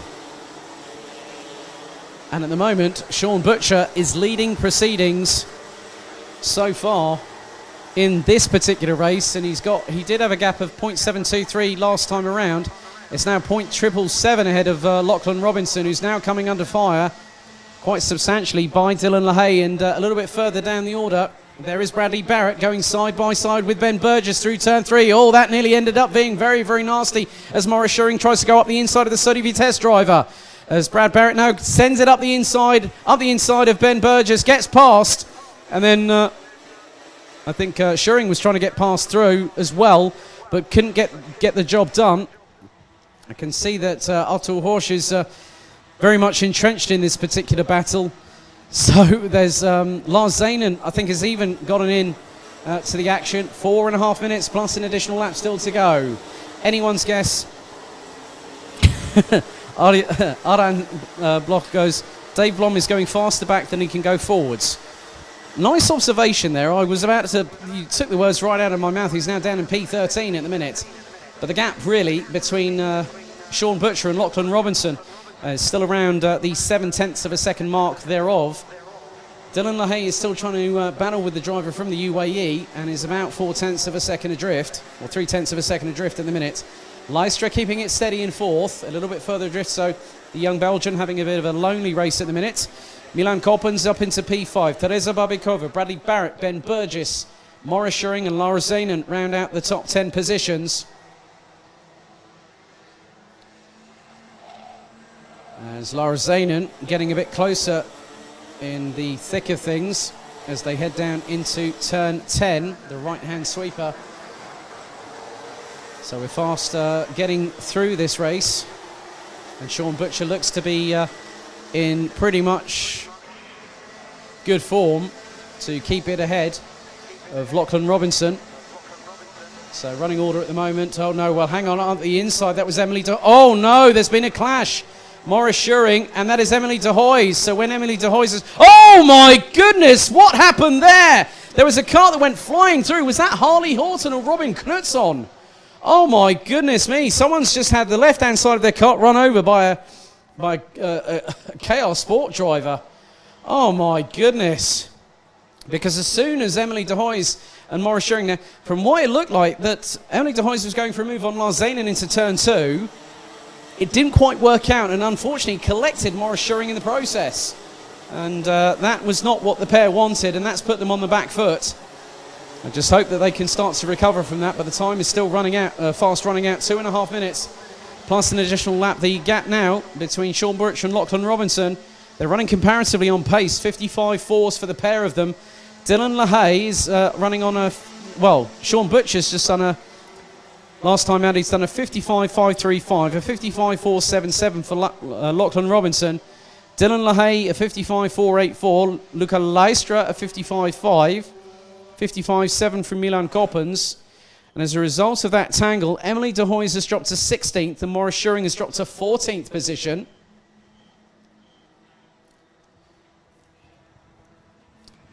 And here is the battle between Milan Koppens and Teresa Babikova. This is for P5, and not too far behind looks to be I think that's Bradley Barrett, now running in P7 at the minute. Ben Burgess in 8th, Lars Zanen and Artur Horsch rounding out the top 10 positions. Dave Blom, Harley Horton, Robin Knutson Running out the top 13 in the minute. We'll just see as more people... Oh, that's a great move by Teresa Babikova. Up the inside of Milan Koppens. Through into turn 2. Got the toe and got past very, very quickly indeed. As the race is fast approaching its inevitable conclusion for our 4 out of 6 races for Senior Rotax here today on the first day of competition for round 1 of the 2020 B&L Karting Series season. As Teresa Babikova now taking a brief glimpse towards the left as a reference points, I believe, as we go into the last 47 seconds. And after this lap, Sean Butcher will be the first one to see the last lap board. Then Lachlan Robinson and Dylan LaHaye, they round out the top 3. Then it's Luca Leistra, who's had a very lonely race, but a good solid consistency from the Belgian, as again into the braking zone Lachlan Robinson gets closed in on, as Milan Koppens getting caught by Bradley Barrett from Great Britain running on the Sodi kart. So the 327 up the inside of the 344, nicely done through turn 6. So the Brit makes the move through up into P6. Nice and smooth and consistent. So, oh, and Nabs absolutely steals that place. Now, there is a problem for one particular driver. Now, who is that in front? That is Lachlan Robinson. Robinson's had dramas. Now, what has happened to Robinson? He's now battling away as Babikova up the inside of Barrett. We're now going to go on to the last lap. And this means that, well, what's happened to Sean Butcher? Now, my biggest question, where is Sean Butcher? Where is Sean Butcher? Has there been an incident that I haven't noticed? Because now Dylan LaHaye is leading. Luca Leistra. Sean Butcher has dropped down to 11th position as there's more argy-bargy as Bradley Barrett goes round the inside of Lachlan Robinson through into turn 3. So I'm not too sure what happened. But Bradley Barrett now is up into what is effectively going to be P5. As now he'll have Milan Koppens, he's got behind him, looks like Ben Burgess, as Milan Koppens now coming into the clutches of Lars Zanen coming through into turn 8. But there's been drama for Sean Butcher, who's now in 11th position. I'm not too sure what happened there, but the 328 of Dylan LaHaye comes round the final corner ahead of Luca Leistra, and it makes it a Belgian 1-2 as the GKS Lemons Power driver takes the checkered flag ahead of Leistra by 0.841 of a second. Lachlan Robinson takes P3 ahead of Teresa Babikova. Bradley Barrett and Ben Burgess make it a British 5-6. Laura Zanen behind Milan Koppens with Arthur Hoche from France in 9th ahead of Sean Butcher, who took 10th position. Dave Blom in 11th, Maurice Schuring in 12th ahead of Robin Knudson, Fabian Bock, Emily de Hoys, Victor Plateau, Clémentine Benoit, Remco Bon, Amandine Travadon from France, Harley Horton and Kian Sang. So Harley Horton, I think, might have been the driver that went skyward through turn 2 a little bit earlier on in the race, with Scott Westhovens unfortunately retiring on lap number 8. But Dylan LaHaye takes the win here in the 4th of 6 Senior Rotax races here at the home of champions. They have Leistra, Robinson, Babikova, Barrett, Burgess, Koppens, Zanen, Roche, Butcher, rounding at the top 10. Then it's Blom, Maurice Schuring, Robin Knudson, Fabian Bock, Emily de Hoys, Victor Plateau, Clémentine Benoit, Remco Bon, Amandine Travadon, Harley Horton and Kian Sang being the last of the 21 drivers that were classified, with Scott Westhovens having his race finished on lap number 8.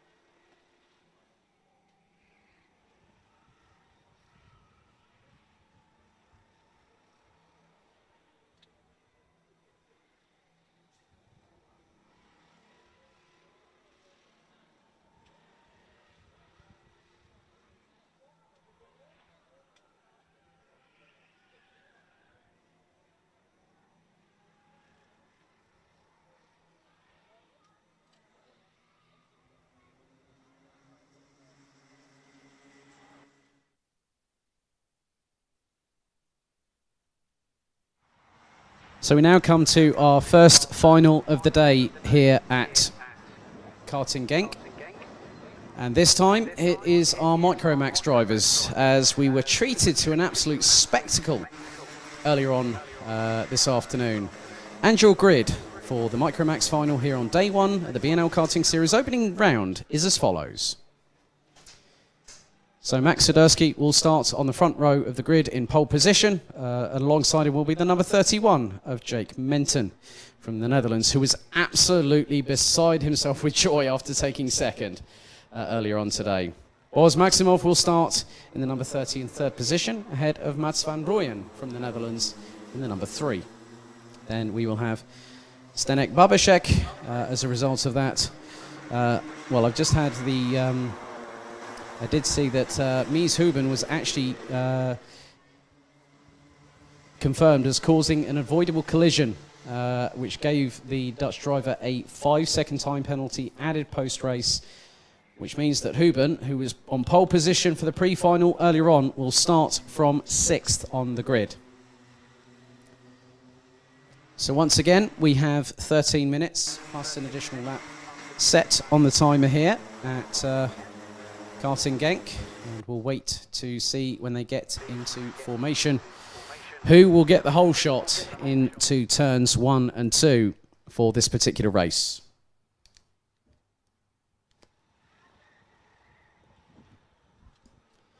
So Swiderski alongside Menton. Then we have Maximov and Van Rooyen, then Babešek and Huben. That is your top 6. That is your 6 of Micromax drivers for the first of 5 finals today. We'll have the action concluded by 2 more heats for senior Rotax this afternoon, as they now get into formation ahead of turn 10, and then they will head into turn 11, the left-hander, before the final corner at turn 12, and then we will get things underway. 13 minutes plus an additional lap on the timer, set in stone. Ready to start ticking away the minute the light on the gantry, the red light that is, going out. Into turn 12 they come. They will now be told to split and go into the tram lines. This time around, is it a clean start for the Micromax final? The lights are out. The Rotax draw surges its way towards turn number 1, and a great start there by Max Swiderski. As up the inside of Jake Menton goes Boris Maximov, as Menton manages to keep in front of the other 3 behind, as Van Rooyen battling away with Babešek, and Babešek up the inside of the Dutch driver going through turn 4. Mies Huben now trying to be on the comeback trail to get a bit further up the order as a result of the post-race 5-second penalty. So there will be plenty more action still to come over the next few races, as I've just been handed the results, the official confirmed results for the pre-finals. So in the first one, it was Max Swiderski who is currently leading, as Jake Menton is now trying to fend off the rest of the opposition, as Jake Menton is just moving forward in the car, just urging it to go forward and try and catch up with Boris Maximov. But here comes Mats van Rooyen up the inside through turn 12, getting the run down into turn 1 and 2, and then here comes Mies Huben up the inside of Babešek and also Menton at the same time, as and again now Menton was just gesticulating there, so I'm not too sure if there was a bone of contention to pick with the driver. It might have been Mies Huben possibly that it was generally directed at.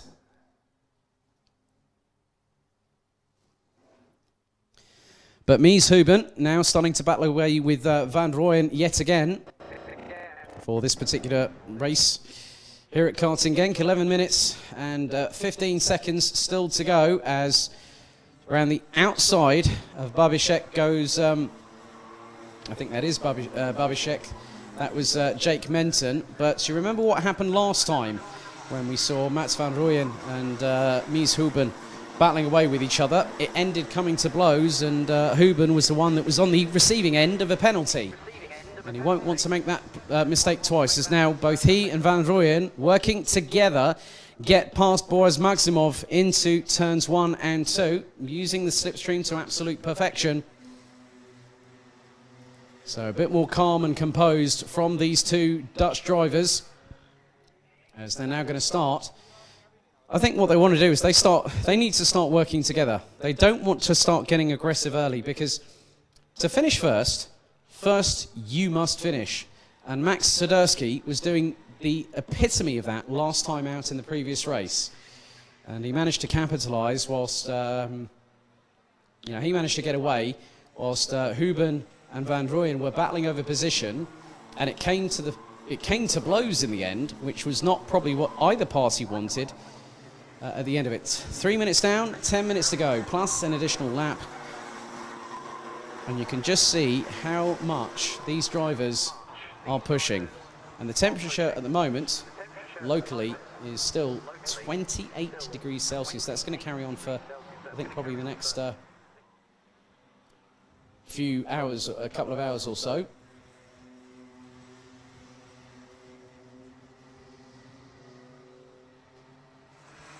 And Mies Huben still is quite literally nigh on bump drafting the number 3 from the Netherlands, and now goes down the back straight away into turn 7. And Rooyen takes the defensive line. And then Mies Huben slots in behind, just keeps on the back bumper, not really trying to force any make a mistake himself, but is looking to just sort of keep there or thereabouts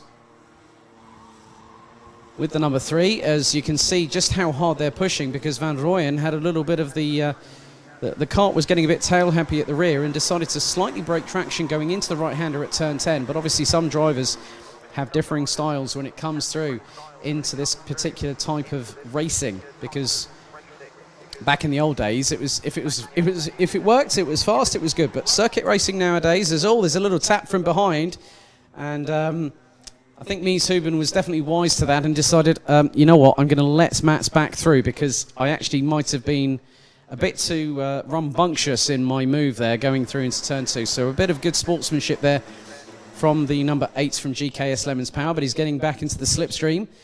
Down into turn 7. Makes pretty tidy work, the pair of them do, of turn 8. And then up into the left at 9. Max Swiderski at the moment has a 1.827 second lead, as they will now head down the straightaway down in towards the right-hander at turn 10.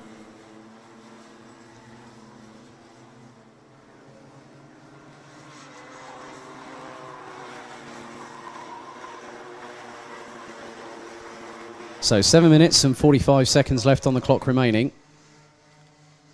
And at the moment, Max Swiderski is still leading. The gap has now extended, and it's gone up to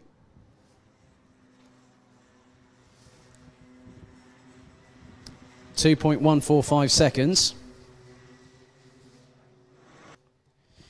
And now Mies Huben has actually got past Mats van Rooyen. That would have been through the first set of corners. So would have used the slipstream coming out of turn 12. Excuse me. And will be then moving forward and looking to close on Max Swiderski. And in terms of the lap times, just keeping a look at that at the moment, Max Swiderski is running on a 1 minute 3.062. Mies Huben, he was a 1 minute 3.112. Mies Huben has set the fastest lap of the race on lap number 4, 1 minute 2.962. And now they cross the line again. We've now completed 6 laps, and again the gap has dropped. And out of the top 3, the fastest is Mies Huben, and Huben has just put in a 1 minute 9.22, which has again become the fastest lap of the race. So effectively, Huben is bringing Van Rooyen up to the front of the field to try and catch up with Max Swiderski, who so far has been a bit more dominant in proceedings and has a little bit of a gap. But even with just under half of the race remaining, we've got 6 minutes and 9 plus an additional lap still to go on the clock.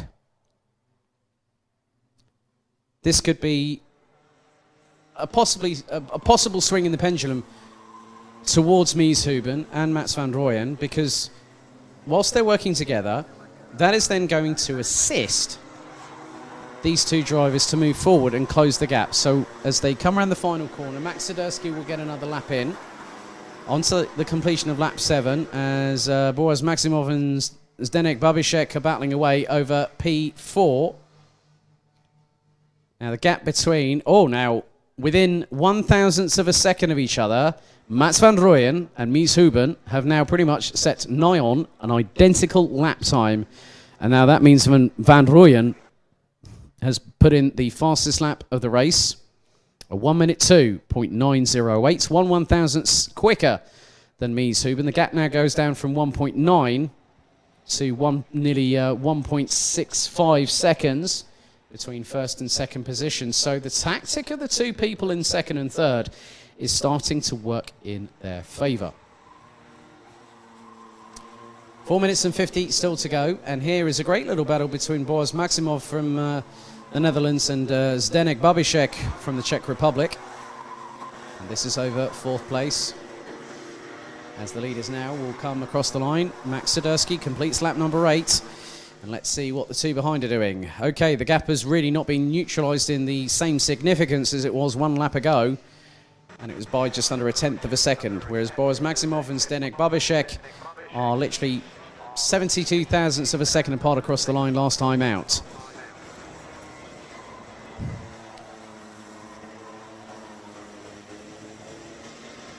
So all 6, as we saw in the pre-final a bit earlier on, all completed the race.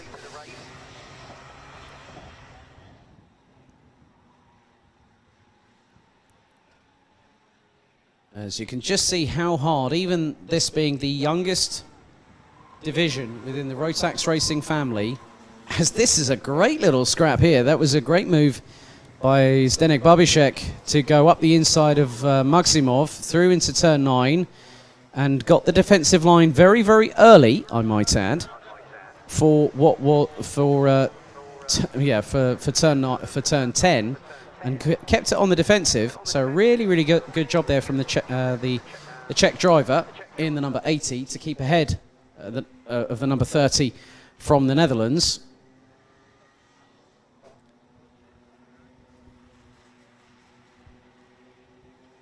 So gap now between...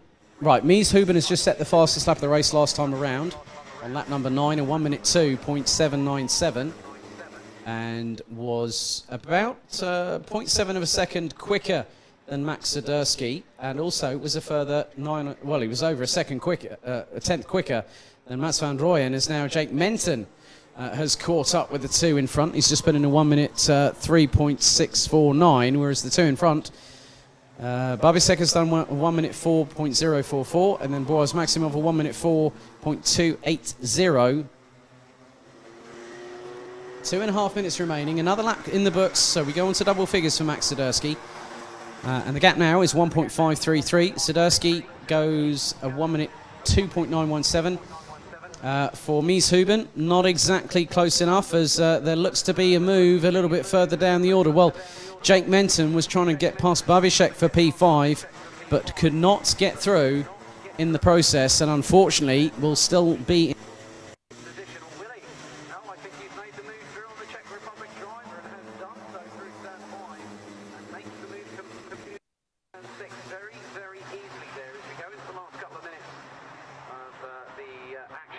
today. So they've had over 27 minutes worth of racing action.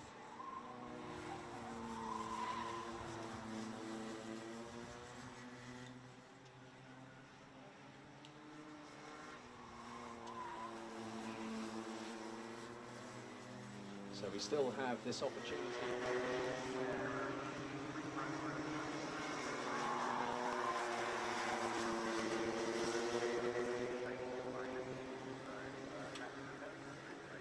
Sound gone. But these things do happen when you're trying to keep concentrating on a lot of other things. As Mies Huben now battling away with...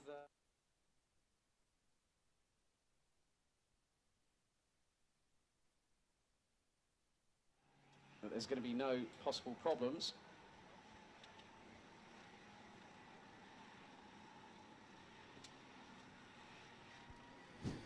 So, hopefully you can all hear me back on the stream. My apologies for that.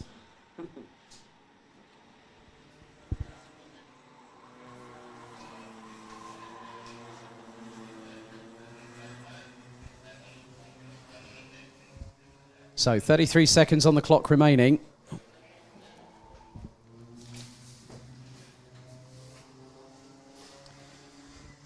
And we will have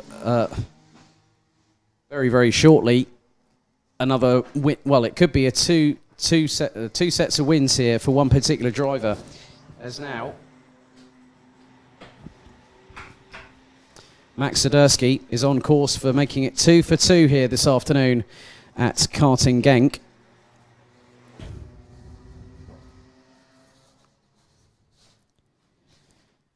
So, timer has expired, 13 minutes have elapsed, as we now have, after this, just one more lap to go, and you can see just how hard the likes of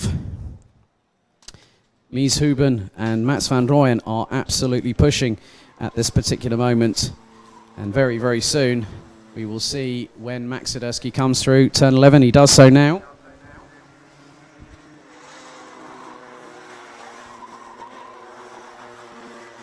So final lap board is shown to Max Swiderski here in the Micro Max final.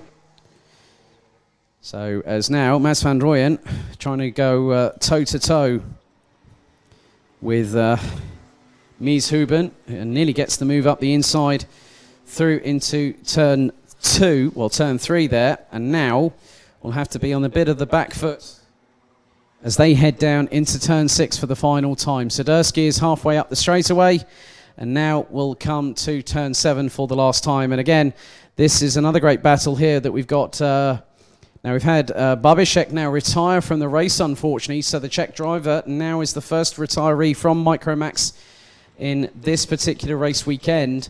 So Boris Maximov and Jake Menton now will be battling over what is 4th position.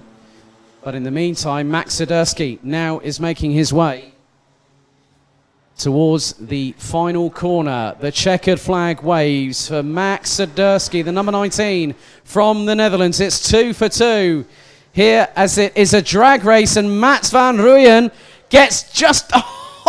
Mies Huben gets pipped by 31 thousandths of a second, and Boaz Maximov takes 4th place ahead of Jake Menton, with Zdenek Babicek not finishing the race, actually retiring on lap number 10. But Max Swiderski wins, Mats van Rooyen. Oh, now that is the pair of them going off of turn 5. And now that has stranded Mies Huben off of the back straightaway. Now that, I didn't quite catch what happened. They went across the start-finish line, and now the number 8 is now beached on there. But the completed order was Max Swiderski winning, Mats van Rooyen pipping Mies Huben by 31 thousandths of a second, Boaz Maximov and Jake Menton rounding out the 5 that finished with Zdenek Babicek completing the running order, finishing the race on lap number 10.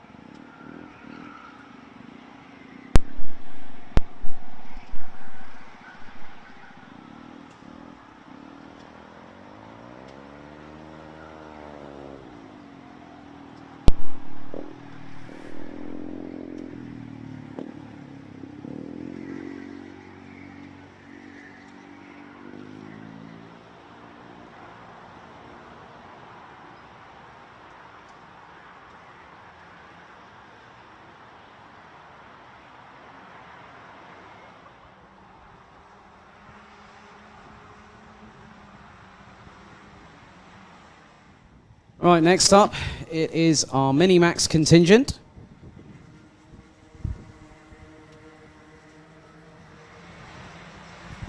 And your grid is as follows.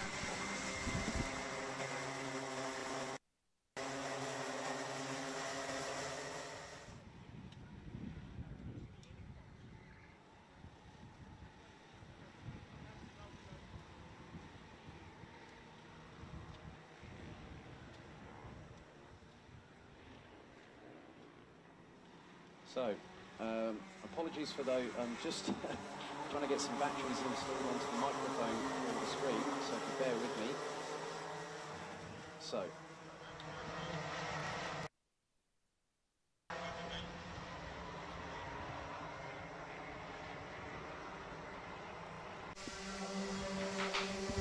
So your grid is as follows. Apologies for that for those watching on the stream at home. It's Renaud Francoeur and Thomas Strauven that line up on the front row of the grid. And then it is Matej Radenkovic and Nando Weichselbaumer from Austria. Then Tam Saleh from Germany with Thiemen Huben in 6th place.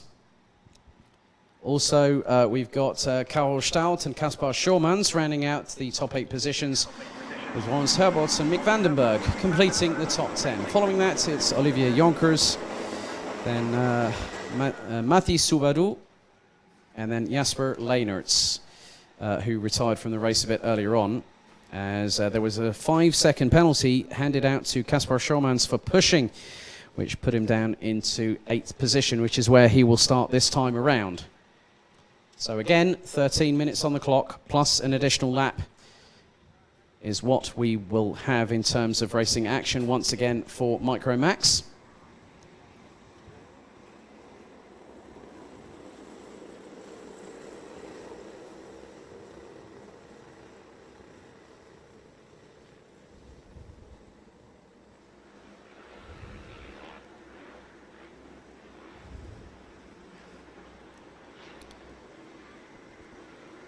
So, Francoeur, Strauven, Radenkovic, Weichselbaumer, Saleh, Huben, Stout, Schormans, Herbots and Vandenberg. That is your top 10 here in the Mini-Max finale. So the revs rise, the red light now goes out and we are off and away in Mini-Max, heading down towards turn 1 and 2 for the first time. A great start from Renaud Francoeur, and Thomas Strauven gets instantly deposed through from 2nd to 3rd by Matej Radenkovic, and Strauven sends it up the inside of both Radenkovic and Francoeur. That's a brilliant move. Oh my goodness, that was a brilliant start. He dropped down to 3rd, Francoeur up the inside, and I think that was Weichselbaumer that's just got past on Radenkovic too. Oh my goodness me, Thomas Strauven just said, right, I'm going to do something that's going to excite everybody, and that includes the guy in the commentary box. Well, Thomas Strauven, I doff my cap to thee. That was absolutely brilliant. Sent it up the inside of Radenkovic going through turn 3 and then pounced on Francoeur through turn 4 like it was absolutely no trouble whatsoever, as Nando Weichselbaumer now closing on the back bumper of the pole sitter. So in the first 60 seconds, Strauven is going to have a bit of a gap here. It's 0.4 of a second ahead of Francoeur, Weichselbaumer, Radenkovic, Huben, Saleh, who's now down into 6th place ahead of Schormans, Jonkers up into 8th place, Vandenberg. We've also got Herbots, Soubadou, Leenaerts and Stout rounding out the 13 strong. But that, Thomas Strauven just got, I think he had his mojo with him there. That was brilliant textbook work from the Dams Racing team driver. So he's got a gap of 0.4 of a second, as now Weichselbaumer will start battling away with Francoeur, which will allow Radenkovic to come into the mix as they now come down all the way down to turn 10. Every single driver is competing in this race, and the whole field at the moment is separated by 5.2 seconds. Well, that is, oh my goodness, that is Karol Stout. So Karol Stout, and that bumper is dragging on the left rear. And that is unfortunate for Belgium's Karol Stout, out of the race. So there must have been some contact possibly going into the first lap or so As we're now on to lap number 3. Strauven now has a lead of 3.5 tenths of a second ahead of Franco. Weichselbaumer waiting in the wings in the 146 from Austria. Radenkovic from Belgium in the 196 rounds out the top four ahead of Thiemenhuben from the Netherlands. Then it's Schormans, Saleh, Jonkers, Vandenberg, Herbots, Leenerts and Subadu rounding out the 12 that are still racing. And it's a real shame for Karel Stout in the 143. But there are still 2 more races to run. 2 tomorrow, so there'll be another pre-final and a final. And one of the things that I will sort of, I'm sure that most people will resonate, is that if you are a racing driver, the first thing that you do not do is give up, despite all the bad cars that have been dealt in your general direction. And Karel Stout, I hope, comes back fighting tomorrow when we go racing with the first Minimax race at 13:35 local time. So 9.5 minutes left on the clock, plus an additional lap here in the Minimax final for day 1 here at Karting Genk. Strauven still leads, but by 0.275 of a second from Franco. Weichselbaumer, a further 2 tenths of a second adrift.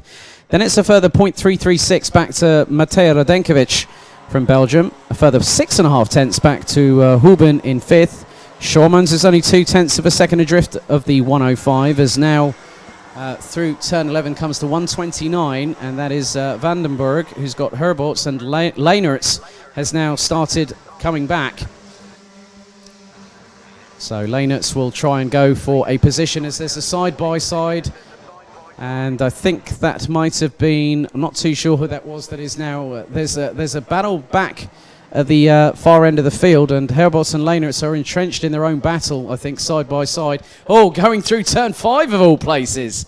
That's pretty gnarly when you think about it, and these young drivers still managing to keep their wits about them and keep themselves going, as the lead is now coming through turn 8.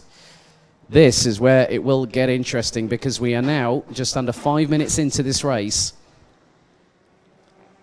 and you still, if I'm honest, I can't really pick a potential winner out of maybe the top 4 drivers, who are pretty much running line astern at the moment. So Strauven started on P2 alongside Rino Franco, but managed to get the run through turns 3 and 4 on the very first lap. I think that was that's another great move, as here we now have another battle, and there is Olivier Jonkers battling away with Tam Saleh from Germany, as Saleh runs wide out of turn 3 and Jonkers up the inside. Nice job there by the Belgian. Gets the move done. Up into turn 6 they go, and Jonkers, that was pretty textbook. You know, Saleh went into turn 2, went a bit wide coming out of the corner, having hit the apex, and then Jonkers just planted it up the inside nice and cleanly, which is a good racecraft skill to have, that where if you can gauge a situation, you can see that the driver in front is possibly going to have a mistake on their hands. You make sure that you are prepared for any eventuality, and it's quick thinking, it's cat-like reflexes, and that is what Rino Franco's going to have right now, because Nando Weichselbaumer from Austria is right on the back bumper, coming through the final corner. We're now going to go on to lap number 7, as Thomas Strauven has an advantage. It was 3 tenths. It's now 0.485 ahead of the Dutch driver, with Austria being represented by Weichselbaumer, as now, now that was Olivier Jonkers up the inside of Huben, I think. And that is the case. So, yeah, Olivier Jonkers is making a great resurgence, having started in 11th position. So Karel Stout is the second driver in Minimax to have retired this weekend, unfortunately, having finished with a pretty lopsided rear bumper, which was scraping on the bottom of the left-hand side. So rather than having a mechanical black flag being thrown your way, the first thing is in a driver's instinct saying, well, my race is pretty much done, because if I was brought in for mechanical black flag, my race would have been done anyway.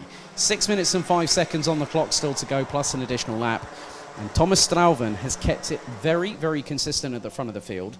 Last time around, he put in the fastest lap of the race, and he's gone even quicker. But look at Rino Franco, he's just dropped down into the high 59.9s. 59.917 there. Great job by the Dutch driver. So in many respects, what is his gap between him and Strauven? It's 0.375 of a second. Weichselbaumer a further 0.2 adrift. And here now is Tam Saleh, I believe, trying to close up on Thiemenhuben, who has got past 4 position. And that is Jonkers just up ahead in P6. So these drivers having a really, really good battle. Just over 5 minutes of this race still to go, plus an additional lap. And the drivers at the front of the field will now come through. Strauven, Franco, Weichselbaumer, Radenkovic, and then we've had Schormans.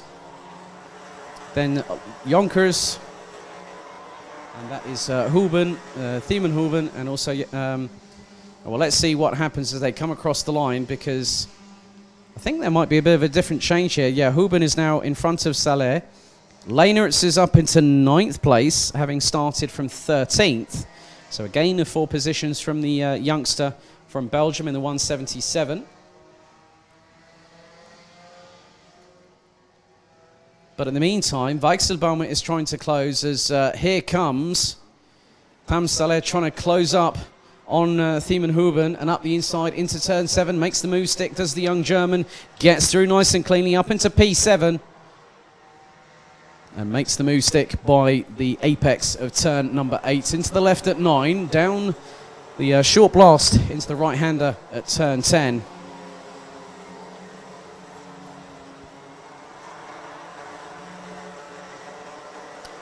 So these drivers, they have been keeping themselves very occupied here, and it does quite clearly show because they have been focused on one thing this weekend, and that is going out there and racing their hearts out. Irrespective of where any of our drivers finish here this weekend, I have the utmost respect as an observer, someone who loves to see these drivers go out there and give it their all. Even if they're having a bad day in their personal life, they will go out and they will shut the visors down, put the race suit on, and get themselves ready to compete.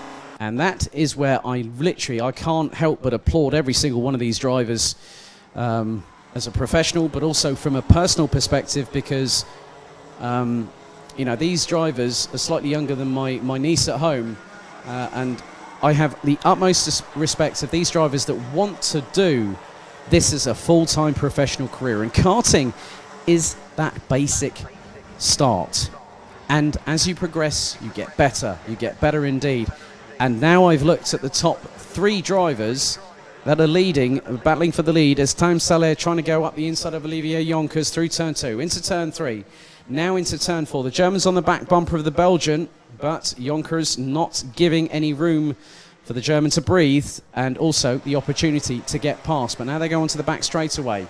Saleh really in the tow behind Jonkers, pulls out to the right-hand side, will get the run, and gets the move done into turn 7 for P6.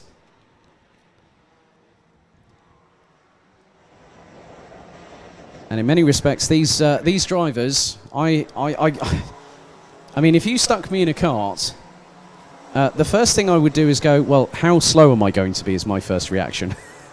But these youngsters are driven. They have a purpose. They enjoy their racing. We enjoy seeing them compete out on circuit weekend in, weekend out. As now, Renaud Franco has just gone about 1/10 of a second quicker than Thomas Strauven, and is 0.267 of a second behind the current leader, who has been leading pretty much from turn 4 on lap 1, having been alongside Franco on the front row of the grid.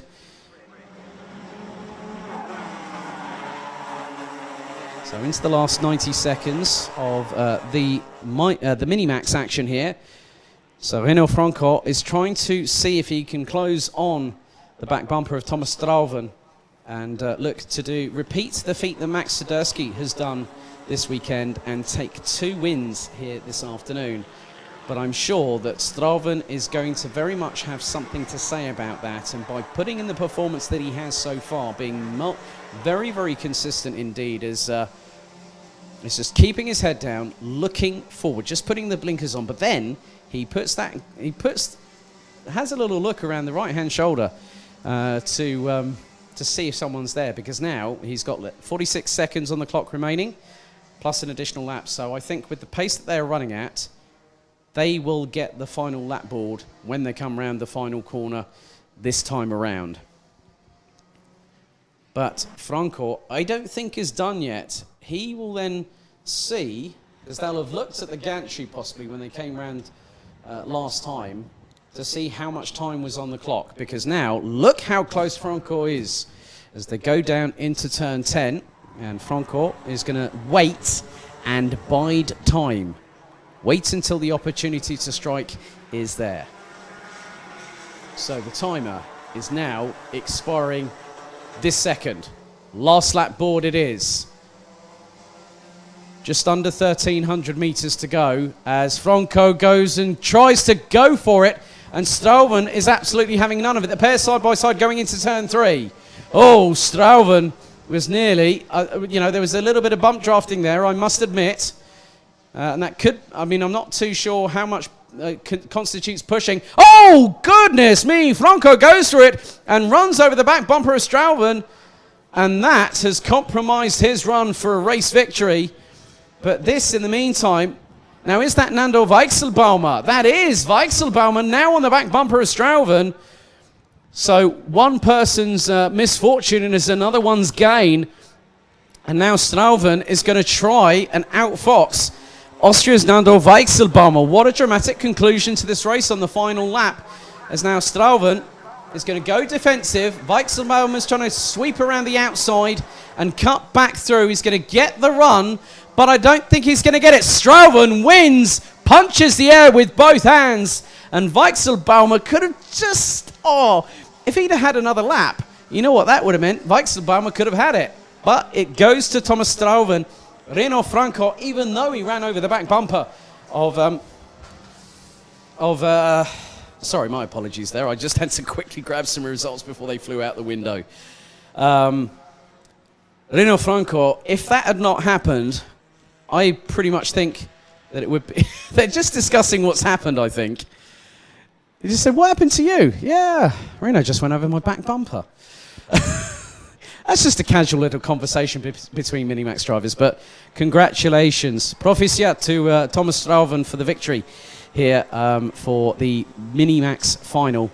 And he wins by 0.059 seconds ahead of Nando Weichselbaumer, with Rino Frankot in third, Matej Radenkovic in fourth, ahead of Kaspar Schomans and Tam Salaire from SP Motorsport running out the top 6. Then it was Olivier Jonkers, Tiemann Huben, Jasper Leenitz running out the top 9 ahead of Mick Vandenberg, Lawrence Herbot, Matti Subadu, with unfortunately Karel Stout retiring on the very first lap.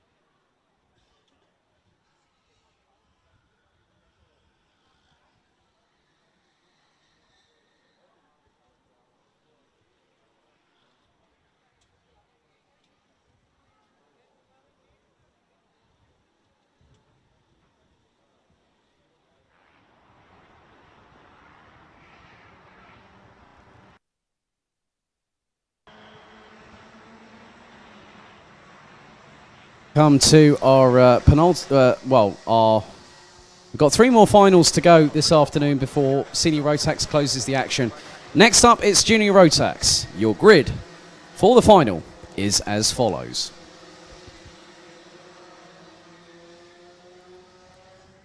So, on the front row of the grid, it is an SP Motorsport 1-2 with Tim Gerhards from the Netherlands and Tom Brachen from Belgium alongside. Eliska Babikova with that fantastic drive will start P3 ahead of the Netherlands' very own Lucas Schoenmakers. Christian de Klein, along with Schoenmakers, who both did robust manoeuvres around the outside of turn 8. They will start fourth. De Klein will start behind Schoenmakers. Kai Gielitz will start in P6 ahead of Milan Ritter. Then we've got Magnus Pedersen, Thomas Martins, Luc Niesen, Colin van Lammeren, Rafael Renhofer, Luc Visser from the Netherlands. Then we've got Luc Niesen, Colin van Lammeren, Rafael Renhofer, Luc Visser and Max Knappen rounding out the top 15. Then it's Joop Breedveld with Jori Schoens in 17th ahead of Petra Babikova. Gilles Clouet from Belgium. 2 Dutch drivers in the form of Teun Schmid in 20th and Mathis Turlo in 21st. Mikkel Pedersen starts 22nd from Denmark with 3 Dutch drivers at the back of the grid. Sam Bergstein, Bruno Modders and Ralf van der Pevert. And unfortunately, Ralf van der Pevert was found to be disqualified due to being underweight under the sporting when they were checking everything. Also, the 252. Mikkel Pedersen was given a 5-second time penalty for front fairing in the race as well when it was checked. So all races are provisional until sporting and technical checks have been carried out post each session. Right, so Gerhards, Brachen, Babikova, de Klein, Rieders, Ritter, Pedersen, Martins and Nick Gerhards round out the top 10 this time around. Let's see what's going to happen over the next 13 minutes plus an additional lap. These drivers now make their way in towards the tram lines.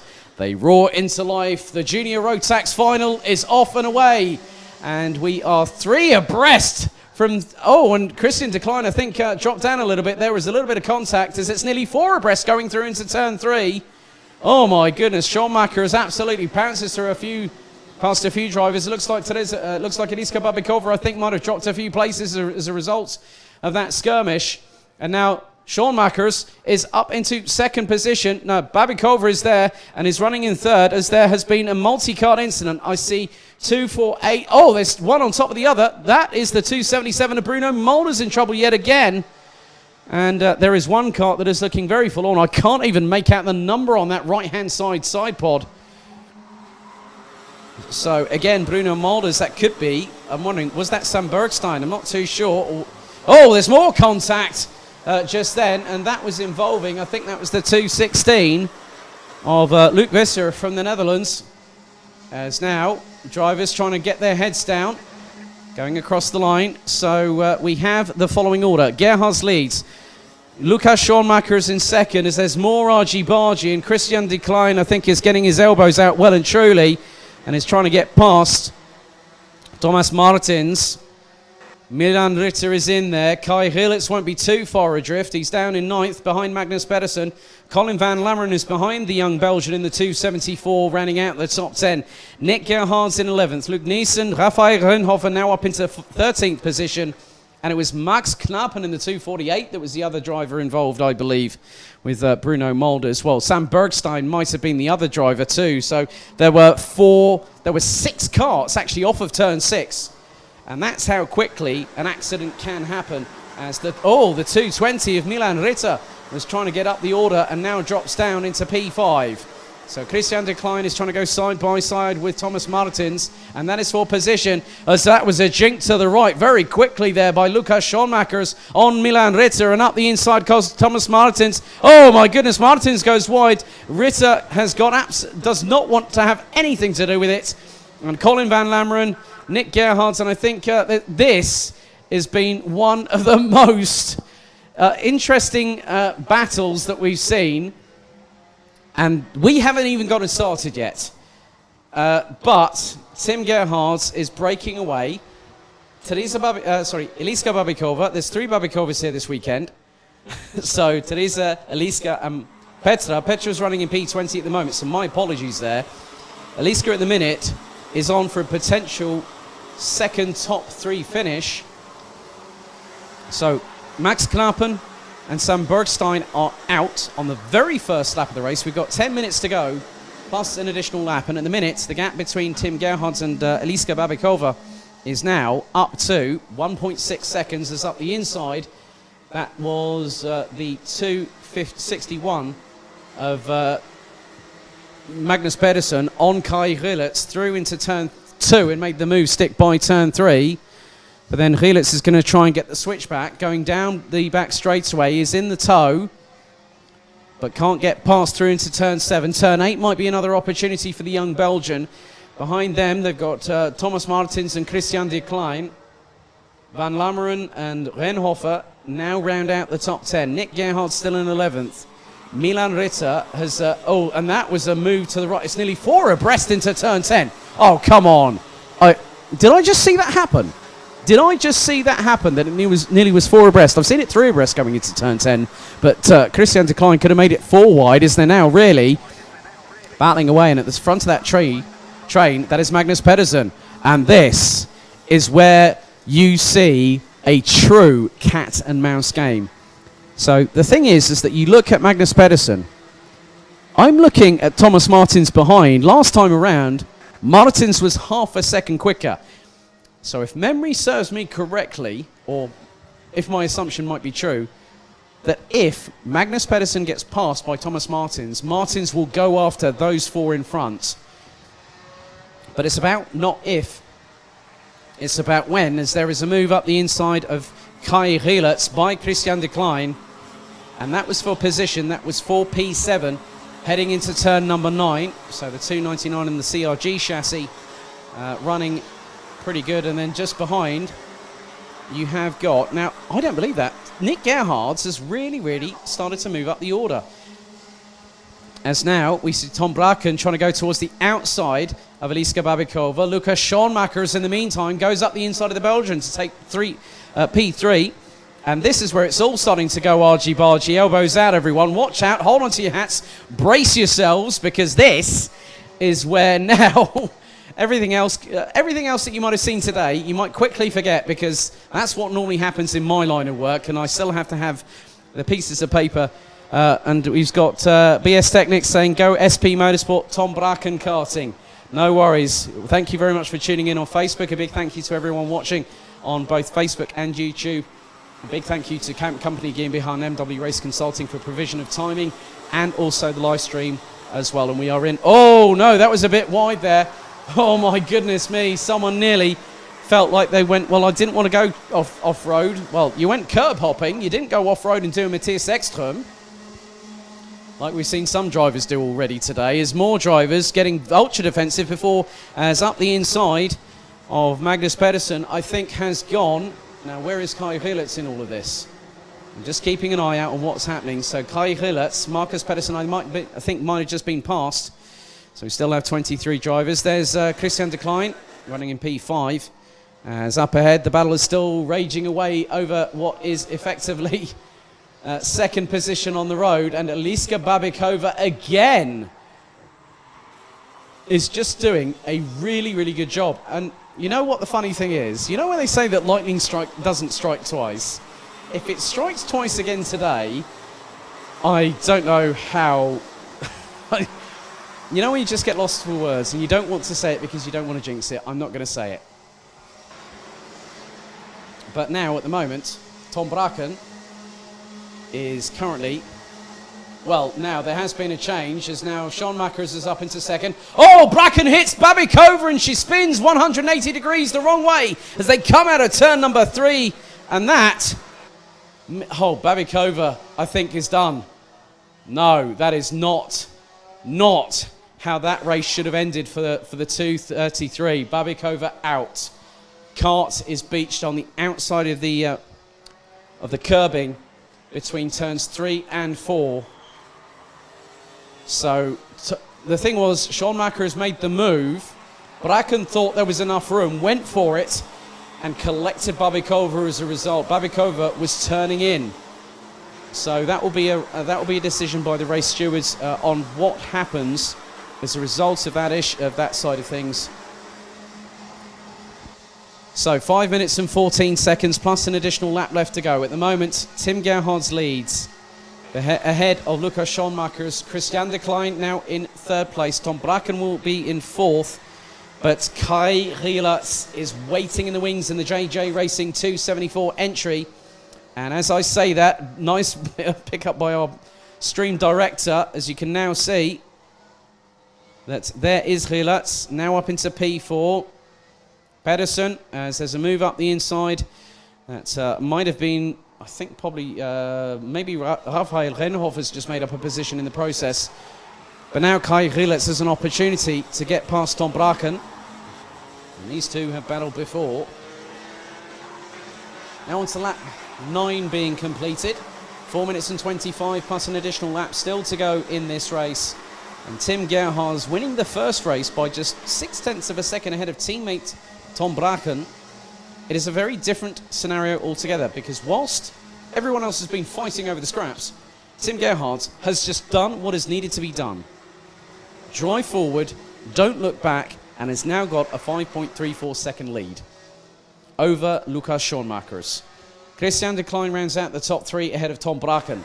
Kai Rielatz, Magnus Pedersen, Raphael Renhofer.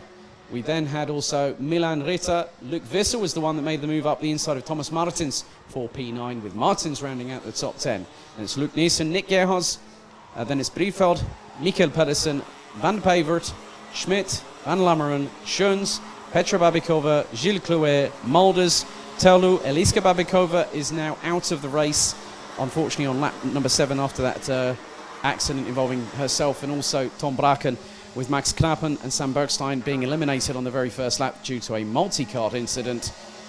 And again, the gap is being extended. Tim Gerhards now puts in the fastest lap of the race on lap 10 at 56.209. And now Kai Rielatz is still trying to find the pace in order to get past. Oh! Now that was very, very close for one of the drivers. That was, I think, possibly the 2.16 of Luc Visser that I think went a bit sideways coming out of turn 4.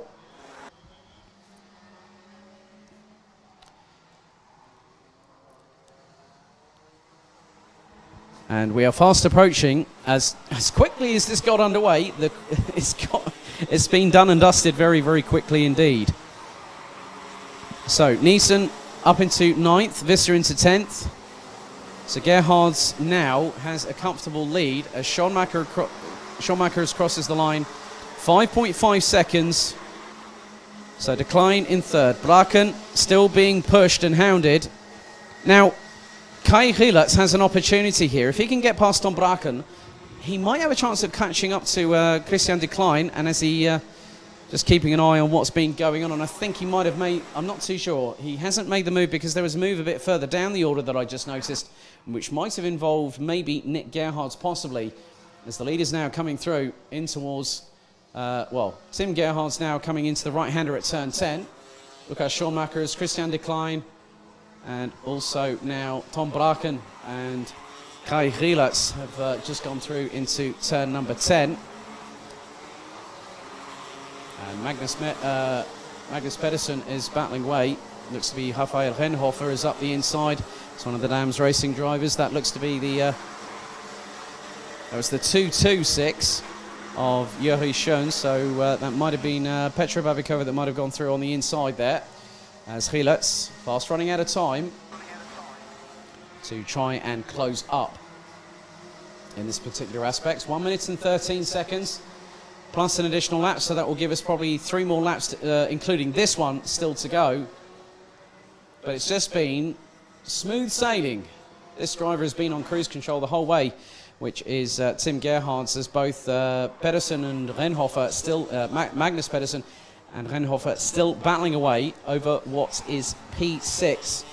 And a bit further up the road, more to the tune of 2.242 seconds, is Belgium's Kai Rielatz, who is trying to close on Tom Braken and goes towards the inside of turn 12, thinks about it, but then decides, you know what, I'm going to just wait. Let's see if I can bide my time as Tom Braken and Kai Gilitz now cross the line. This is going to be the penultimate lap of the race as we are fast approaching the timer running down to 0. 22 seconds left. So they will have quite a lot of ample opportunity to go racing once again tomorrow. As again, still that battle between Pedersen and Renhofer battling away. That's Magnus Pedersen still battling away, and I think the move has happened. Kai Gilitz has finally got past Tom Braken as the timer now expires. So this time around, turn 12, here comes the 2:05 of Tim Gerhards from the Netherlands from SP Motorsport. They get a final lap board out, and now he just knows, yeah, I'm just going to bring it home. And he will then have done a win, well, to make that 2 wins on the bounce. Tom Braken could have made it possibly easier for himself, but Lucas Schoenmakers had something else to say for it. But Braken is battling away with Gilitz as they're going through 4 into 5, then into 6. So Braken thinks maybe he might have a chance to get past Kai Gilitz, but Gilitz thinks otherwise. Braken in the tow, heading into turn 7, goes up the inside of the 274, retakes the position on the final lap. But now we will see if Gilitz might have an opportunity to claw back on it. And he's going to try and do a bit more of a tighter apex run through turn 9. Might not have the opportunity because now Tim Gerhards will take the checkered flag for 2 for 2 here at day 1 for Junior Rotax. Second position will go to the Netherlands, JJ Racing's very own Lucas Schoenmakers in the 210, with Christian de Klein starting from 5th and ending up in 3rd position. Tom Braken started on the front row, finished in 4th, ahead of Kai Gilitz. Then Raphael Renhofer would finally get the better of Magnus Pedersen at the end of that race to finish in 6th position. Then along with that, you also have the likes of Luc Nielsen, Thomas Martins and Milan Ritter rounding out the top 10 positions. But Tim Gerhards ends his day on a high underneath the Belgian sunshine, winning by 6.3 seconds ahead of Schoenmakers, de Klein, Braken, Gilitz, Renhofer, Pedersen, Luc Nielsen, Thomas Martins and Milan Ritter running out the top 10 ahead of Joop Breedveld, Luc Visser, Mikkel Pedersen, Nick Gerhards, Ralf van der Pevert, Joris Schoens, Colin van Lammeren, Teun Schmidt. And then we head to Petra Babikova, Bruno Molders, Gilles Chloé, and Matthias Turlo, who are the last of the 22 classified finishers, with Eliska Babikova's race ending abruptly, as her cart will be recovered very, very shortly on lap number 8 after an incident involving her, and also Tom Braken, Max Knappen and Sam Bergstein were eliminated on the very first lap.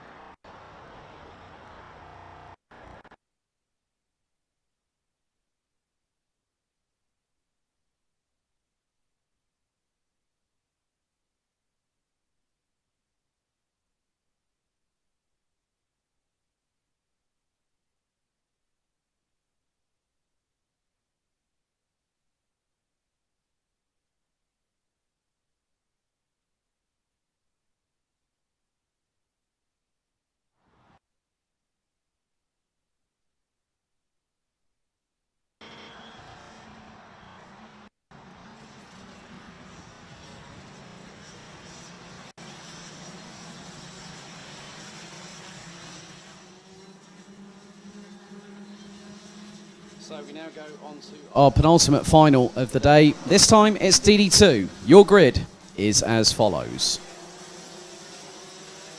On the front row, it will be Zonder Przyblak and Glenn Van Parijs from Belgium, respectively. DJ Liveris from Greece and Bas Lammers from the Netherlands round out the top two rows ahead of Wout Antonissen and Daniel Mahacek from Belgium and Austria, respectively. Lasse Andreasen and Sebastian Janczewski from Denmark and Poland round out the top four rows ahead of Marcel Steinert from Germany and Silas Ritter from Denmark, who round out the top 10 positions. Jan Negusens from Belgium and Mick Knowlton round out the top 6 rows ahead of Germany's Oliver Breitenbach and the Netherlands' Luc Schepers. Max Fleischmann and Chris Kopp, both representing Germany, will start on row 8 ahead of Florian Breitenbach and Jordi Klebold, with Jamie Billings, Maxime de Hicks and then Brindley Kinch rounding out the 21 strong here at the home of champions. And again, we have 13 minutes plus an additional lap set on the timer to tick away as soon as we go lights out.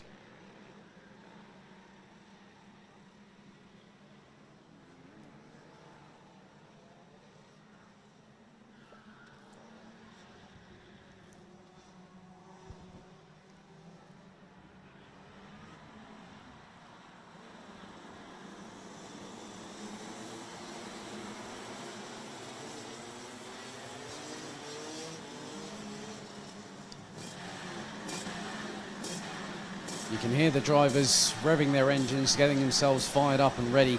Each driver having their own way of getting into the zone and getting ready to go racing. So the red lights are on the starting gantry. It's down to Przyblak and Van Parijs to start proceedings. They go into the tram lines. They wait for the field to start getting into some form of formation.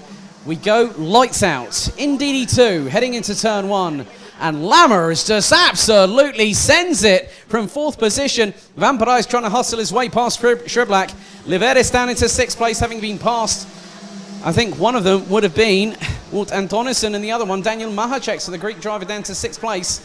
And Bas Lammers fancies his chance at a victory to get his season well and truly underway here at Karting Genk, as Van Parijs all over the back bumper. Oh, he's trying to force Przyblak wide going through turn 8. But he can't get past, and he goes around the outside. It's side by side, and Bas Lammers gets past the pair of them. Oh my goodness! Bas Lammers trying to fight his way to the front of the field. Through into the right-hand sweeper at turn 10. Przyblak in the lead.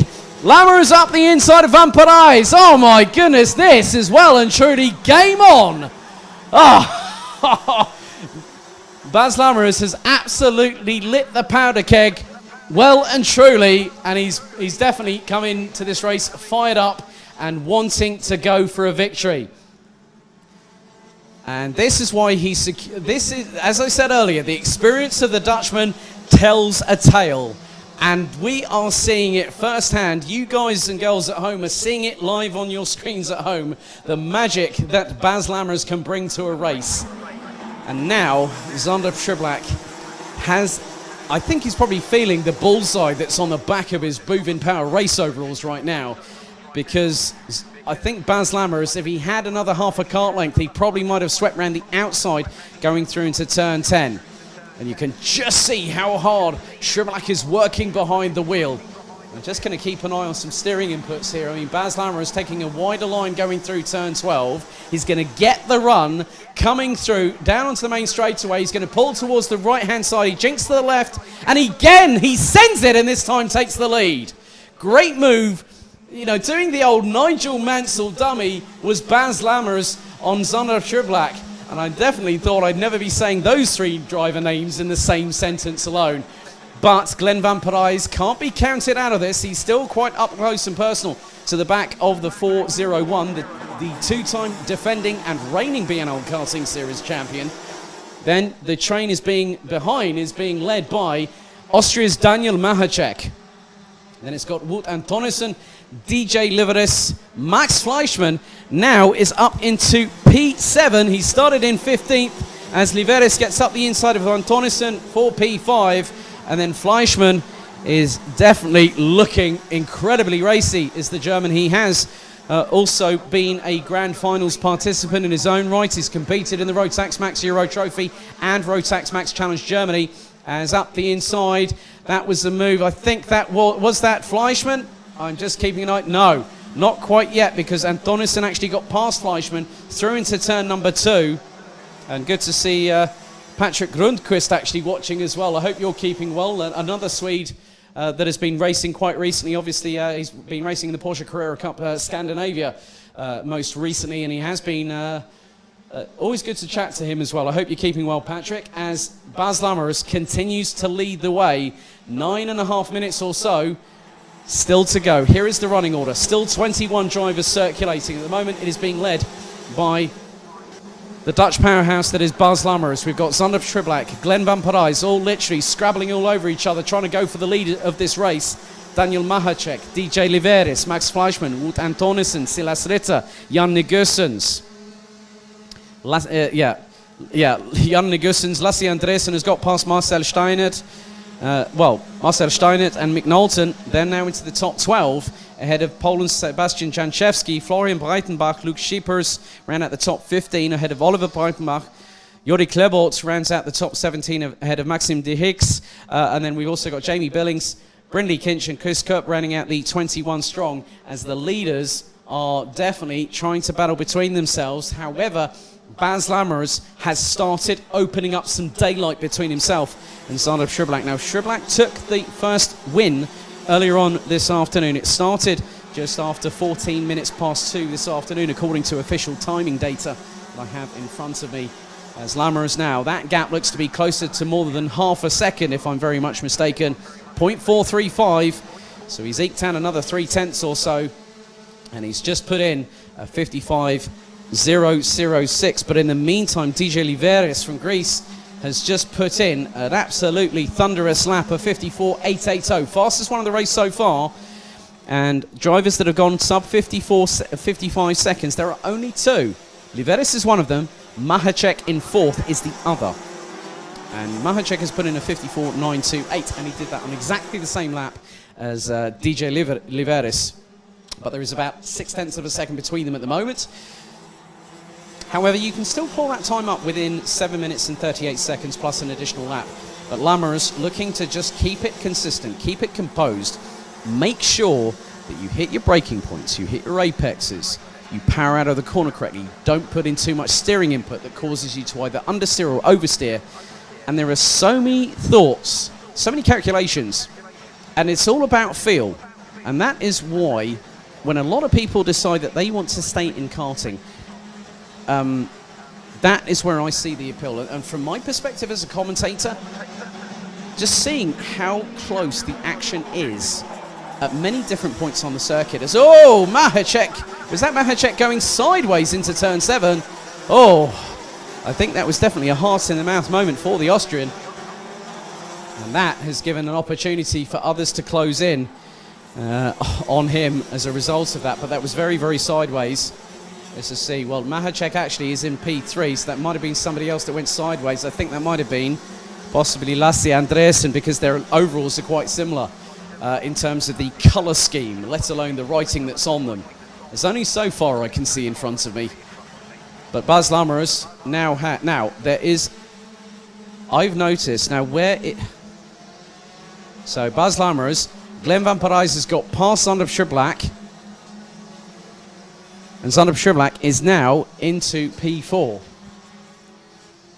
Good, I asked at 3:14, Senior Rotax, Morris Schuring to the stewards immediately. Morris Schuring, 3:14, Senior Rotax to the stewards immediately. And now you see this battle between Sander Schriblak as Liveris has actually got past. Now I'm just seeing on the lap times, Schriblak did a 55.3 last time around. Liveris has been putting in fastest laps, but then along comes Bas Lammers and says, "Oh, I'll have a fastest lap then, please." He put in a 54.585. He's just gone over a 1/10.5 quicker, 54.434. But Glenn van Parijs is within 40 hundredths, 4 hundredths of a second, 40 thousandths thereof, as Liveris is battling away with Schriblak. Now, these two were at loggerheads last season. And I remember that when we left Karting des Fagnes last year in July, and we're looking forward to returning there in 2021, next year. Obviously, we can't go there because of obviously restrictions that have been imposed on the region as a result of it. But Liveris came out of that round leading the championship, and I've never seen I've seen some white teeth smiles, and then I saw one from him, and I saw his celebration coming across the start-finish line after the second final, and you could see that he felt like, yeah, this feels good. Now he's ahead of the current two-time defending champion, and this is going to give us some motivation. Let's not forget, but the drivers that will go for the title this year will have to be calm, composed, strategic, methodical, and quite a few other superlatives that I probably can't really bring to mind at the moment, but you've got to have the all-round package is what I'm saying here.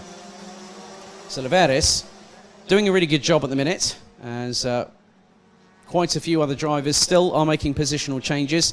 Jamie Billings has got past Jordi Klebort for P18, as Janchevsky gets past Luke Shapers for P14, so some other positional changes at the moment.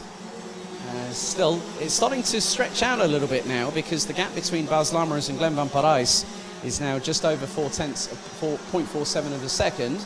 Let's have a look at the gap this time, 0.578, so an increase of about 1/10 of a second.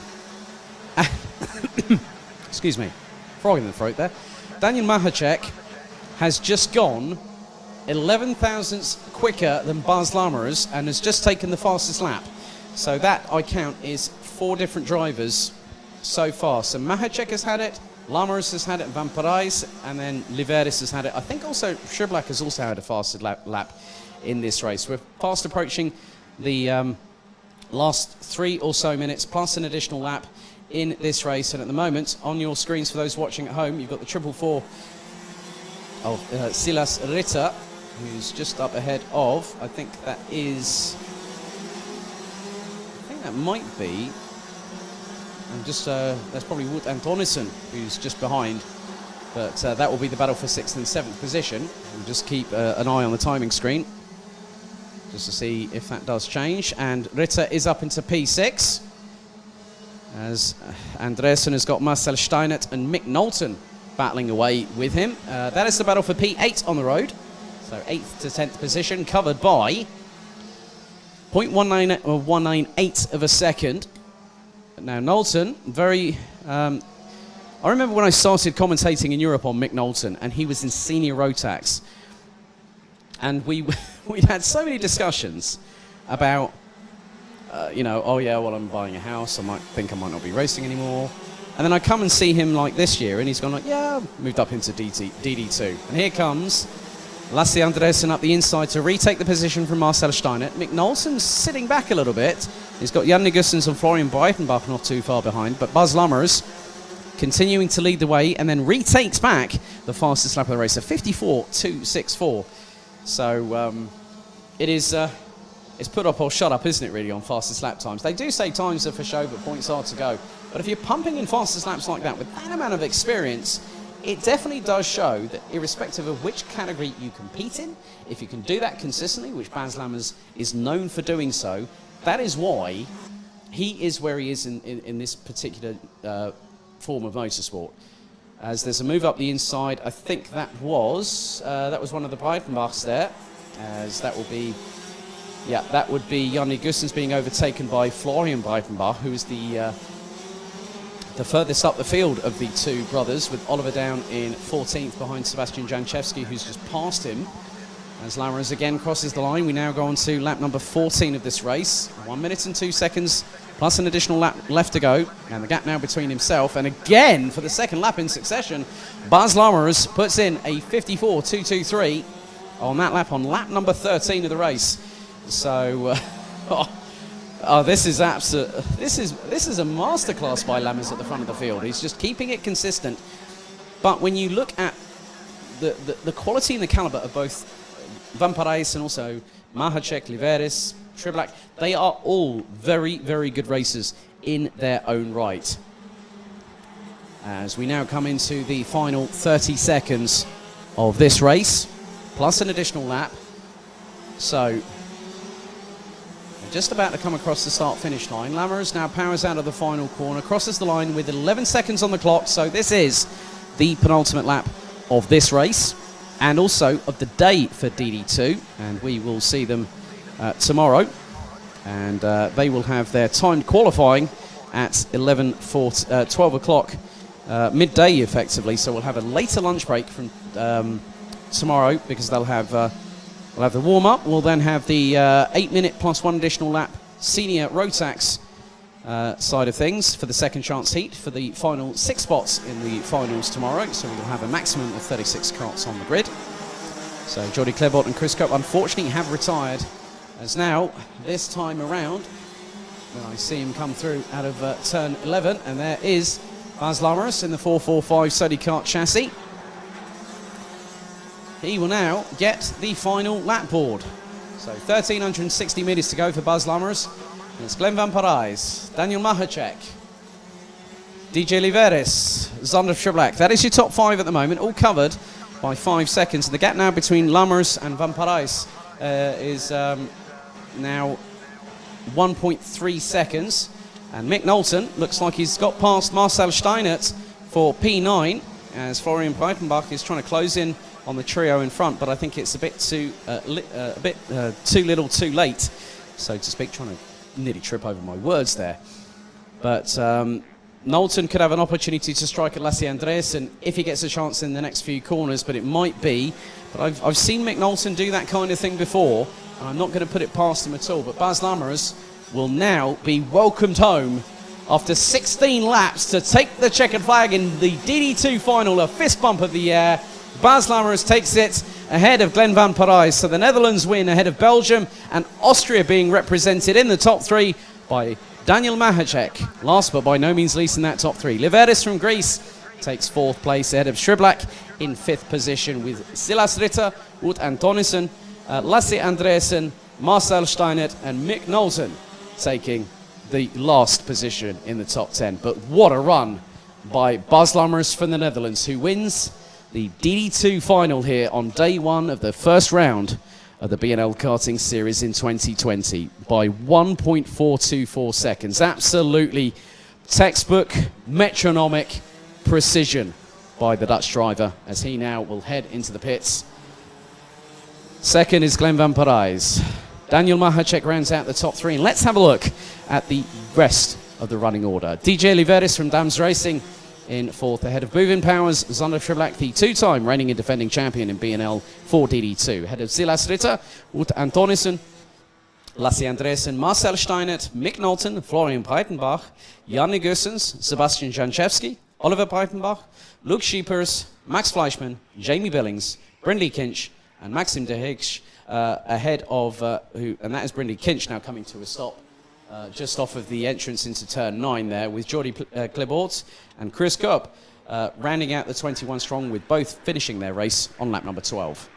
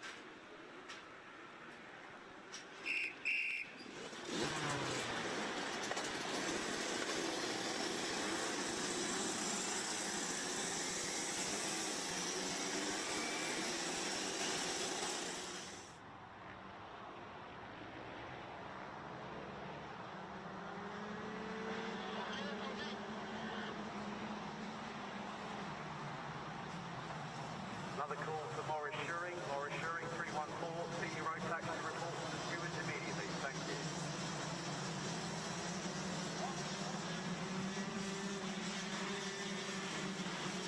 you. To our last final of the day before two more races of Senior Rotax racing action. It is time for DD2 Masters. Here is your grid for their final race of today on Saturday the 1st of August. So on the front row, it will be race one winner, the pre-final winner, Christophe Adams in the 555, and we'll have Great Britain's Tamsin Germain in the 525 alongside. Jim Ringelberg from the Netherlands in the 595. We'll have Ian Gepps from Belgium in the 537 alongside. Then it is James Beecroft in the 517 ahead of Tom Dessert from Belgium in the 530. Michael Becker this time will start on 7th position on the inside of row number 4 alongside countryman Andreas Schindler from Germany, with Dimitri Ostrovsky and Tanju Yildiz rounding out another double German row on row number 5 ahead of Rudy Champion, with Ronald Billings, Konrad Bayer, Roland Kinch, Carl Klebort, Bruno Dos Santos and Bart Koeman. Now obviously Kinch, Klebort, Dos Santos and Koeman all retired from the previous race. So let's see, because both Klebort and Dos Santos were involved in incidents, and Klebort was given a 5-second penalty post-race for causing an avoidable collision. However, this is a different proposition altogether. Last race for today, but they will have another qualifying session tomorrow. 5 minutes to put themselves on the grid. That could give Carl Klebort the opportunity he needs to get back into the fight and into a possibility of having some damage limitation. Because every good champion can also do that in the process of working their way through the field. With a championship, it's always a marathon, but not a sprint. But then you ask someone who races the 24 Heures du Mans, and they'll say, hey, it's always a 24-hour sprint. They're telling us to push every single step of the way. And that's very true in sprint race formats, especially in karting. So 13 minutes on the clock, plus an additional lap. The red lights are on the starting gantry. One more time for DD2 Masters. So it's Adams and Germain on the front row of the grid. Red lights are on the gantry, waiting to extinguish at a moment's notice. And then we try and pick up the pace, and if I'm honest with you, that's not exactly the start that Tamsin Germain wanted, and I don't think some of the drivers are very happy about that, because Christophe Adams went a bit, well, started ahead of everybody else. Tamsin Germain, as a result of that, has dropped down into 5th position, and now has to fight back up the order. So Christophe Adams managed to outfox everybody, and as a result of that, drivers have been found to be out of position where they would have been in that particular type of the race. However, we are underway. We have had the red lights extinguished on the gantry. So Christophe Adams now has Jim Ringelberg, and that looks to be James Beecroft that's got up into 3rd place. Tamsin Germain now down in 5th place behind Michael Becker, but Germain does have the pace to move forward as a result of that, and we did see a really good show of that last time out, and Germain's fastest lap last time out was actually one of the 5 drivers that did a sub 55 second lap time. And actually, I'm having a look here, because the best lap time in the previous race was actually by Tamsin Germain, a 54.870. So even though they started with 13 minutes on the clock, a lot can change over the course of a race.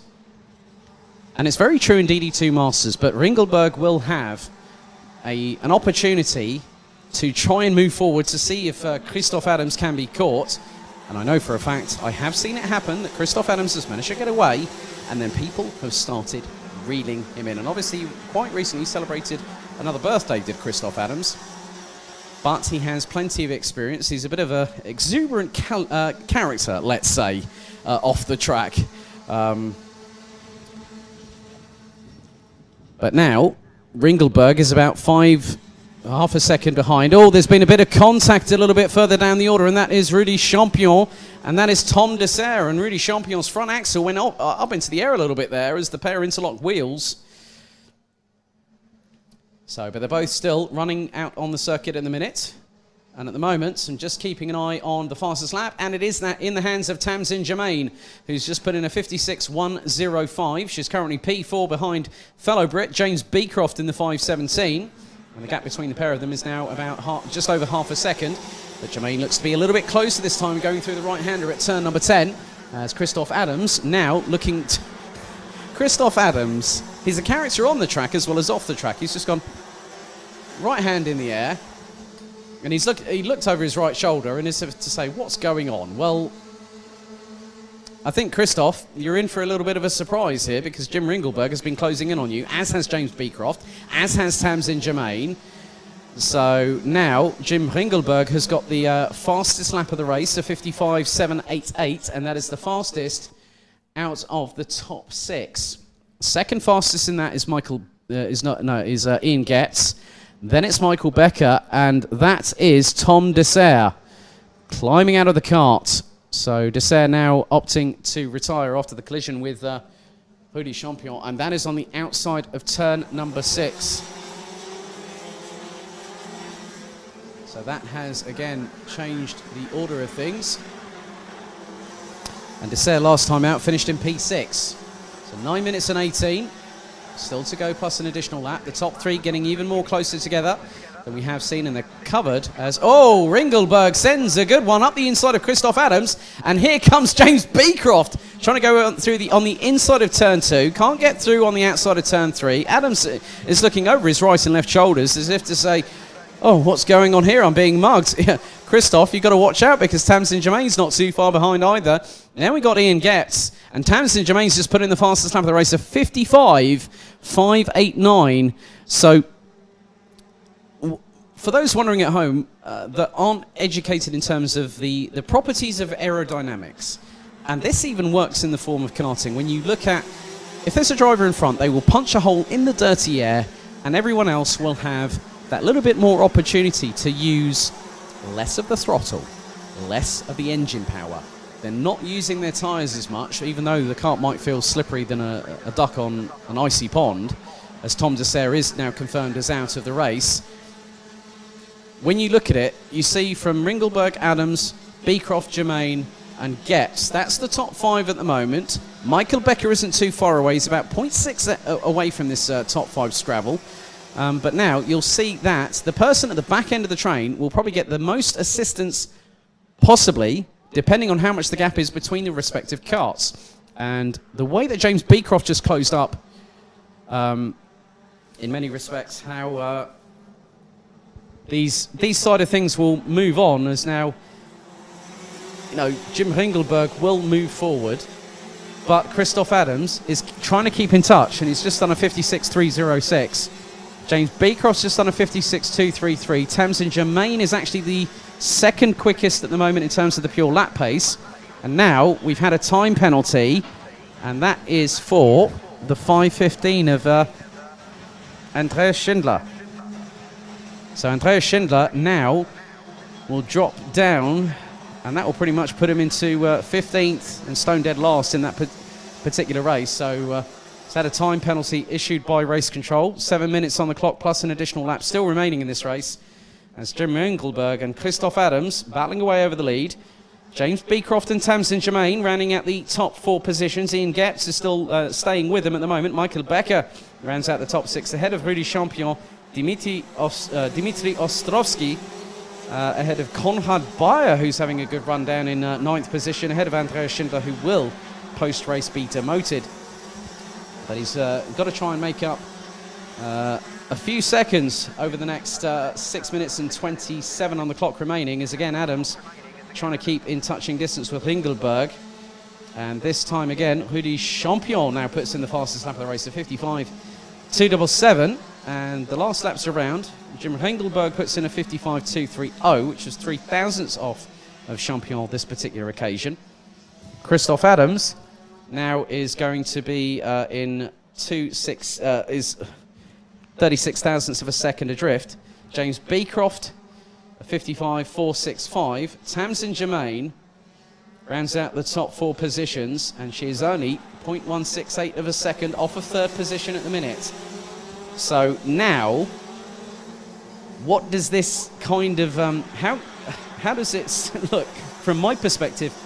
Seeing the top 4 positioned as they are, we'll make that the top 5 because Getz is there, and the top 5 separated by 0.973 of a second, with 5 minutes and 25 seconds to go.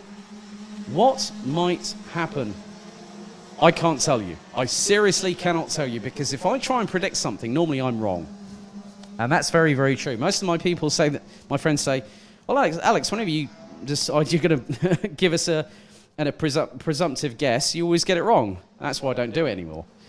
But you can now see how close the top 4 are. So anyone, well, top 5 is, Ian Gepps tries to go up the inside of Tamsin Germain through turn 9 and nearly clatters into the left-hand side as well. There's a little bit of a touch from behind on Ringelberg from Adams, as now James Beecroft senses an opportunity, goes towards the outside of Christoph Adams, and then Tamsin Germain tries to go up the inside of the fellow Brit, but can't get through.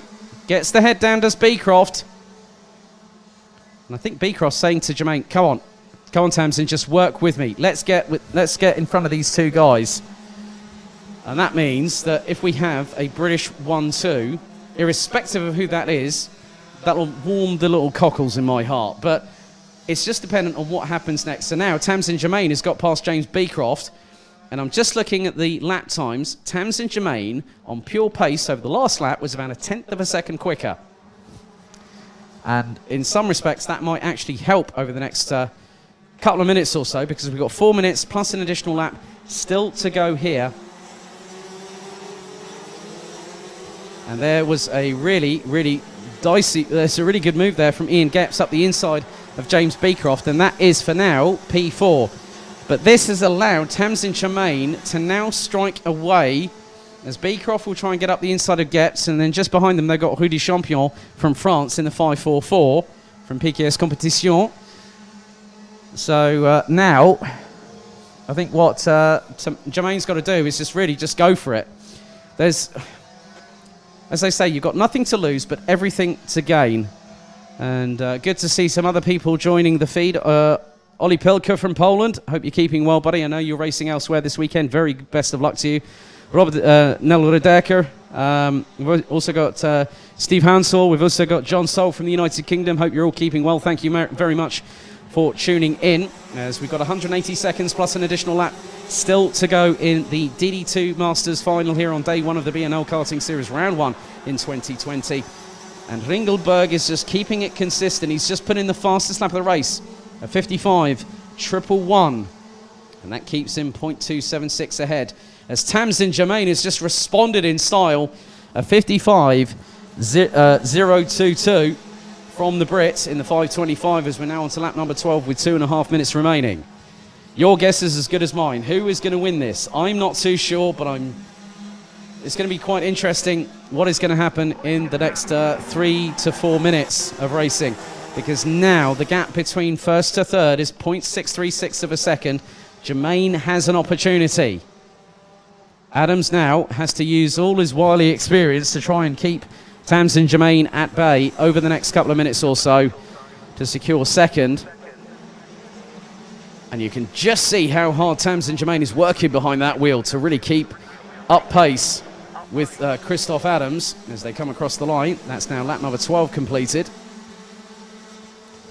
And Tamsin Germain is the first driver in this field, in this race, to go sub 55, and is right on the back bumper of Christoph Adams going through turn 4. 54.974 for the Brit, and is sensing an opportunity to strike whilst the iron is hot. Not figuratively, but not literally, of course. But then Christoph Adams manages to power away, but it's through the twisty stuff. You really see Tamsin Germain come alive and really bring the equilibrium into her favour. And now they come down from turn 9, down into turn 10, into the right-hand sweeper.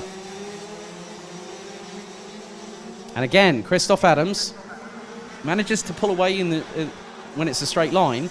But then, when it gets to the twisty stuff, Tamsin Germain seems to have the counter-attack, if you will, as they now go down into turns 1 and 2, as Adams sends it up the inside of Ringelberg.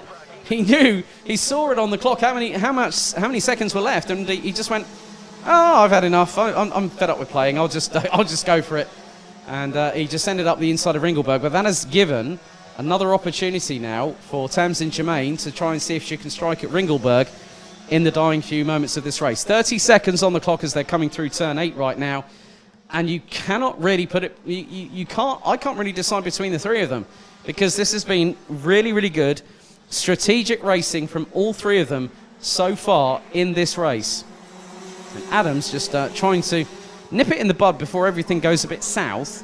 But Ringelberg might have other ideas because he's right up the back bumper heading into turn number 1. Well, heading into turn 12. He's got the run on Adams. Is he going to return the favour this lap? No, says Christoph Adams. No, you will not pass. You will not pass. So the timer has pretty much expired. Next time around, we will get the final lap board. But Christoph Adams just putting on the brakes and just sort of like going to Ringelberg. Sorry, can't let you come through. But they head down into turn 7 for the penultimate time. As now, that is a slight change there with Ian Gepps actually managing to... Now, where Tamsin Germain, has she had a bit of a drama there on that last lap? She did a 55.249, and Ian Gepps, who was about, I'm not too sure how much farther behind. It's more a case of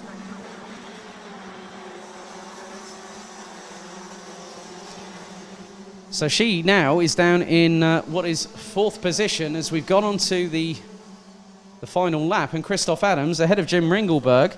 Ian Gepps is ahead of Tamsin Germain.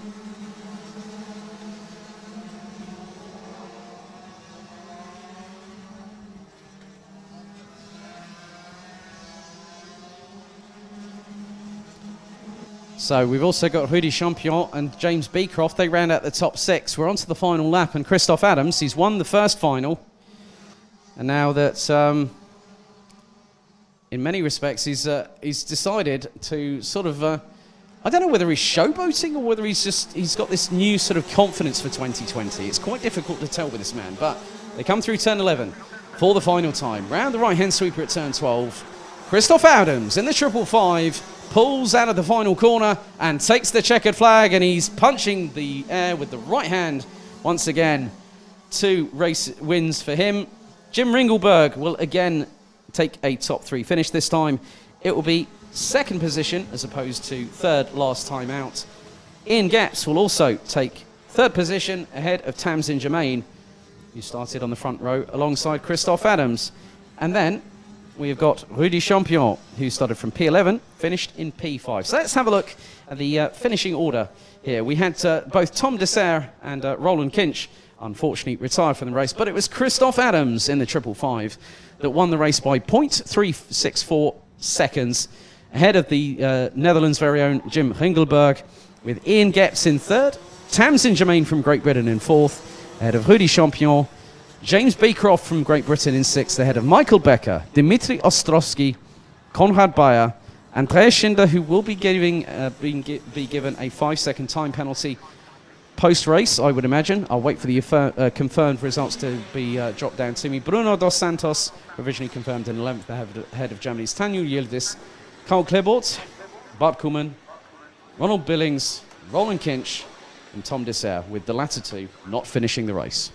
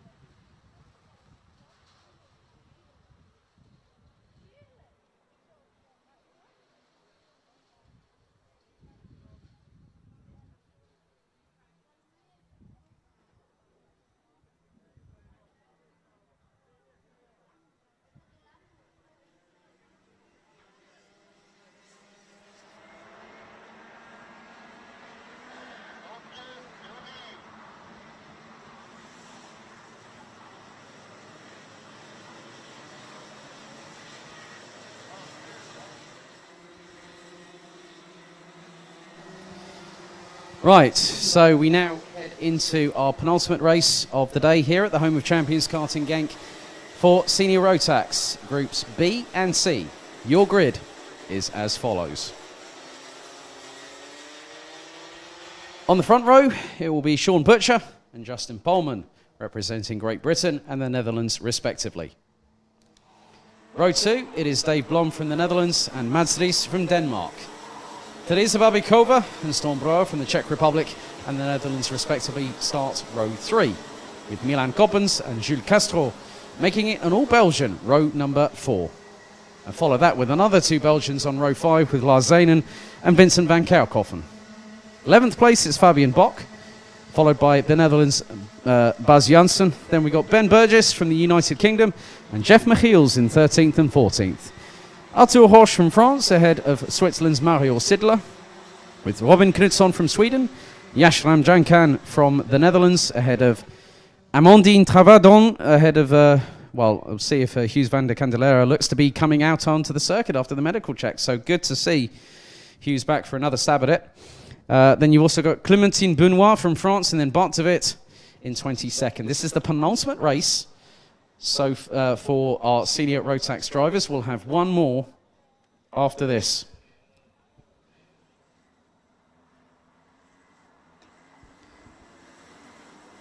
So in total, we'll have around about 20 minutes of racing action to conclude the day here at the B&L Karting Series after what's been a very emotional return to the Home of Champions commentary box for me, personally. So now, 22 senior Rotax drivers, all powered by a 125cc Rotax Max Evo engine.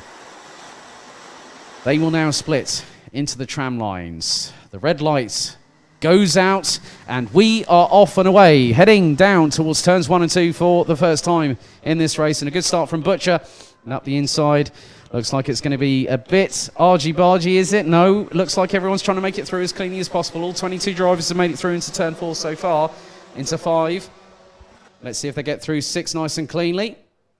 A bit line astern at the moment, as now looks like Butcher has got away at the minute. Into the lead through turn 7. Mads Ries looks to be in P3 at the moment. Oh no! Oh, we've had a coming together off of turn number 7. There's 2 GKS carts. There were a couple of... Oh no, that is the 3... That's the 332 of Robin Knutsson with the left front wheel going... That's wobbling more than I don't know what. And that cart is not going anywhere, unfortunately. So that is a definite retirement on the spot. Multi-cart... And there is... That is the 3... Is that the 396? No, that's Jules Castro. No, 366, that's Yashram Jankan, who's just been eliminated as well. So, oh my goodness me. Many drivers have just had their races compromised. Ben Burgess was the other KR Sport driver that I saw in the screen. Vincent van Kerkhoven involved. Yashram Jankan. So 3 of those drivers. I wonder if Ben... so there's Ram Jankan walking a bit despondently away from the 366 that's outside on the entrance into turn number 8. So we're not even 2 minutes in, and we've had dramas, as up into second place is Dave Blom. Mads Ries is trying to follow, but then is also being caught by, I think that's Storm Brouwer that's just got past. Well, Teresa Babikova is up into P4, so Dave Blom up into P3, Storm Brouwer in P5, followed by Milan Koppens, Justin Polman, who started on the front row and is now being closed in on by Jules Castro with Lars Zenen and Germany's Fabian Bock, rounding out the top 10. But Butcher has a little bit of a lead. He has about half a second over Mads Ries at the moment, so 0.518. And Arthur Horsch now has the fastest lap of the race, 56.722. Arthur Horsch currently in 11th position, as there's more wheeling and dealing heading into turn 10, as this is going to get very nasty very quickly if they're not careful. Oh, and the 301, that was Justin Polman, goes a bit wide as everyone's trying to scramble all over for the scraps, and that is being led by Jules Castro, as Sean Butcher now has a lead of over 0.6 of a second, is up the inside, going into, that is the 3:44 of Milan Coppens, who's got past Jules Castro. Now these two guys were running in juniors last year. And, well, I know Jules Castro was. Milan Coppens, I will have to, I probably have made a mistake there, and so if I do I do need to apologise if that's the case, that Milan, I know has run in juniors before, but he's been running in seniors as well. So a really good move by Milan Coppens up into P6. Fabian Bock now up into P8. Larzanian, Justin Pohlmann now down to the last position of the top 10 with 5 minutes and 25 seconds on the clock still to go. So we have 3 retirements. That brings us down from 22 to 19 drivers. So Ben Burgess out, Robin Knutsson out, Yashram Jankan out. So 3 drivers. Literally, the concertina, the domino effect started on the inside of turn 7, where it looked like that Robin Knutsson was clattered into as a result of, I'm not too sure whether it was an incident between Ben. I'm just going to have a look at where they started, because Ben Burgess started 13th, Robin Knutsson started 17th, Yashram Jankan was alongside Robin Knutsson. So whether those two were battling for position, and Ben Burgess was the unwilling participant. 4 minutes and 42 seconds still to go here. And there are possibly more trips, more twists in the tail in this than I might be able to sort of talk about here, because at the end of it all, many people might think, how can you sort of like say, well, yeah, well, he got in the way of me. Well, it's one of one and multiple of the other. So in many respects, you can't really sort of dictate how a race is going to go. So at the moment, with 4 minutes and 6 seconds still left on the clock remaining, we have Sean Butcher still leading. Mads Ries now 0.985 of a second adrift, ahead of Teresa Babikova, Dave Blom, Stormbrouwer, Milan Coppens, Jules Castro, Justin Pohlmann, Fabian Bock, Lars Zanen, Arthur Horsch, Mario Sidler, Bas Janssen, Clémentine Benoit, Bart de Wit, Hughes van der Candelera, who's still running in 16th despite the nasty whack he got a bit earlier on. Amandine Tavadon is running in P17. Jeff Machiels and Vincent van Kerkhoven round out the top 19 positions, with Ben Burgess, Robin Knutsson and Yasharam Jankan having to take, provisionally speaking, an early cold shower, I'm afraid. So they will have to just cool themselves down, get themselves composed and get ready to go back racing tomorrow. And the top 30 after the intermediate classification post these heats today, once everything's been ratified, will then end up seeing who will be the top 30 and who will be those going into the second chance heat tomorrow morning, which will take place at 10:45 local time. That'll be 9:45 UK time.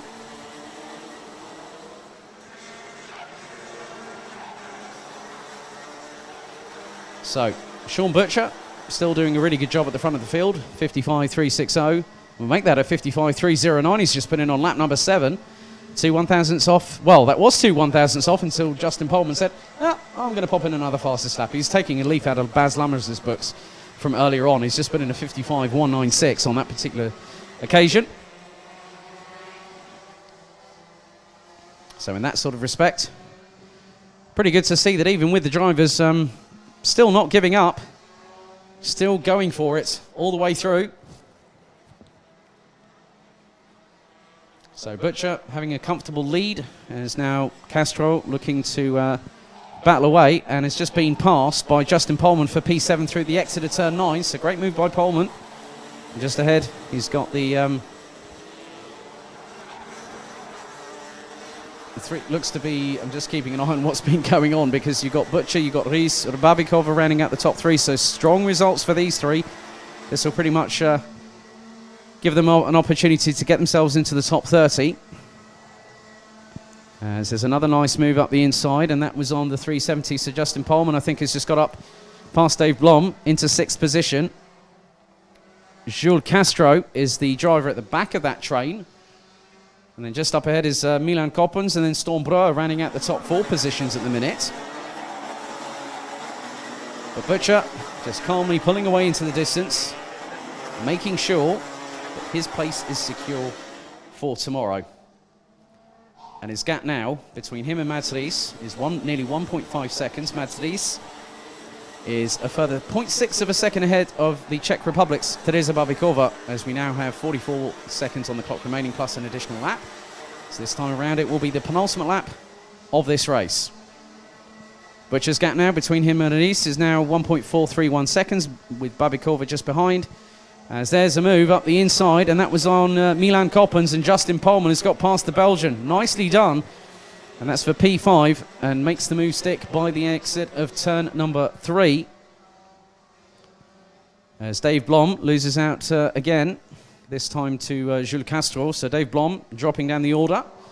Not been a good day in the office for the Dutch driver in the 370, who's now being caught by Lars Zanen. Fabian Bock rounds out the top 10. So timer has expired for the penultimate time here today, and this time around Sean Butcher, representing Great Britain with KR Sport, will now cross the start-finish line for the penultimate time, putting on the last lap of the race. And his gap now between him and Mads Ries is 1.660. Good job by Tereza Babikova to take P3. Storm Brouwer and Justin Pollmann round out the top 5 after a great move by Pollmann up the inside of Milan Koppens on turn 3, last lap around. But at the rest of the field, all the way down to Vincent van Kerkhoffen in 19th position, who now has just crossed the line. Everyone's now on the 11th and final lap as Sean Butcher now comes through the exit of turn number 9.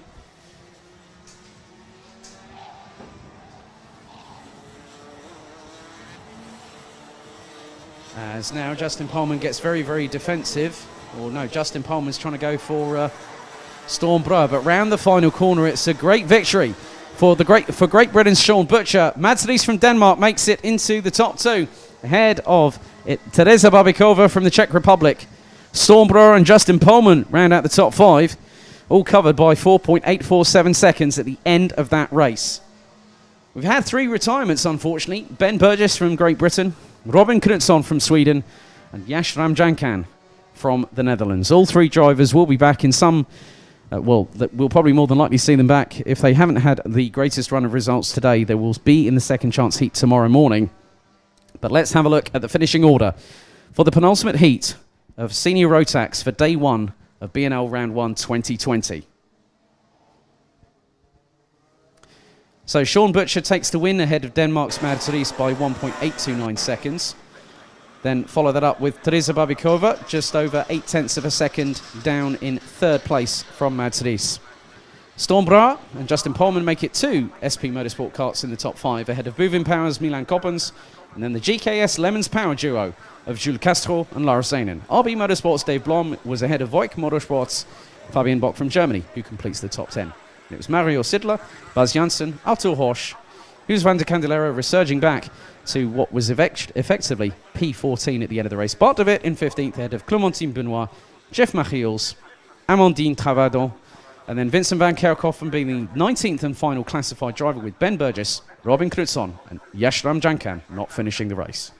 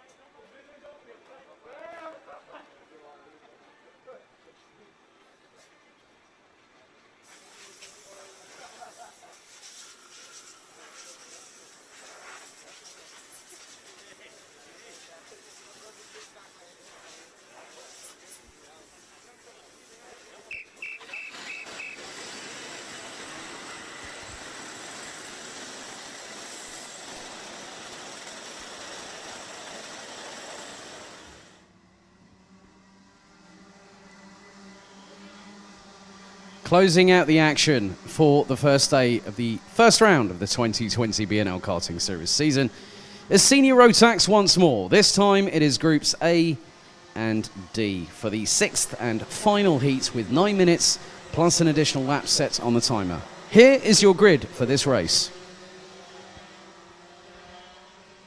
So on the front row it is Lewis Gilbert and Lachlan Robinson representing Great Britain and also the UAE.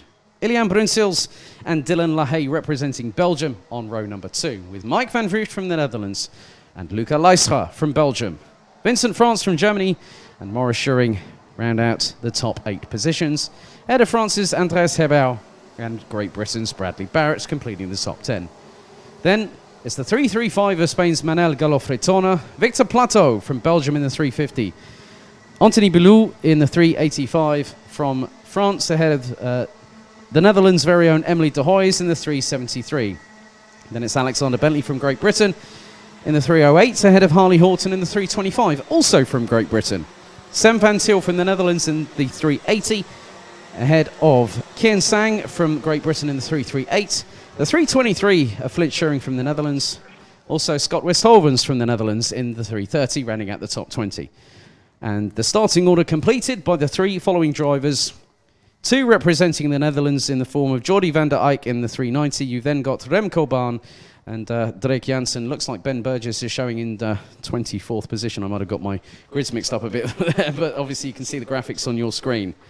But now we are set for one more race before we close things out for the rest of the evening, where everyone can get themselves ready for tomorrow, myself included, and also spend some time relaxing with friends that we haven't seen in a while.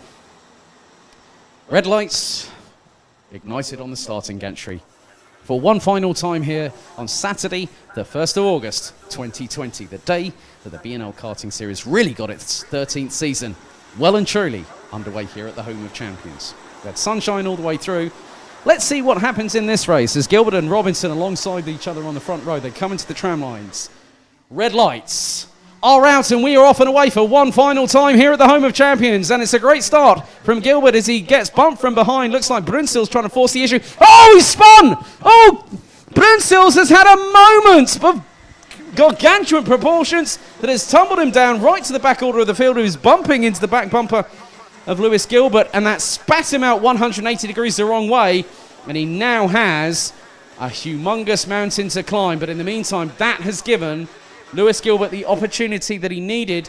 Lachlan Robinson looks to be down in P6 as a result of that, because Brunsils was trying to force a gap and go up the inside of Robinson, but it didn't quite work out for the Belgian. So now they're going to come through into turn 11.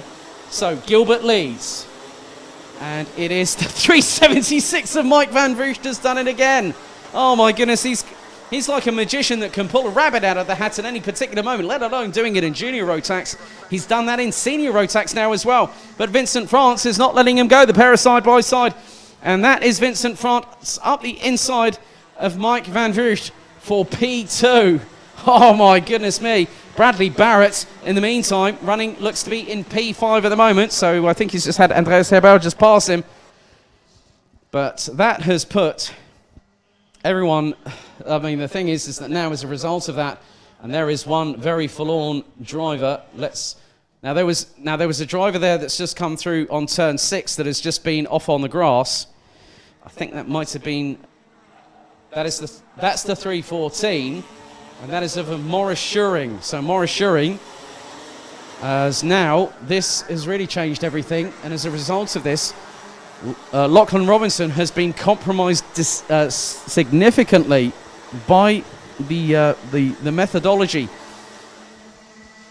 And Robinson has parked it. He's brought it into the pit. So Lachlan Robinson will not take any further part in what could have been a really, really good race for him. And, you know, he's come all the way over from the UAE. I can understand that the drivers have been chomping at the bit, but then there are times when sometimes being a bit too overzealous can put yourself and other people into a compromising situation that no one really wants to either be an unwilling participant of, and being the person that accidentally instigates it, because everyone goes into a race with the best intentions, but it doesn't always pan out as you possibly might see it happening. So this has now changed everything, because Lewis Gilbert leads, Vincent France from Germany in second, Mike Van Voosh from the Netherlands in third, Andreas Hebert from France and Bradley Barrett now complete the top 5. Manel Galofretona in his highest position so far, the Spaniard, up into P6. Sem Van Til, P7. Victor Plateau, Emily de Hoys. Well, Victor Plateau has just got past Sem Van Til, as I say that, up into 7th position. Emily de Hoys and Alexander Bentley round out the top 10. Then it's Luca Leistra. Now, Leistra started P6. And as a result of that carambolage, it sent carts everywhere. I'm going to be looking back at the races a little bit later on, just to sort of get a slow-mo perspective. Because sometimes when an accident like that happens, even us as commentators have a difficulty in trying to see how we can break that all down. So, yeah, so Drake Jansen, unfortunately, I think is out. Lachlan Robinson, sorry to his dad over in the UAE. I keep on getting Lachlan's name wrong. I will make sure that it will keep on the right side of things all the way through the weekend, but that's a real shame for the driver for the UAE that has competed in the grand finals before. He's also won championships in the UAE. So top 7 as they were. Top 8 now becomes Emily de Hoys and Luca Leistra, now in 8th and 9th respectively. Kian Sang now up into 10th as Sem Van Til drops down into 11th position. Dylan LaHaye, now LaHaye started 4th, and he was another one that was compromised as a result of that incident. So multiple drivers out of position, and we have just over half the race to go. We'll actually make that 4 minutes and 40 plus an additional lap. But in the meantime, this is going to really, really sit well, because I'm sure that someone's smile will be glinting like a Dorroy diamond underneath that race helmet, Lewis Gilbert, and I'm sure that's happening with his mum Jennifer back at home in the minute. A nice little move up the inside there. That was one of the GKS carts. As there's a bit more argy-bargy, I think the 390 of Jordi van der Eyck just got passed up the inside through into the final corner. So Jordi, that was, so Ilian Brunsils now back up into 17th position. So the person that has been compromised the most after that exchange was Lachlan Robinson. I really, really feel for that guy, because he's come a long way in order to come and compete with us. But I'm sure that tomorrow he'll calmly look at it. He'll have a think about what's happened and go, actually, I haven't come this far to give up. And come back. He will come back with a vengeance tomorrow. Mark my words. Tomorrow morning, or tomorrow afternoon, we will see a driver that has the potential of winning this weekend. Out of many drivers. But Lewis Gilbert now has a 1.6 second advantage over Mike Van Voosh, who's now repassed Vincent France for P2. As now Manel Galofretona has dropped down the order to P10. So Van Voosh leading away in he's leading the rest of the field in second. He's 1.562 seconds behind Lewis Gilbert, who's just going on calmly about business. We're into the final third of this race, and also the last 3 minutes plus an additional lap of this particular day. So at the moment, we still have quite a few drivers moving up the order. Dylan LaHaye up to 12th. Anthony Boulou, who was in 13th, now up into, well, he's in 13th at the moment. There's Brad Barrett.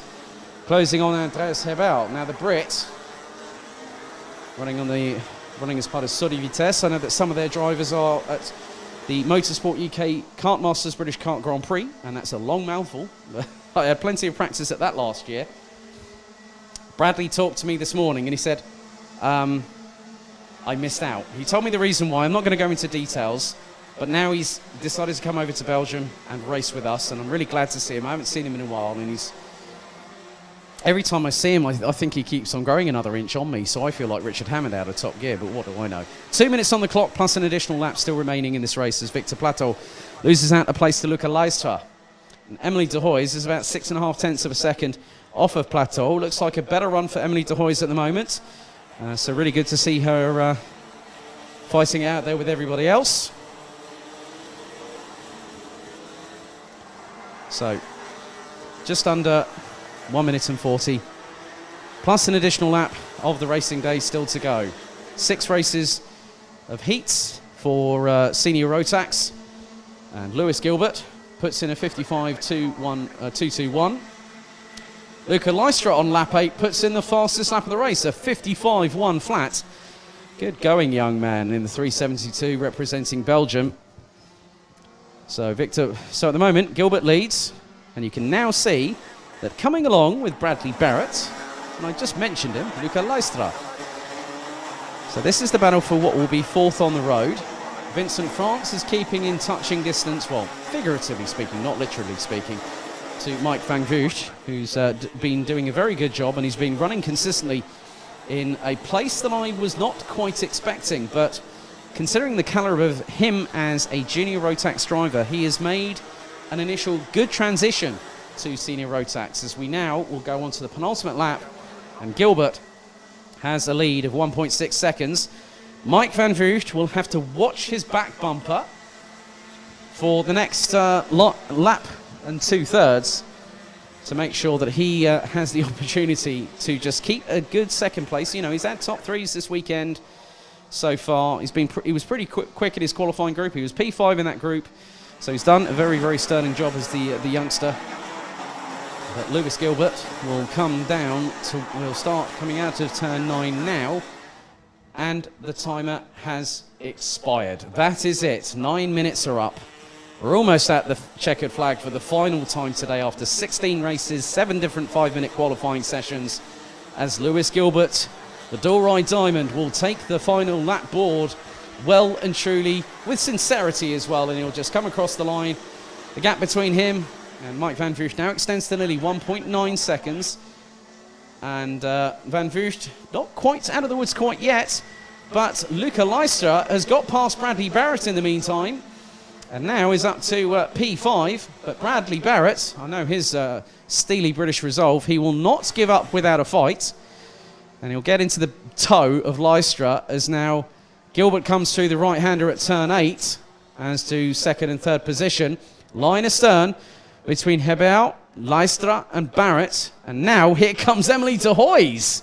So de Hoys has been closing up on the trio head, as has Victor Plateau, and a great job by Kian Sang. So now, round through into the final corner, another victory beckons. What a job today by Lewis Gilbert, the Doride Diamond, the 329 from Potenza Racing Engines, takes another victory here at the B&L Karting Series Open round. Mike Van Vugt takes the 2nd position. I know for a fact he's going to be smiling like the Cheshire Cat. Or I could say the Wogsum version of the Cheshire Cat there, but never mind. But Lewis Gilbert, that was an impressive run. Led from lights out to checkered flag. Finishing the race 2.047 seconds ahead of Van Vugt. Vincent France from Germany rounds out the top 3. And then when you look at it, Andreas Hebel and Luca Leistra make it 5 different nationalities in the top 5. Great Britain, the Netherlands, Germany, France and Belgium. Let's have a look at the rest of the finishing order. In 6th position, the 327 of Great Britain's Bradley Barrett, ahead of the Netherlands' Emily de Hoys in the 373. The 350 of Victor Plateau takes 8th place ahead of Kian Sang, with Manel Galofretona from Spain in the 335, rounding out the top 10. Dylan LaHaye would come back to finish 11th, ahead of Alexander Bentley from Great Britain. Anthony Boulou and the recovering Ilian Brunsils in the 369 in 14th. Scott Westholvens in 15th in the 330. Flint Schuring in the 323 was 16th ahead of Great Britain's Harley Horton. Sam Van Til, Jordi van der Eyck, Remco Baan, Drake Jansen, with Morris Schuring the last of the classified finishers, with Lachlan Robinson and Drake Jansen, unfortunately, well, Lachlan Robinson being the last of the drivers, but unfortunately on the very first lap, would pit to retire.